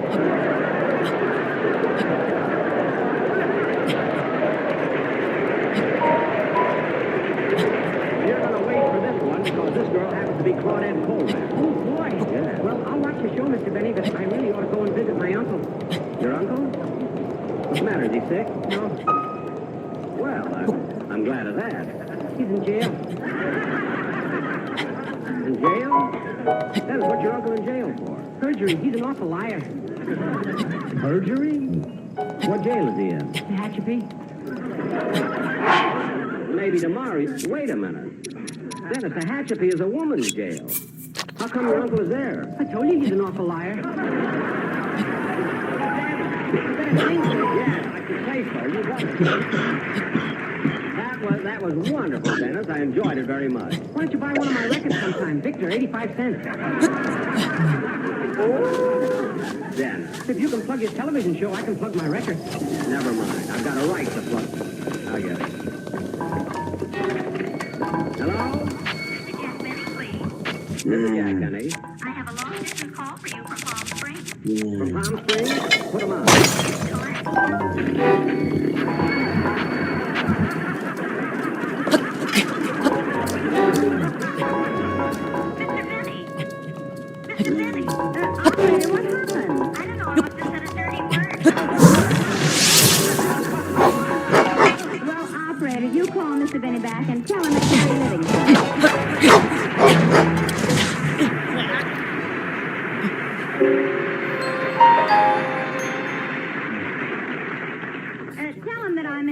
booth and have no change. Yes, ma'am. Say, are you the Mary Livingston who works for Mr. Benny? Uh-huh.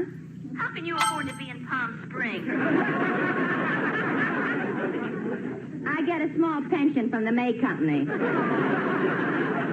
Now, please get me Mr. Benny again. Yes, ma'am, I'll try.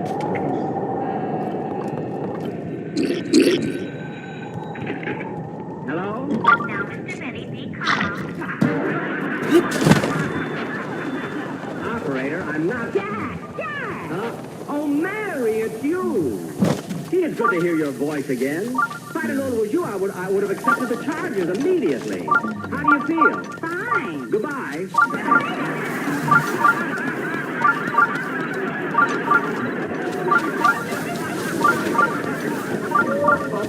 I'm sorry, Mary. I got all excited, but I'm certainly glad that you're well again and all over your flu. Are you having any fun in Palm Springs? Not much. Last night I went to a party and it was awfully dull. Oh, who was there? Van Johnson, Alan Ladd, Gregory Peck, and Clark Gable. And you found the party dull? Who else was there? Mrs. Van Johnson, Mrs. Alan Ladd, Mrs. Gregory Peck, and Mrs. Clark Gable. Midwife wouldn't have stopped me, you know. Operator, you keep on. Brenda, gee, Mary, it's gonna be great, though, having you back on the program. We sure missed you. Well, thanks, Jack, but I thought my sister Babe did a wonderful job when she took my place. Oh, she was great, Mary, great, especially when you consider the fact that she had no radio experience. What do you mean, no experience? Babe's been on the radio before. She was on that program called 20 Questions, and she made a fortune. How? They couldn't guess whether she was animal, vegetable, or literal. Now, Mary, you can stop kidding. I think Babe is a wonderful girl. And I enjoyed having her on the train with me when I went to New York. Well, Jack, I'm glad she went with you. You know, she's never been on a train before. Oh, well, how'd she come to California? She drove out with Mom and Papa. Oh, by car. What are you laughing at? Poor Babe. When they were stopped for plant inspection, the man thought she was a Joshua tree. Joshua? Oh, then she's vegetable. I must tell her. Do you mind if I stop listening? I get sick.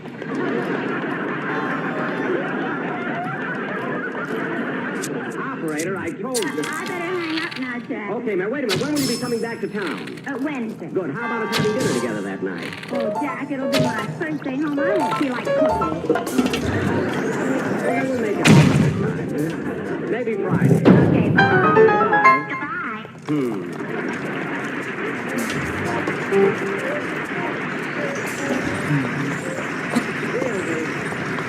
It'll be good to have Mary back again.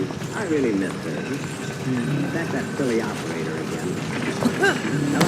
Hello, may I speak to Jack Benny, please? Yes, Do you reside at 360 North Camden Drive? yes. In Beverly Hills? Yes. Yes, who is it? Oh, Mr. Benny, this is the office of the Collector of Internal Revenue. Mr. Benny, did I hear a dog? Yes, down, down. Now, what were you saying? I said this is the office of the Collector of Internal Revenue. We'd like to discuss your 1950 income tax return. Will you be home for a while? Home? Well, yes. Yes, I'll be home. Good. You're talking to me. Hey, this is strange. This happened. No, I filled it out correctly. And... Here you are, boss. I fixed you something to eat. Who's hungry? I don't know. I just got a call from the Collector of Internal Revenue. You want to go to my income tax return? I wonder what could be wrong with my income tax return. I'm pretty sure I did everything right. They couldn't get here that fast. Oh, hello, Jack. Oh, it's you, Don. Come on in. Come on in, fellas. Well, Jack, how was your trip to New York? Fine. Look, fella, I told you to come in. What are you standing in the doorway? But Jack, what's the matter? You're so jittery and upset. What are you worried about? Worried? That's a good one. Why should I be worried? I just have a little headache. Oh, Rochester, get me an Alcatraz. I mean an Alcatraz. Now, Don, you and the quartet, can't this wait until tomorrow? Oh, no, Jack. Since your television show is going to be shown out here tonight, The sportsman has prepared an appropriate number all about you. Don, right now I've got so much on... About me? Yes, Jack, listen. Take it, fellas.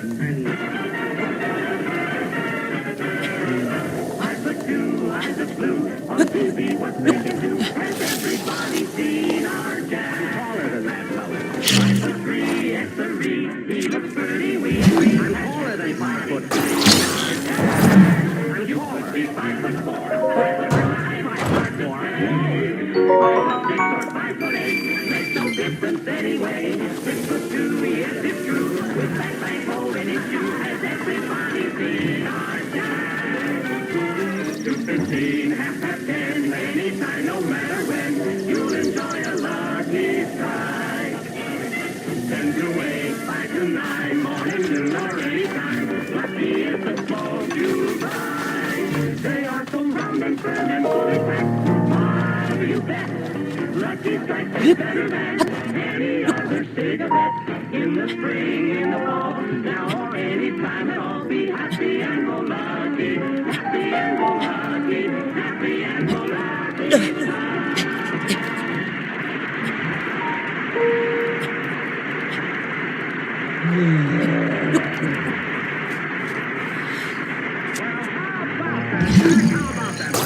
Yes, Don, yes, it was good. It was very good. Now, Don, go, will you? Goodbye. Stop pushing me. Don, please go. You too, fellas. And you can stop with that, too. I'm so upset, I don't know what I'm hollering about. I wonder what those Internal Revenue men want. They can get awfully tough, too. They can even send you to... Say, I wonder how Dennis's uncle got into hat shipping. I mean, if you gotta go, you may as well enjoy yourself. Maybe they... Oh, for heaven's sake, look at that. Right after Rochester did the spring cleaning. Look at all those ants crawling in through the window. Well, I'll fix them. Oh, Rochester! Yes, boss. Bring me the poison. No, boss, not that. Make it right away. It's for the ants. I'm not even thinking about those tax fellows who want to see me. Come in. Come in.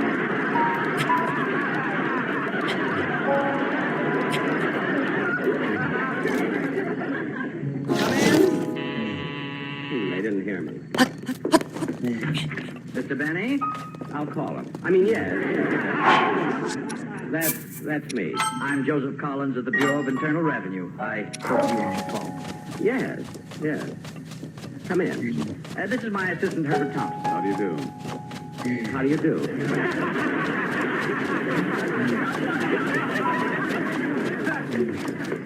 Sit down, gentlemen.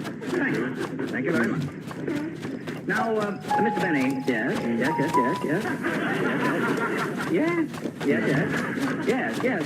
Mr. Collins.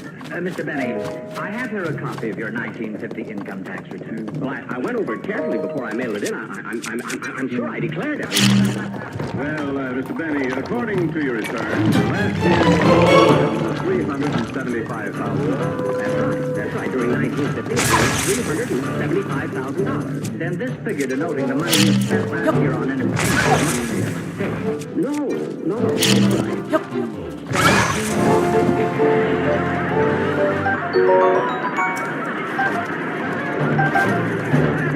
Yes, and I can prove. I got receipts for every penny of it. Mr. Benny, please don't misunderstand. To be fair, we feel that you might unconsciously be cheating yourself. Who, me?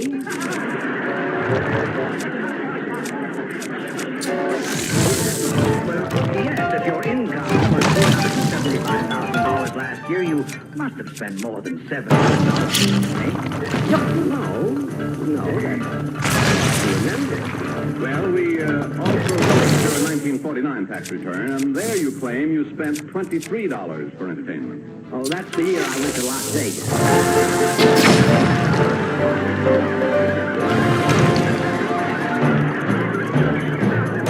Well, Mr. Benny, we still feel that you're not getting the full advantage of your legal deductions. Now, think of it. You're in a business where personal contact is very important. Oh, well, they are. For instance, last year I was anxious to make a picture at the Universal International Studio. I invited him and his wife to have dinner with me at Zero. I remember the check came to $56. Well, why isn't it down here? He paid it.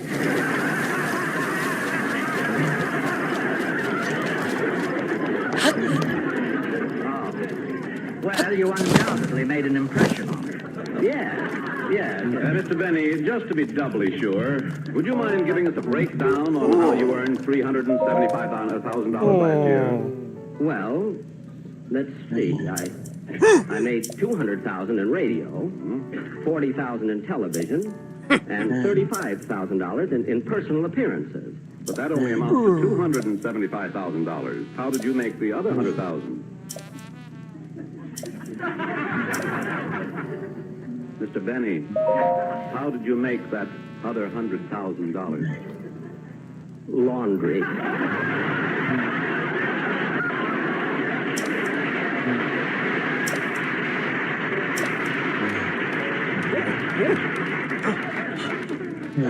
Mr. Benny.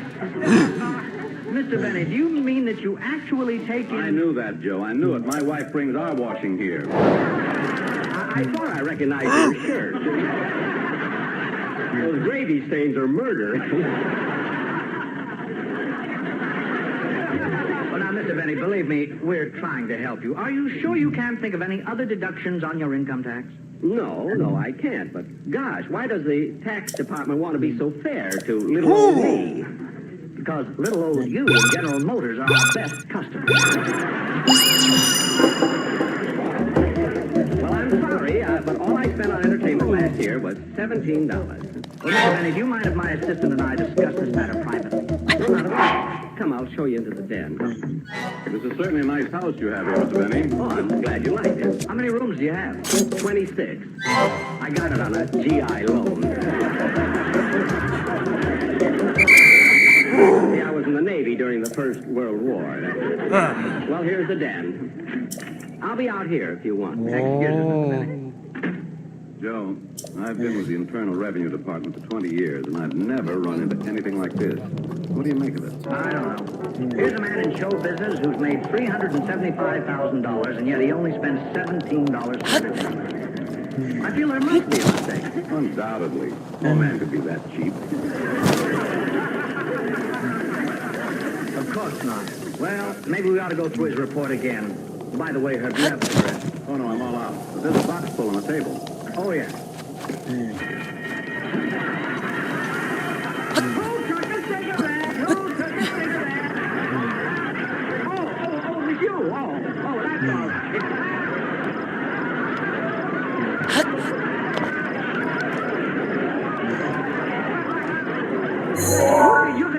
You can both have one. Thank you.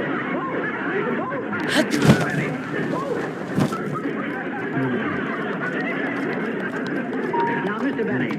Yes, Mr. Collins. Now, please remember, we're trying to help you. We just don't want you to cheat yourself. I know. Mr. Benny, a man who makes as much money as you do could very easily spend $25,000 or $30,000 for entertainment, and yet you've only spent $17. Well, I'm sorry, but that's all it was. Well, tell us, Mr. Benny, did you spend this $17 in one place? Are you crazy? It's all itemized right there. Well, Mr. Benny, I just can't understand this at all. I wish you'd think hard, because I'm sure you must have spent more than $17 for entertainment. Well, I'll think it over, gentlemen, and then I'll let you know. Goodbye, Mr. Benny. Goodbye, Mr. Benny. Goodbye, gentlemen. Mr. Benny, before I go, I'd like to say something. Yes? Well, this whole thing is so unbelievable. By that, I mean, you have all this money at your disposal, and yet you spend practically nothing. Well, I guess I'm just not the spending type, you see. You know, Mr. Benny, I'll bet there are millions of people who'd like to see you elected president.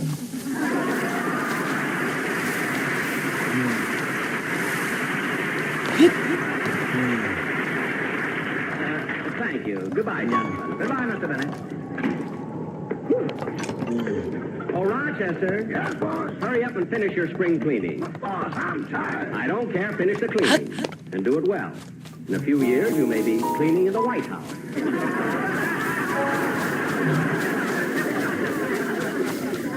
What'd you say? Nothing. I'm going out and play golf.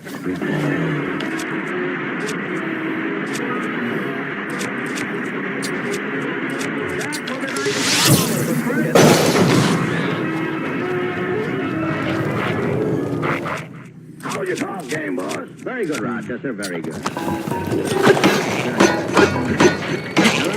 Hello, Mr. Benny. This is Mr. Collins again. We've taken this up with John Snyder in Washington, and he feels as we do that you're not taking advantage of your deduction.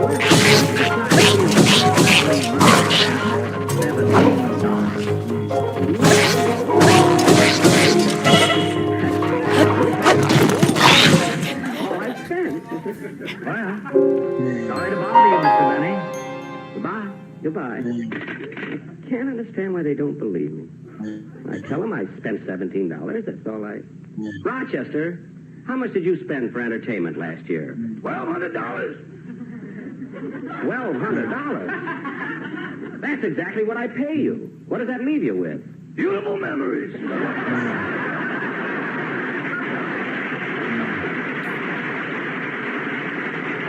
Maybe I'll try that sometime. Good night, folks. Accidental fire that consumes so much property and destroys so many lives is preventable. You can help prevent it. Just be careful. Make sure every match, every cigarette is put out before you discard it. Always check the ashtrays before you leave a house or retire for the night. Do your part to prevent fires. Be sure to hear Dennis Day and the Day in the Life of Dennis Day. Stay tuned for the Ernest Mandy Show, which follows immediately. The program is heard by our armed forces overseas.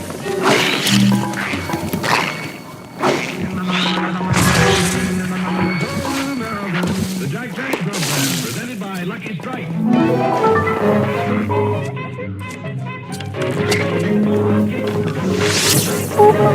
Lucky's taste better.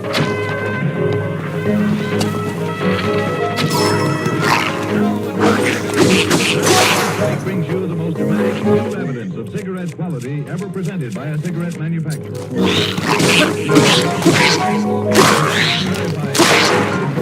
That Lucky Strike is the best made of 5 principal brands of cigarettes. Away the smoke claims made for other cigarettes. Month after month, continuing studies of the comparative quality of 5 principal brands of cigarettes based on tests certified to be impartial, fair, and identical. And here's the result. By a wide margin, Lucky Strike is the best made of the 5 principal brands. Those are the facts, not claims. Verified by Froling and Robertson, leading laboratory consultants of Richmond, Virginia. They report is the conclusion that Lucky Strike is the best made of these 5 major brands. Signed, Froling and Robertson. Yes, friends, Luckies are made better. Always so round, so firm, so fully packed, so free and easy on the draw. A big reason why Luckies taste better. And everyone knows LSMFT, Lucky Strike. No substitute for fine tobacco. Don't let anybody tell you different. So, friends, smoke the cigarette that tops the 5 principal brands. The cigarette that combines fine tobacco and superior workmanship. The cigarette that tastes better. Lucky Strike. Be happy, go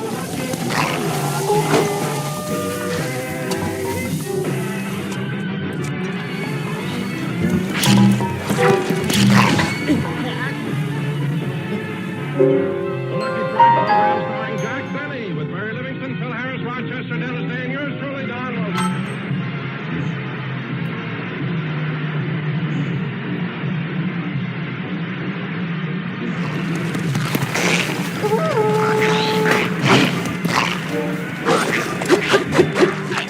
Ladies and gentlemen, during his career in show business, Jack Benny has received many awards, praise, and medals. Rochester's in there dusting them off. Here's the key to the city of Waukegan. Here's the key to the city of St. Joe. Here's a doorknob to Cucamonga.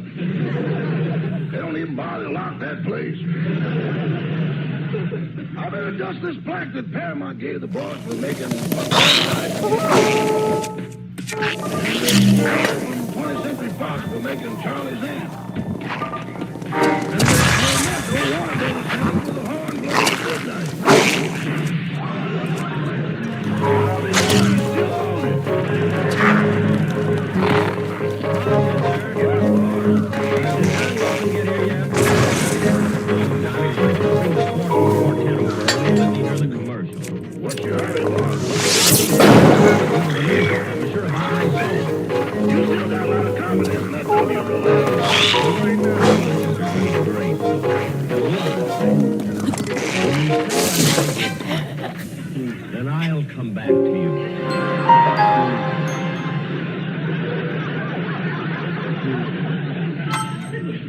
I wish Don would hurry and get here. I got to get to my song over to that music publisher before noon. Yeah, you better not show it to him after he's had lunch.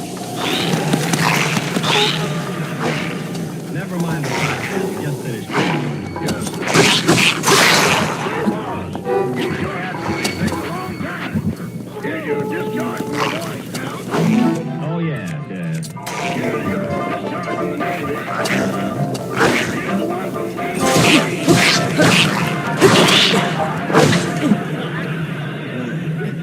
Yeah, an usher handed to me while I was running east on Sunset.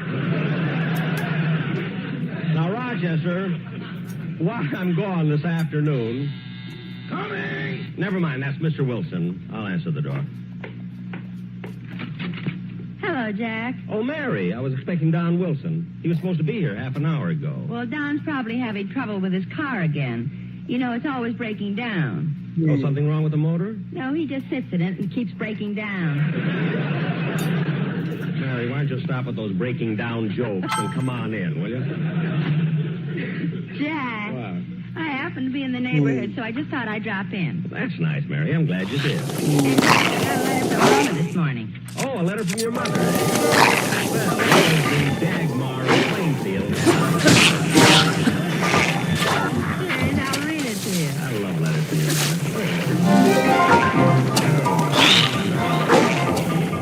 My darling daughter, Mary, this is short note to let you know we are all well and hope you are the same. The weather here has been changeable, and last week we had a thunderstorm, and lightning hit the farm. How now give Shama yours.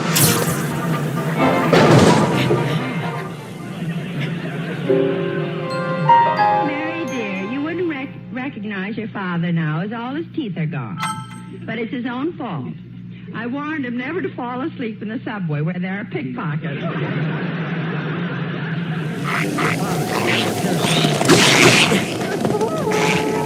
The reason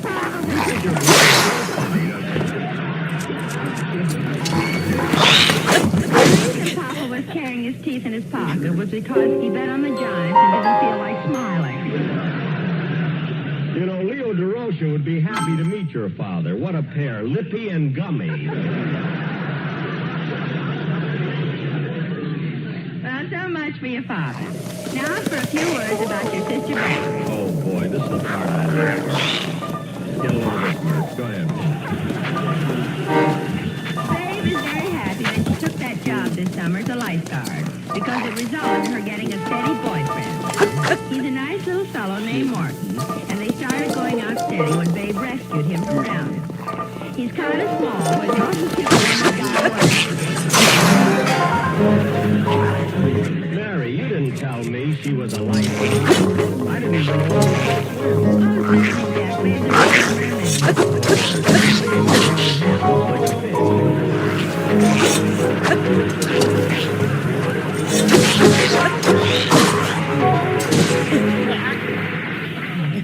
Any more news, Mary? No, nothing important. Oh. Excuse me, boss, but if your appointment is for 11:30, you better leave. It's 11 o'clock now. Huh? No, it isn't, Rochester. You're fast. My watch says 10:30. Oh, mine says 10:45. Rochester, dial UL 8900 and get the correct time, will you please? Yes. The party line is on. Oh, well, I'll turn on the radio. Maybe we'll get a time.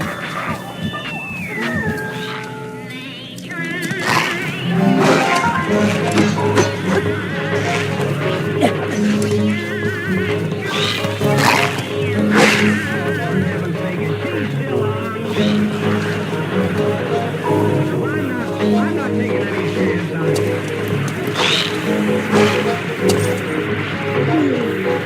That song was a hit. I'm not taking any chance on being late. If Don thinks I'm going to wait for him and miss my appointment, he's crazy. What appointment? I'm going to a music publisher to see if he'll publish my song. Oh, Jack, you'll never get anyone to publish that corny song of yours. Oh, yeah, I won't. Well, just come along, Mary, and you'll see. Come on. Okay, my car's out in front. Well, good. Let's go. You know, Mary, the publisher's office is in Hollywood, so it won't take us very... Jack! Oh, gosh, I'm glad I didn't miss you. Well, it's about time you got here. Oh, I'm sorry I'm late, but on the way over here I had an accident. I ran into a truck and turned it over. Oh, my goodness. Was your car damaged much? I was walking.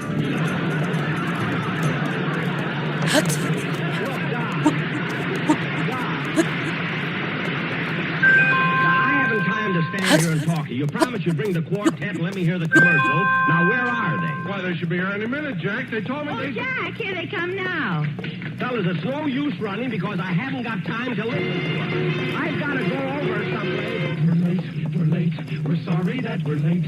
We missed the sunset. Don't you know we're late and mortified. We couldn't summarize. No one would stop and pick us up no matter what we tried. We yelled at every passing car. We nearly went berserk. We showed our manners pretty late, but nothing seemed to work, so now we're out of breath. As you can plainly see, the only thing that we can say is LSMFD. Be happy and go lucky. Everybody should be happy and go lucky. They're great, we really want to state. You cannot beat a lucky strike. They're great, they're great, they're really great. And when you puff, no heart is ever rough. No other cigarette compares with lucky sure enough.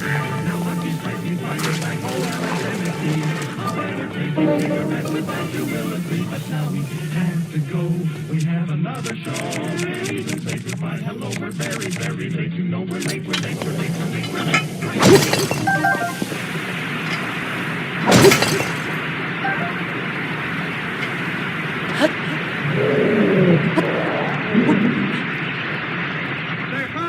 Fellas, that's not the song I wanted Jack to hear. Never mind, Don. I can't wait now. I've got to go to the music publisher. And we better hurry or we'll be late. Yeah, so long, Don. So long.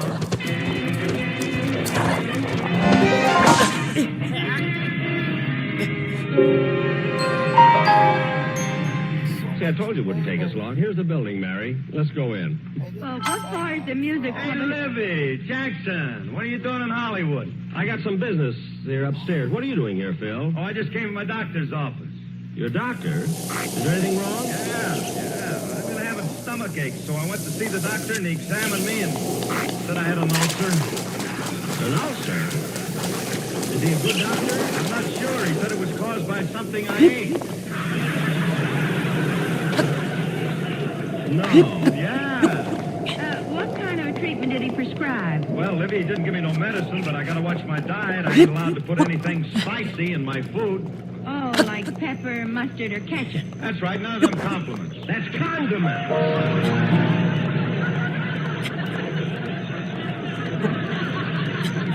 Compliments. A natural mistake for a chap who's been getting them all of his life.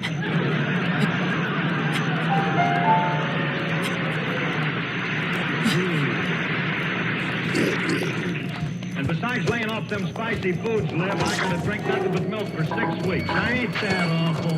What's awful about it? What does it taste like? Try some and be surprised.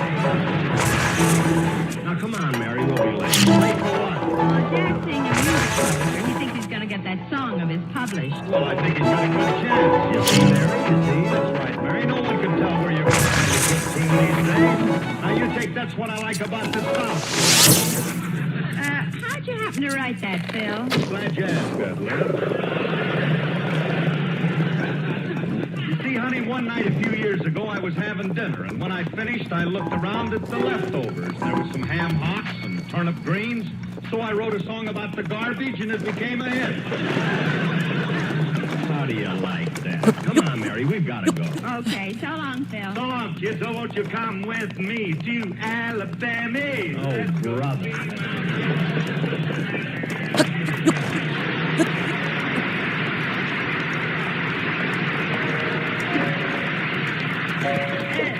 Say, Jack, did you notice how Phil was dressed so neat with a tie and a carnation in his lapel? I wonder why. Mary, don't you know this is National Wine Week?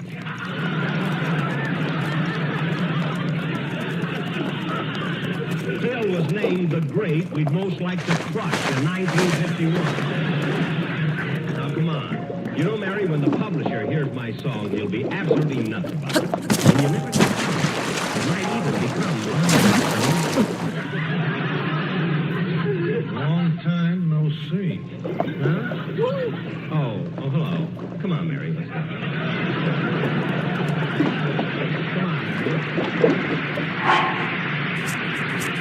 Let's get away fast.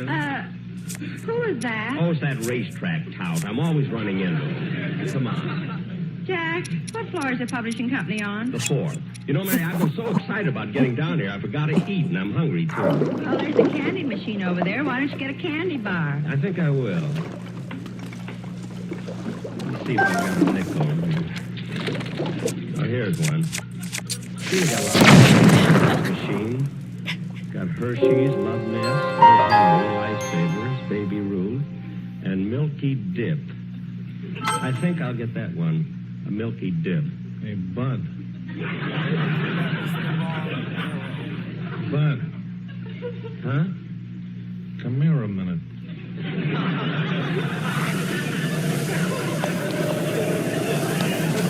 Who, me? Yeah. What you doing?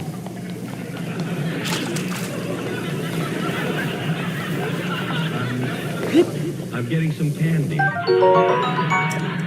What kind? A Milky Dip.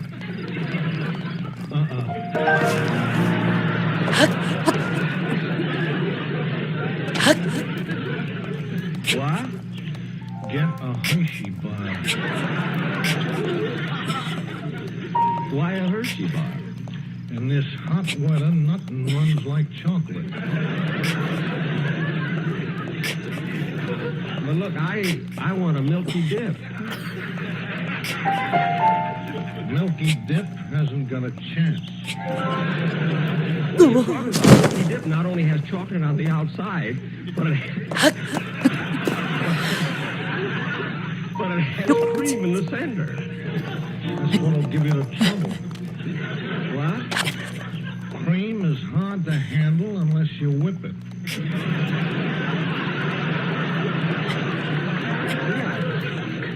I never thought of that. You really think I should get a Hershey bar? Can't miss. Look at the last performance. Last performance? Yeah. Coming out of the machine, Hershey was boxed in by Lifesaver, but got through the hole.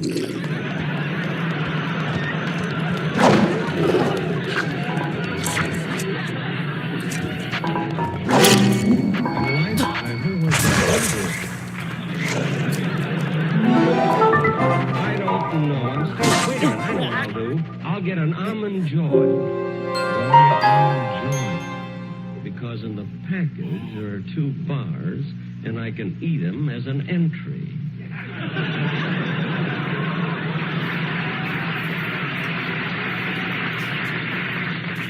Well, okay, it's your dough.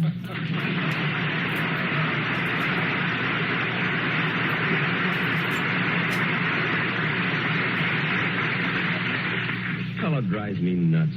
Now, let's see. Where's my nickel? Oh, here it is in my hand. I think I'll...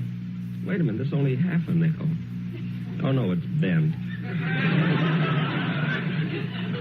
I wish I wouldn't hold my money so tight.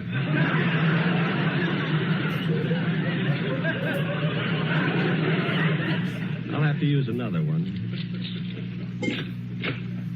Oh, Jack! Jack, here's the elevator. Coming. Going up? 4th floor, please. Yes, sir. Wait a minute, I want to go up, not down. Oh, gee, I was going down, wasn't I? Yeah. What kind of an elevator boy are you, anyway? Well, this is my first day. I used to own the building.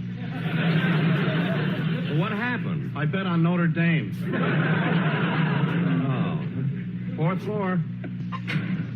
Well, here we are, Mary. Now, let's see, where's the Kearns Music Publishing Company? I don't see it. Well, this office here is a recording company, and so's the one next to it. Yeah, they all seem to be recording studios. I'll go into this one and inquire. Jack, look, it's Dennis. He's making a record. Oh, yes, it is Dennis. We kiss in a shadow. We hide from the moon. Our meetings are few and over too soon.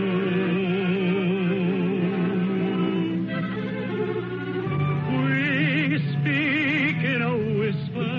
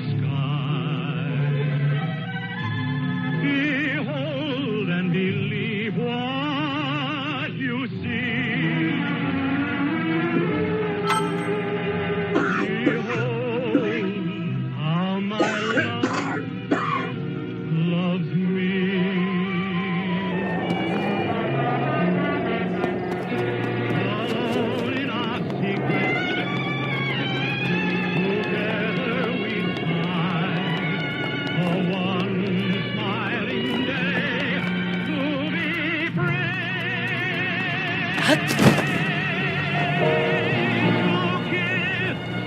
In the sunlight and save the sky.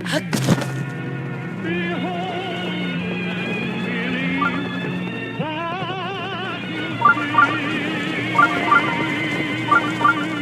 what you see. Behold how my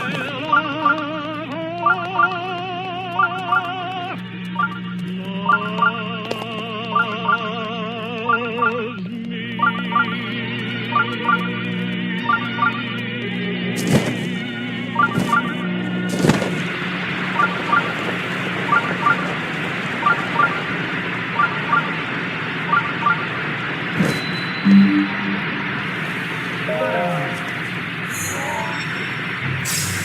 What a hammy kid making the musicians applaud, imagine.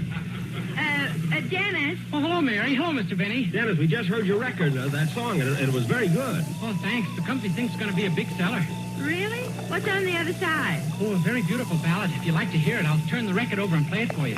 Okay, let's hear it. Okay.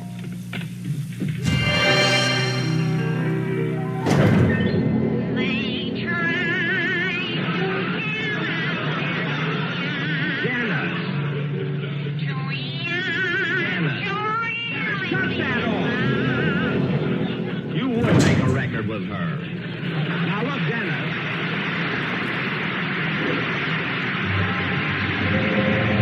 Now look, Dennis, I've got an appointment with Mr. Kearns about publishing my song. How would you like to come along and sing it to him? Well, I can't, Mr. Benny. I don't have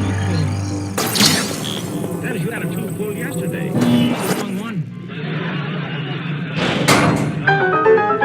If you were silly enough to let Mr. Benny pull your tooth, it's your own fault if he pulled the wrong one. I wouldn't care, but he took the one with the gold in it. Now look, kid, we've got to go. I'll see you tomorrow at rehearsal. Oh, Mr. Benny, would you mind having the rehearsal at my house? Why should we rehearse at your house? Well, my uncle is visiting us, and he thinks that I'm the star of the show. Oh, he does, Well, let me tell you something. Oh, Mr. Benny, what's the difference where you have rehearsal? Let me impress my uncle, huh? Yes, Jack, what difference does it make? All right, Dennis, we'll have rehearsal. Tomorrow at 11 o'clock. Okay, and be there on time, kid. What? My uncle doesn't think I need you at all. Come on, Mary. Goodbye, Livy.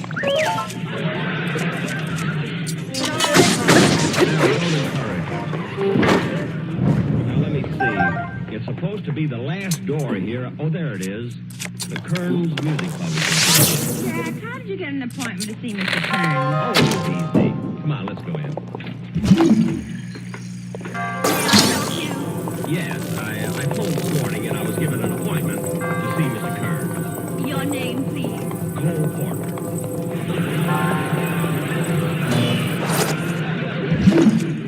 I beg your pardon. Who did you say? Well, I'm afraid I don't understand. Mr. Porter just left here 10 minutes ago. Well, I'm back. You certainly aged in those 10 minutes. Never mind. Just tell Mr. Kearns that Cole Porter is here. Yes, sir. Who is this with you? Irving Berlin. Mary, please. Come in. Tell Mr. Kearns we're here. Yes, sir. Mr. Kearns, Cole Porter, and Irving Berlin are here to see you. Well, send them in. Yes, sir. And Mr. Kearns, if you should want me, I'll be at the Cedars of Lebanon Hospital. Well, my doctor warned me, but I didn't know it would happen this suddenly.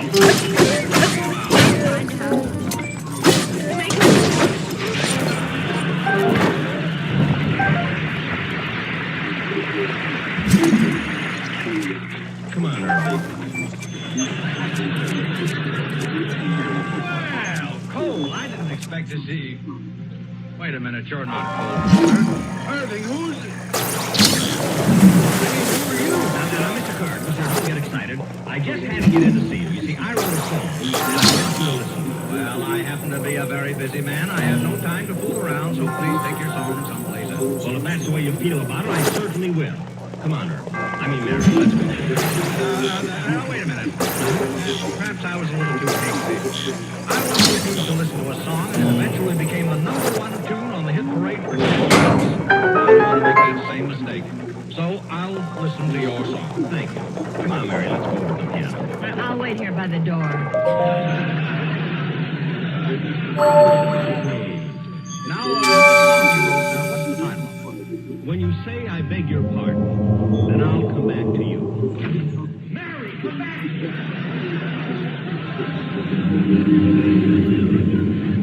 The wind blew it shut. Oh, we'll leave it closed. Please, may I hear your song now? Yes, sir.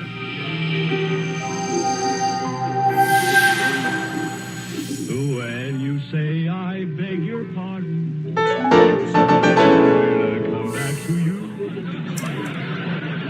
When you ask me to forgive you, I'll return my honey child. Like the swallows at Serrano, return to Capistrano for you. Hold it. Just a minute, please. Huh? Did you say like the swallows at Serrano? Yes. Well, where in the name of downbeat is Serrano?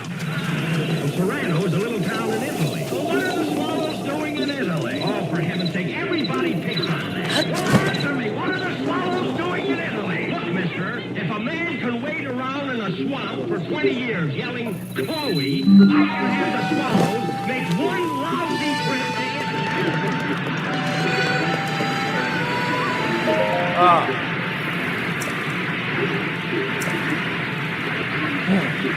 Now listen, I'm out of breath. Now listen to the rest of this song.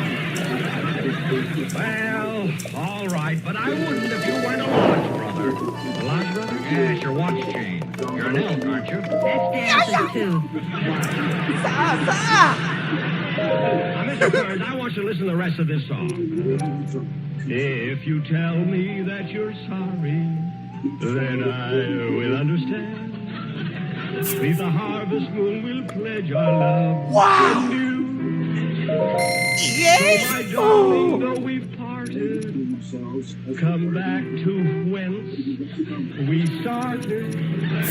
Whence? Yes, where? That's a poetic term for where. But anyway, Mr. Kurz, the music is the important thing. With your influence, you could get that melody on the hit parade. I couldn't get that melody on a good humor truck. Oh, yeah? I don't want to hear any more of your songs, so get out of my building. Your building? I've been on SMU. Oh, come on, Mary. I'll get this song published if I have to do it myself. Jack, we'll be back in just a moment, but first... Be happy, go lucky strike today. Lucky's taste better. Yes, Lucky's taste better. And a big reason why is that they're made better. Here's dramatic, new, documented evidence that Lucky Strike is the best made of the 5 principal brands of cigarettes. These are facts, not claims. Facts verified by Froling and Robertson, leading laboratory consultants of Richmond, Virginia.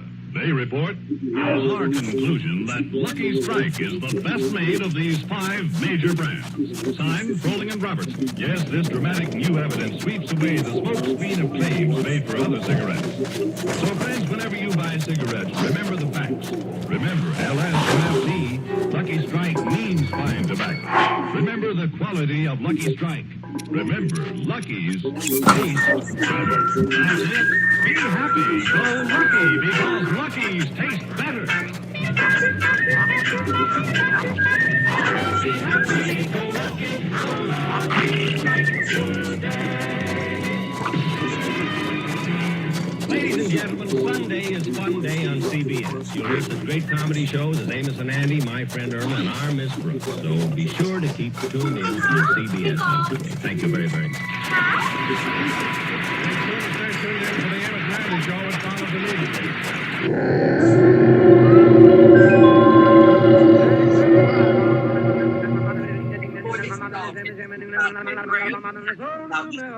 The Jack Benny Program, presented by Lucky Strike. My Facebook show is pretty good.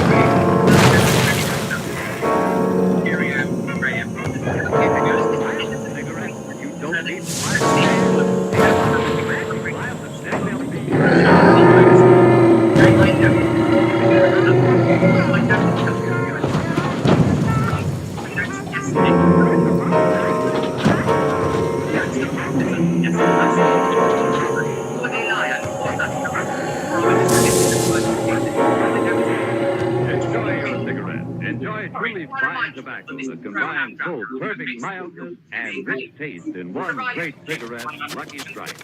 For only fine tobacco gives you both real mildness and rich taste. And LSMFD, Lucky Strike means fine tobacco. So friends, be happy, go lucky. Try a carton of Lucky Strike. Be happy, go lucky, be happy, go lucky, be happy, go lucky, lucky strike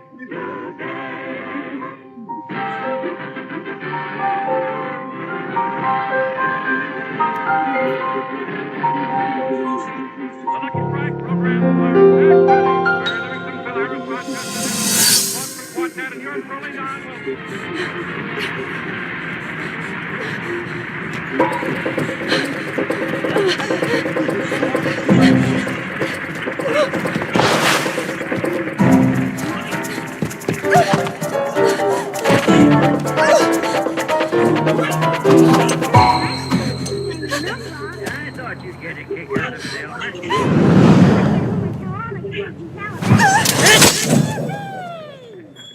Not so loud, Elmer. People are asleep. Beverly Hills, sleeping till noon, is a privilege reserved for the rich.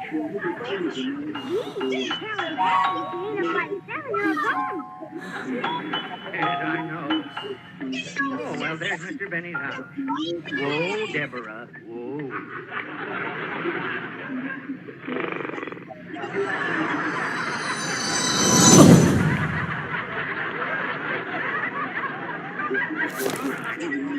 Come on now, up over the curb.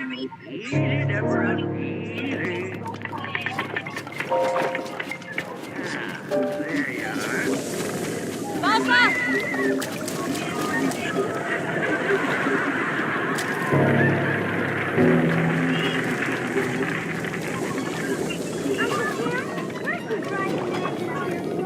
Mr. Benny's gone for the summer, and I paid 50 cents a week to let my horse graze on his lawn.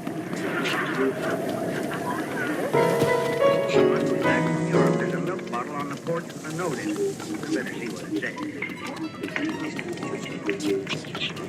Ah, the note from Mr. Benny. Dear Milkman, please need 2 quarts of milk. I have just returned from London, where I was acclaimed the greatest sensation ever to appear at the Palladium Theater and a pint of cream.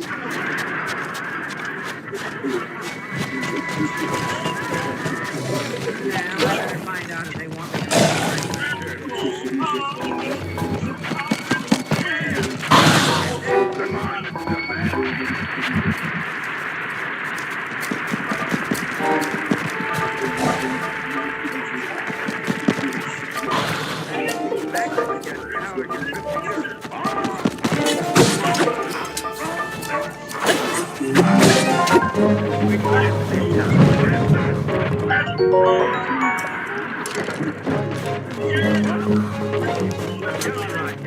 Was this as big as the farewell party they gave you when you went away? This one is still going on. No. No, he's not lying. He just wants to I gotta run along now, Rochester. I'll continue your regular service. Thank you. See you on the board,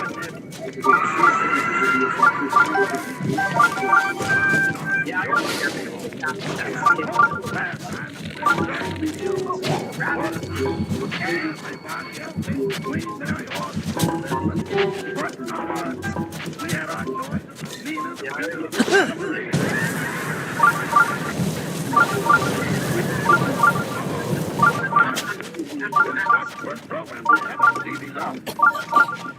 No, he's not dying.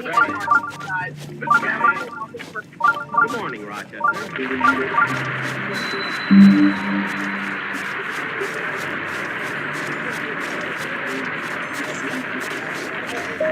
Oh. Well, you're dressed already. Yes, sir. I'm dressed and raring to go. Just think, Rochester, I've been off the air since May, and here it is September. It's a long way. Whoa. But it has been a nice vacation. Now it'll be good to get back to my million. What have they been doing? Been swimming in the channel.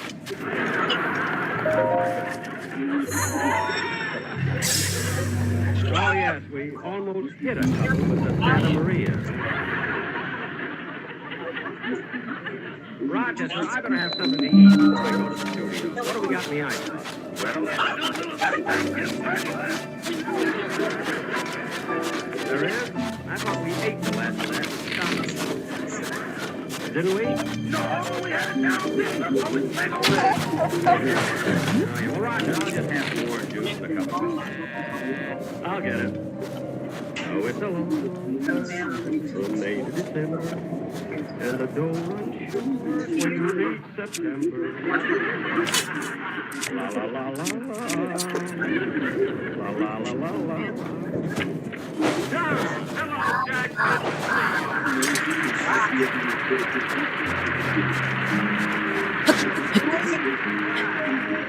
Nice to see you two, Don. Come on in. Oh, just a minute, Jack.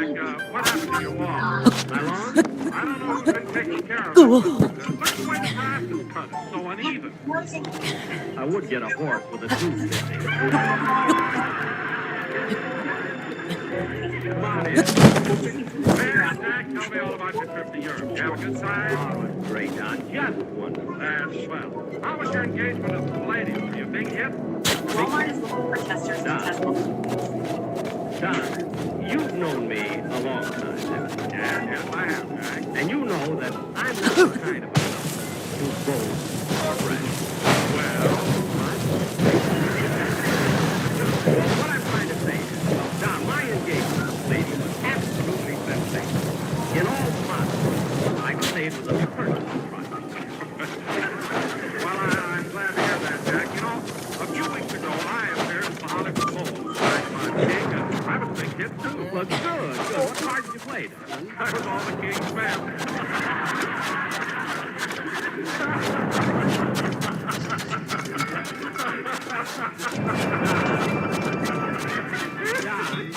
Melancholy face.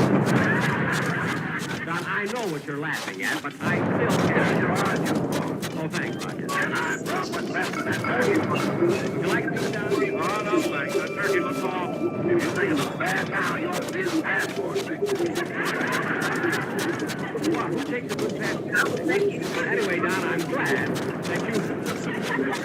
Don, I'm glad that you had some lunch during supper. Excuse me. Come in. Well, Dana. Hello, Dana.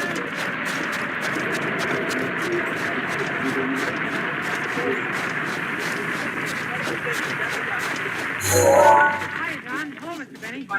Dennis, it's so good to see you. Gosh, it's been almost 4 months. Oh, it's good to see you too, Mr. Benny. You see, I sure missed you. Well, thanks, Dennis. I missed you, too. Well, I thought you'd never get back. Well, see, that's sweet. How was your engagement with the lady? Oh, it was wonderful. Just wonderful. I heard you were a big flop.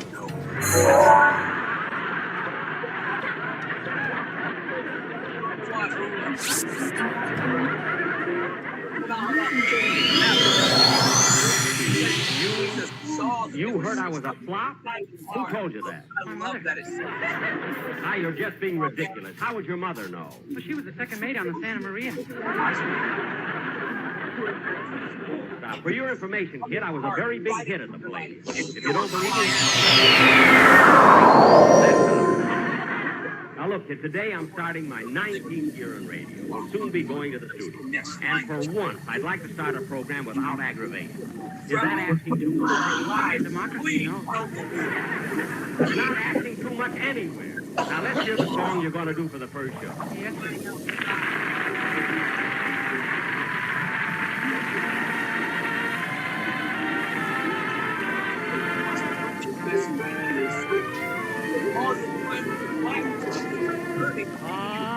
Irene,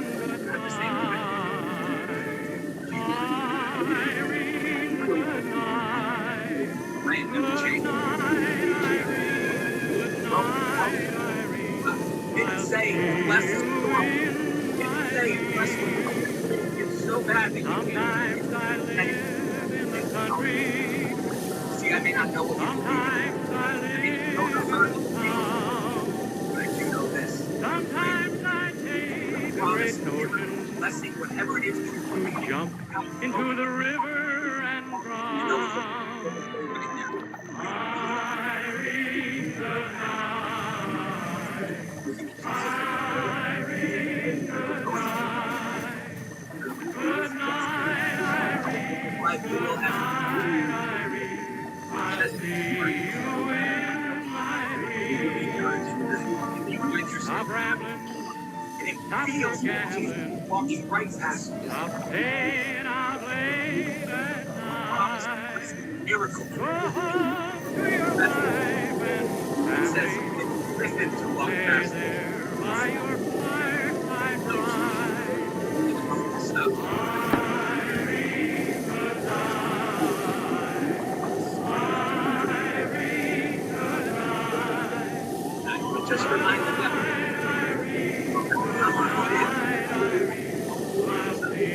about that. Must be determined the reasons. Good night, Irene. Good night, Irene. I'll see you in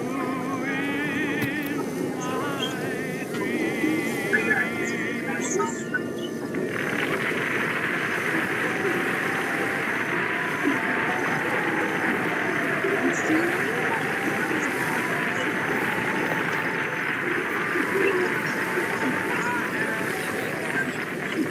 Dennis, that was swell. You certainly picked a good song for the first show. Yes, Dennis, and your voice is better than ever.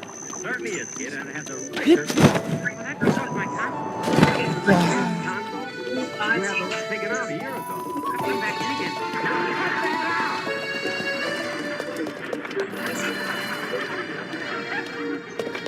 Dennis, I told you that I don't want to start out a new season. Come in. Well, look right here. Hello, Mary.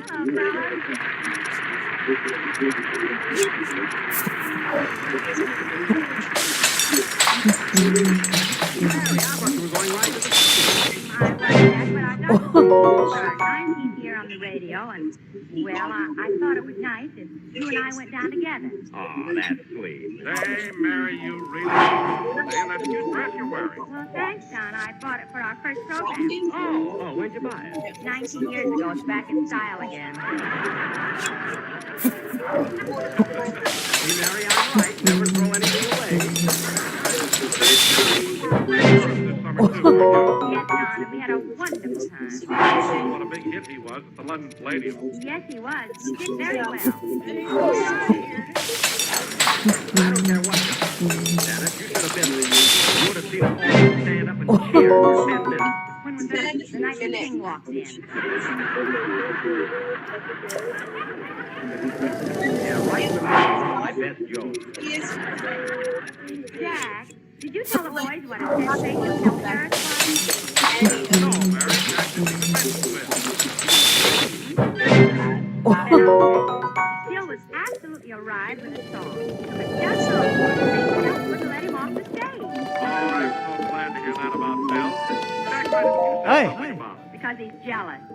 Don't be silly. I wasn't jealous of Phil Harris. Then why'd you go around London telling everybody he was Jack the Ripper?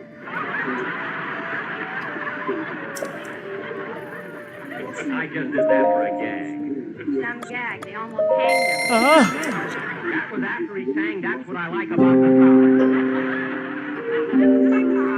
He did the last 3 choruses with his feet off the ground.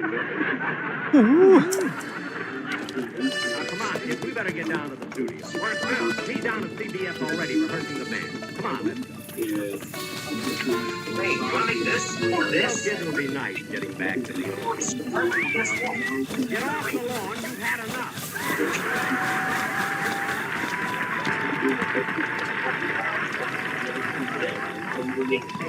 And have your toothpick.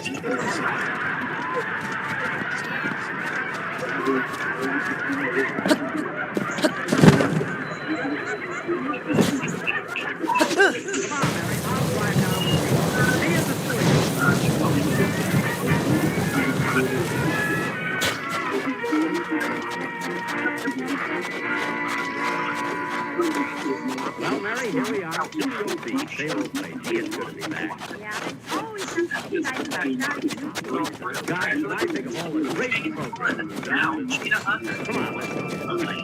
Start working fast. The old place, sure.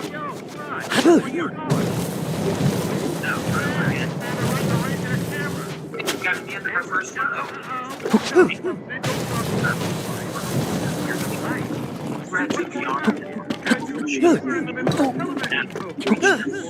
But I'm supposed to do a radio show in this studio. Basically, Frank, we're going to change it.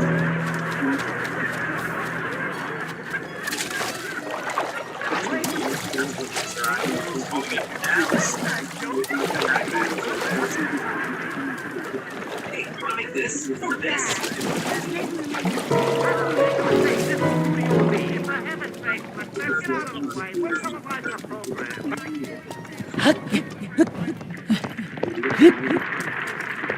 Anyway, I won't leave this night. I'm Jack Benny.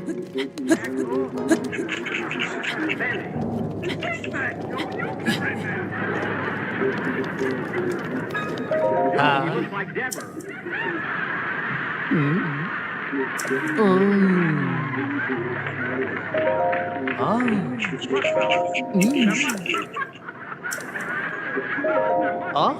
We always do our radio show from here. I don't know anything about that. This is a television studio now, and hey, wait a minute. There was some guy named Harris here before we sent him over to Studio West. Why did they say so in the first place? You're at the finish line, you made it. And we're just adding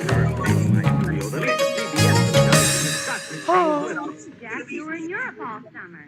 Well, they could have talked to my writer. Well, then they could have talked to my agent. She was in Alcatraz.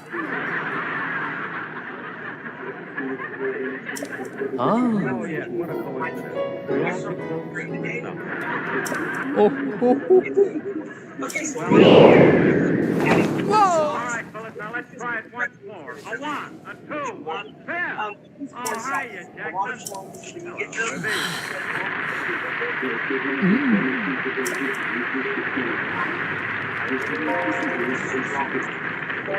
So I take off. Oh, fine, Liv. We're still rehearsing the opening number. I'll be with you in just a minute. Take a seat, Clyde. Okay, Bill. All right, fellas. Now let's go. 1, 2, 3, 4. A root, toot, toot, toot, toot. Hit it.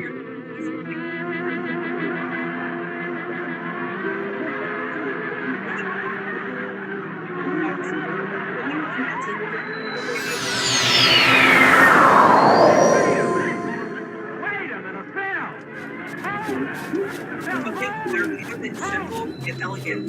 Now that we have this,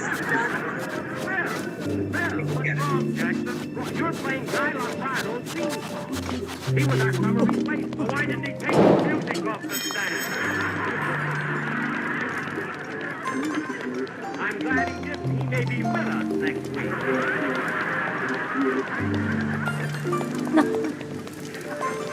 Say, Bill, did you have to change your this year? Yeah, Bagley, Remley, Kimmick, Sammy, same old gang.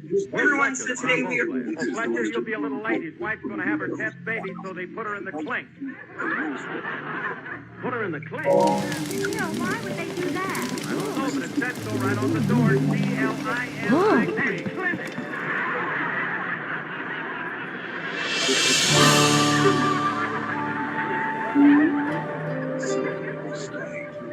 What's the difference? You can't get out. Yet another traveler. How did you get in here? Oh. Seems you have something rather interesting there. Well, down at Dennis, it's glad to see you. You guys are in sight for big guys. He admits it yet. Say, Phil, Mary was telling me what a big hit you were in the lady. Mary, bless your heart, Liv, you pretty thing. Hey, Dante, you would have been so proud. Quote the words of one of England's foremost critics he wrote, when Phil Harris walked out at the center of the stage, the most different ovation was not only tumultuous, but it finally reached a crescendo bordering on pandemonium. That he could read, but Clinic is clear.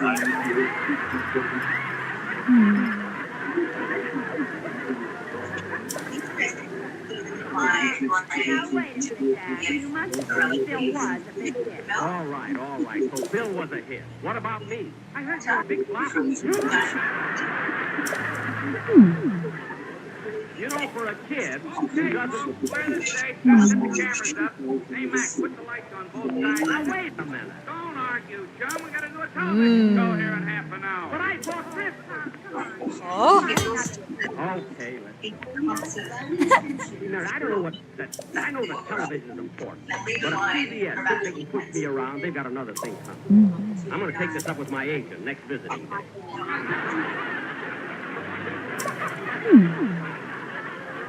This is awful. Jack, look.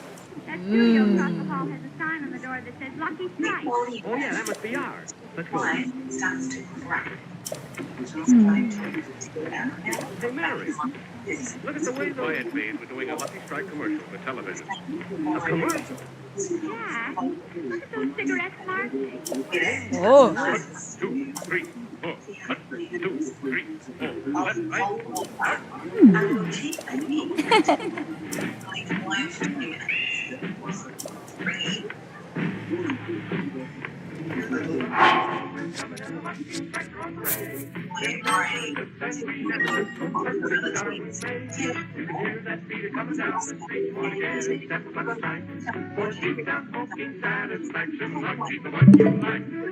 round and firm and fully packed, and just as mild as we can be. Be happy and go Lucky Strike, and smoke and Alice and a bee. And when you hear that soul American, every Tom and Dick and Harry can light a lucky and start puffing it. Nothing beats a Lucky Strike. There's no rough puff, no puff that's rough, no fly away. It's Lucky Strike. L,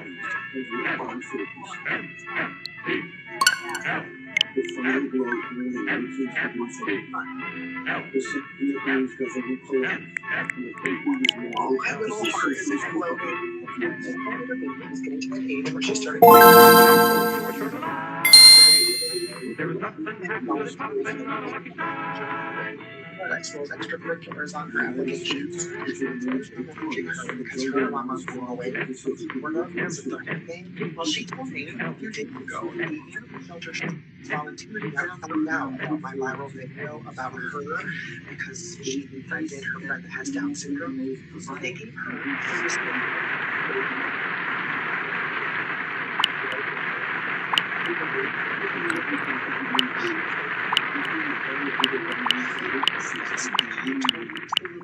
Jack, wasn't that wonderful? It's amazing the strides that television makes. Jack, what's that on your hand? Huh? Oh, darn it, it's paint. I must have touched a piece of scenery. Excuse me a minute, I'll go wash it off. like an immediate hit. The little boy's face lit up and he wasn't scared. And he started following the little boy all Oh, no. A camera in here.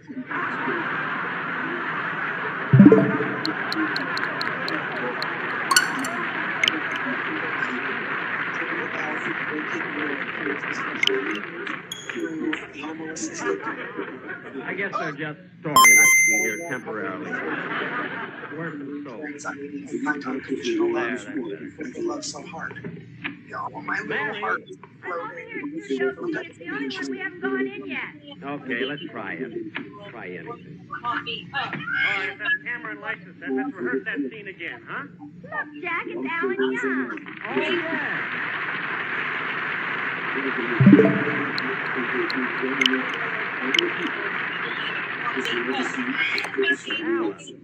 Alan Young, what are you doing here? I'm rehearsing my television show. Oh. Say, Alan, how do you like being in television? Oh, it's wonderful, Mary. It's so exciting. And, Jack, I think you ought to get into it, too.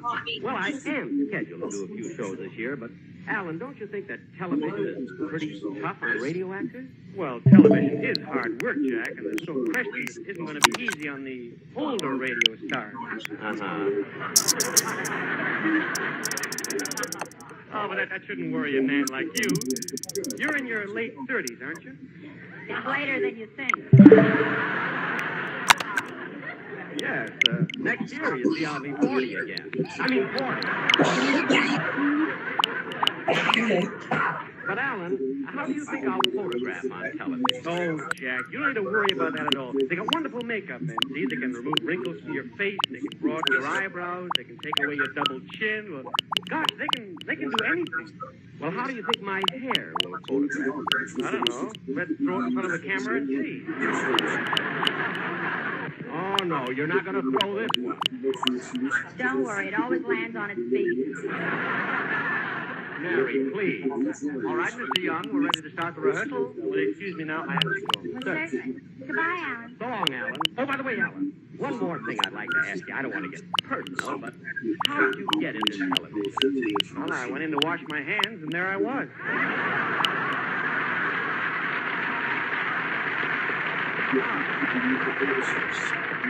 Oh, well, goodbye. Bye.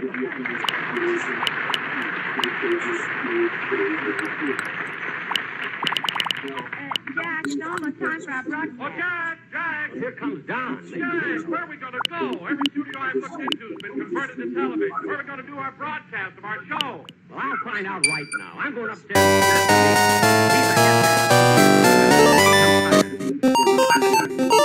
Trouble every year. This is my agent. This is my agent.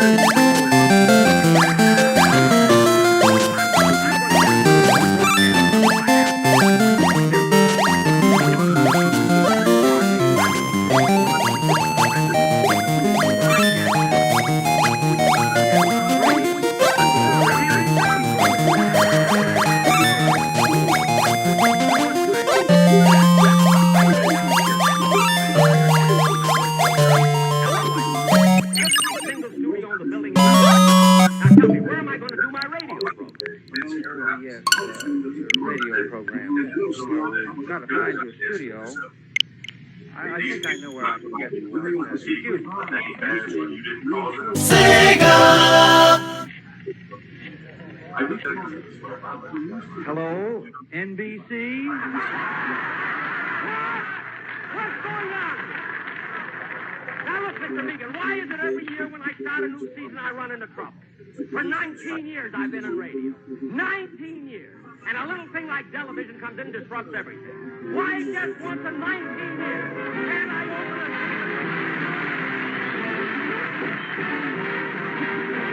Jack, we'll be back in just a moment. Be happy, go lucky, be happy, go lucky, strike, be happy, go lucky strike today. I'm the policeman in our town. I walk through every street, and Lucky Strike rates right on top with people on my feet.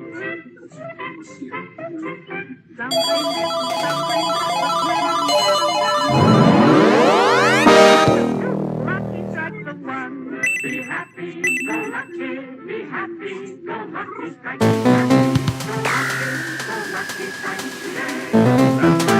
Be happy, go lucky. Just taste the fire. The rich, the Lucky Strike. Here's a great cigarette. Use that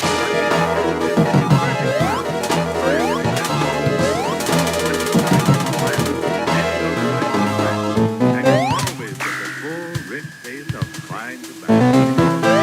MFT. Lucky Strike means fine tobacco.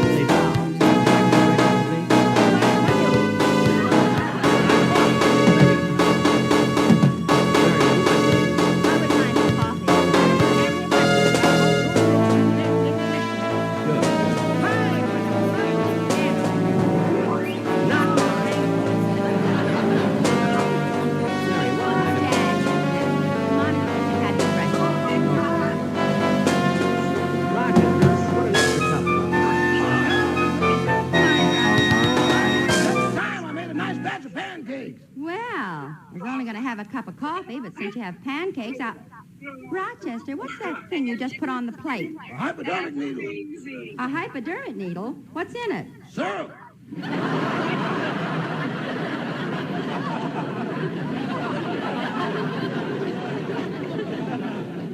Syrup? In this house, we don't pour it on with careless hands. We inject it. Now stop making things up. Mary, this thing that looks like a hypodermic needle is really a cake decorator, and it's filled with whipped cream. You know, it comes in handy when you want to write Happy Birthday or Merry Christmas. Well, what you doing on the breakfast table? Mr. Benny not only wants his pancakes size of $1, but I got to write E pluribus unum on every one of them. Personal. You work together. 3. They shut everything down on Sundays. On Sunday, all stores and restaurants close. Public transport runs less frequently, even in Berlin. Everything just feels slower. 4. They treat soccer as a Rochester. Putting the feathers on the eagle is murder. Rochester, be quiet. You know, Jack, the way Rochester's got those pancakes fixed up, they do look like dollars. Yeah. Say, Mary, you want to hear something funny? What? Yesterday when I was shopping, I thought I'd have a little fun, so I tried to pass one of them at the meat market. And what happened? Well, the butcher bid it to see if it was good. It was